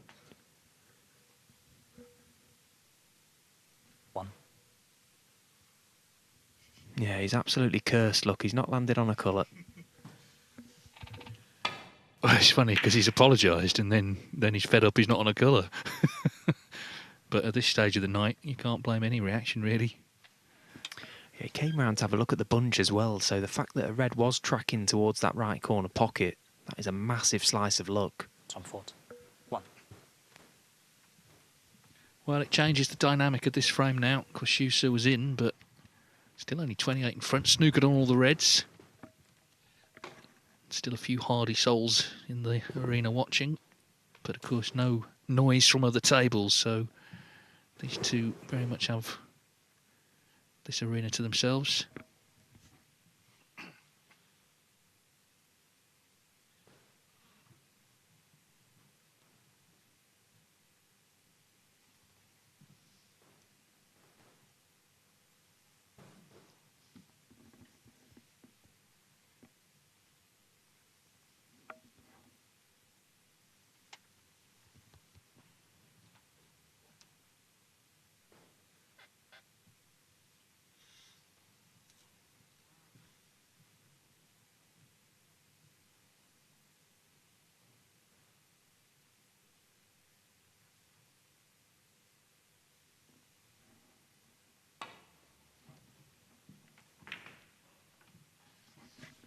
Well, that is just handed Tom Ford the keys to the sweet shot.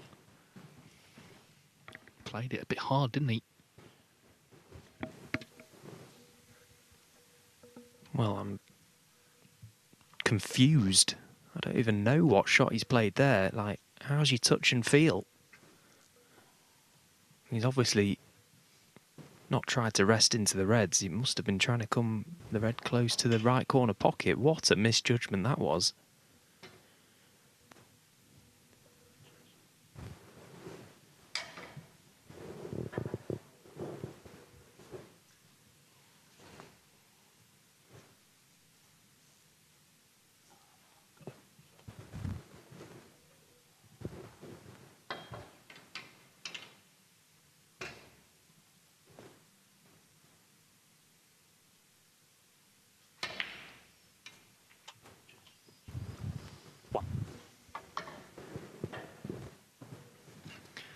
Well, from nowhere, Tom gets a great chance. Zhu Se, with one of the worst shots you'll ever see, I suppose, from escaping a snooker. The last thing you do at any stage of a game is bring all the reds into play. That's exactly what he's done here for Tom. He's done all the legwork in this frame for him. Okay, Tom is still behind, but he won't be for much longer.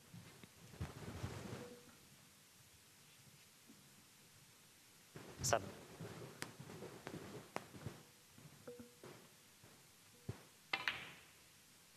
Eight.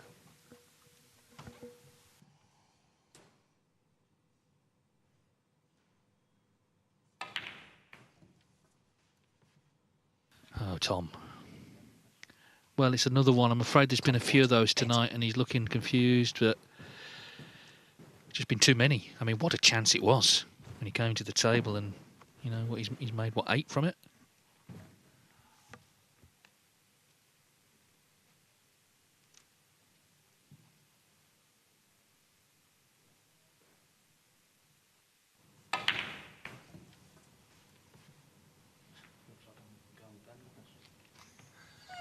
Tom Fort. 8. Well, pretty blunt assessment from Ford himself there. Well, I'm glad he said it. I mean, you have to laugh it off, I suppose, because it has been a comedy of errors, but, I mean, these two won't be finding it funny one bit. It's been an absolute horror show of misses. There's been more misses in this game than they'll probably make all season.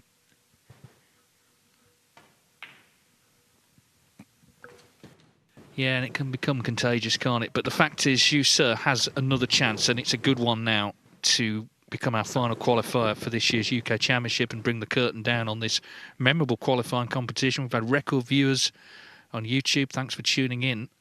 And we've been able to follow the twists and turns of the qualification so that you know how the players got through to York. You know the stories behind it. We've spoke to every winner. The draw will be set for Saturday for what promises to be an unforgettable 9 days of action at the Barbican in York.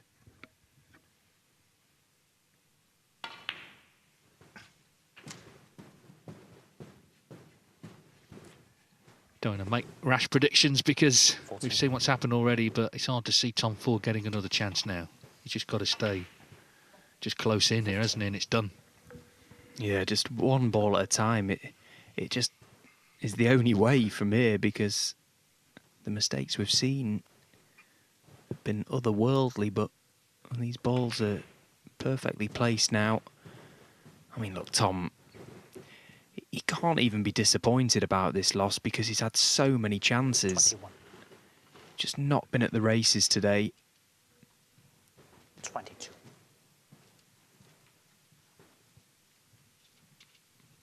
This will be one of them games you want to swiftly forget.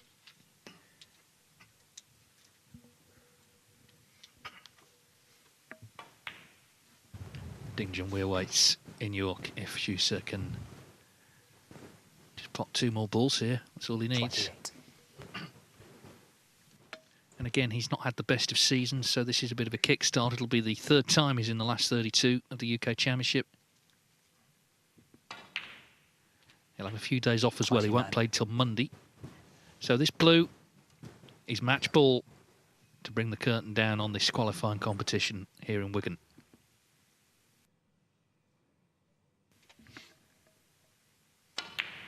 And in it goes. He needed a couple of chances in this frame, but Zhu Se becomes the next qualifier, 34. the 12th Chinese player to be representing China in the main draw.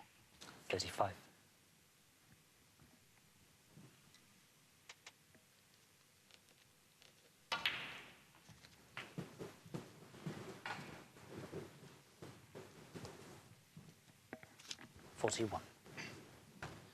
It's going to be a great final stages, and it's been great to see how the players made it through. It's a real mix 42. of experienced players. Some of the older British players have made it through.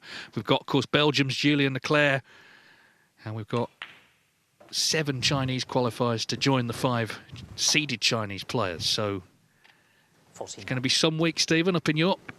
Yeah, can't wait. Really looking forward to it. Absolutely gutted I'm not going to be playing there. I love the Barbican, I love York itself, but get to enjoy it from the comfort of my own home. And finally, these qualifiers draw to a close. Big congratulations to Zhu Se.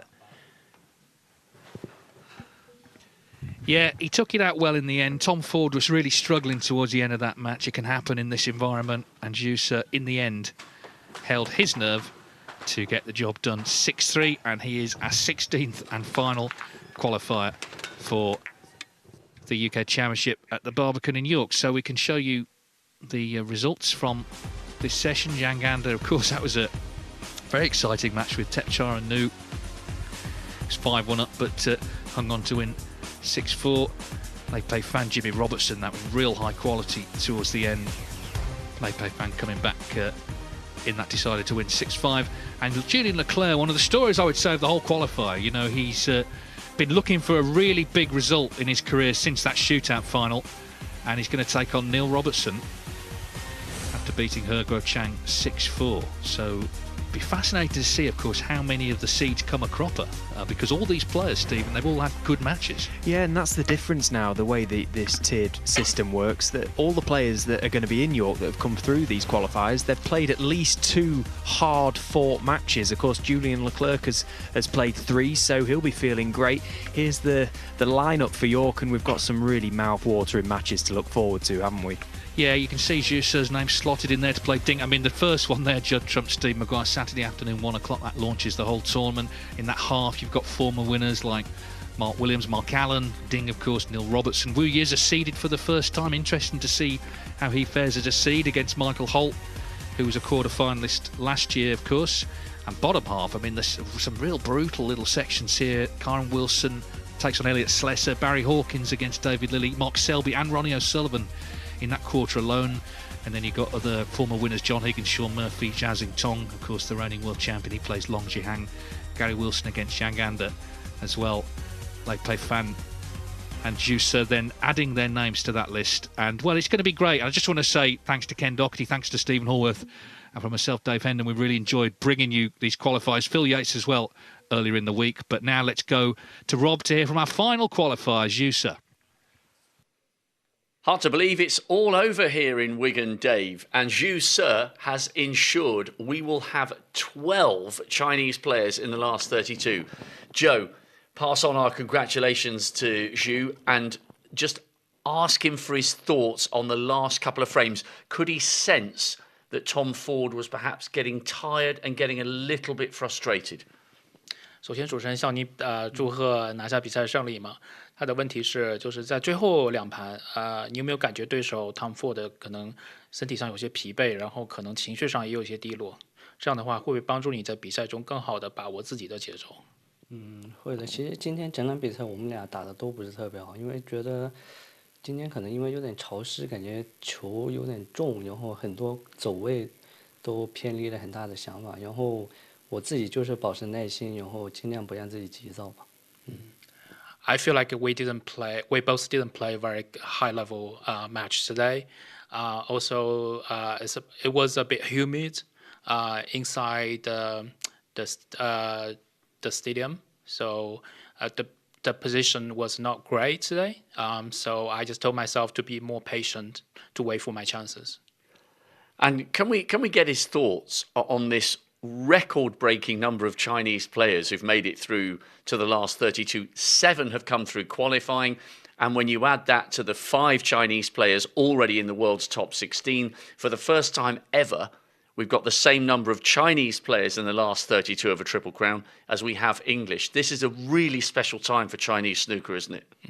算上你的话，已经有7位中国选手从资格赛突围嘛，然后加上凭借世界排名进去的5个中国选手，一共有12个人。在人数上跟英格兰打平了，12名中国选手创造了历史啊！参加三大赛有这么多中国选手，你对此作何感想？我觉得这2年大家中国球员整体水平都在提高，我觉得也不是挺意外了，因为大家现在整体实力都在往上走。It wasn't a surprise to me because for the past few years, all the Chinese players have improved a lot. So it's like a very good direction for us to go. And continuing the theme of China doing really well, what an opportunity and what an honour for Zhu Se to come down those stairs at the Barbican and take on Ding Junhui. 然后你在正赛的第一轮对手是丁俊晖在英锦赛这么重大的比赛场合，能跟辉哥交手的话，不知道你自己作何感想？首先非常期待跟辉哥的对决吧，然后希望自己的发挥能好一点，然后享受在约克的正赛场地的。Yeah, I'm really excited to play Ding in the first round at York. I'm looking forward to that match. I hope I could enjoy the atmosphere there at Barbican. Well, the atmosphere will be incredible because you'll get a wonderful reception, as will Ding. He's a three-time UK champion. Zhu Se, many, many congratulations. Okay. Looking forward to introducing you at the Barbican. Xie, thank you very much indeed.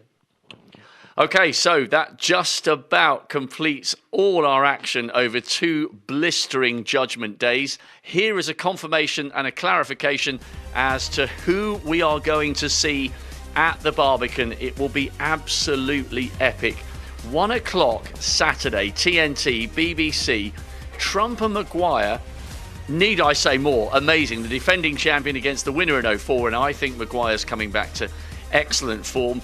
Si Jiahui, twice a ranking event finalist, World Championship semi-finalist up against Ryan Day. Ryan's made more than a dozen appearances in the last 32 of the UK champs. Really good performer, has gone deep and made the semis before. Ding Junhui against Zhu Se. We've just heard from Zhu Se, making it that record-breaking 12 Chinese players in the last 32. Mark Allen and Scott Donaldson is a great match.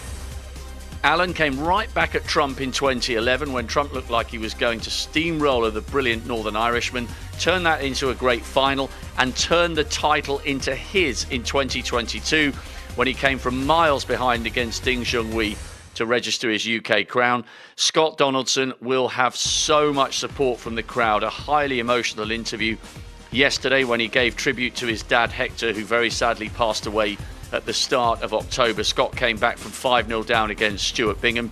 Mark Williams and Dave Gilbert should be highly, highly entertaining. Gilbert says he doesn't practice much, but his mate Andy has got him on the table, and that's helped him through to the latter stages at the Barbican. He's really popular, and when he's on his game, he's brilliant to watch. Zhao Gudong is Pang Zhengxiu, yet another all-Chinese clash. Wu Yize, how will he cope with arriving as a seed for the very first time after winning the International Championship? Holty's got nothing to lose. Not much form so far this season, but then you could have argued the same 12 months ago when he made his first quarter-final in the UK for 25 years. So Holty up against Wu Yize. The Thunder against the Beast. Neil Robertson against Julien Leclercq. That's arguably in its own way every bit as good as Trump against Maguire. Kyron Wilson and Elliot Slessor. Wilson the favourite for that one on paper, but Slessor's having a wonderful season and he'll fancy the job. Barry Hawkins came very close to winning the title last year up against David Lilley, who came through Judgment Day at the UK Champs for the very first time, having missed out twice before. Selby against Lei Peifan. Lei Peifan, the Scottish Open champion from last year, will have to improve because Selby is right back on his game, as he proved with hatfuls of centuries, beating Trump for the Champ of Champs at Leicester on home turf just a couple of weeks ago. Ronnie O'Sullivan, haven't seen him in the UK that much this season. That'll be a real treat. Think he plays on Tuesday afternoon against Zhou Yu Long, who'll have to bring his A game. Higgins and Wollaston, well, Scotland against England. That's a rerun of the Welsh Open final from 2015, and Wollaston did so well to come from 4-1 down against his good mate Joe O'Connor. Murphy against Liu Heo Chan. Murphy hasn't won it at the Barbican. His UK title came in Telford in 08 in that nail-biter against Marco Fu. Gary Wilson and Zhang Anda, and then Zhao Xiantong against Long Zi Hang. Don't forget, that was where Zhao Xiantong's quest for global glory began with a 10-8 marathon in the very first round of qualifying. So Long Hee-sang absolutely knows he can push Zhao Xiantong very close indeed. And that's it. 12 English, 12 Chinese, we've got 3 Scots, we've got multiple Welsh, we've got a Northern Irishman, we've got an Australian, and we've got a Belgian. We hope you've enjoyed the coverage here. Dave Hendon has worked his socks off, so too Stephen Hallworth, so too Ken Doherty. We are all about to get in our cars and head to York, where it starts 1 o'clock Saturday afternoon, the Victorian Plumbing UK Championship at the Barbican. Don't you dare miss it. It's going to be even more epic than the qualifiers here at Lancashire. See you at the Barbican. Good night.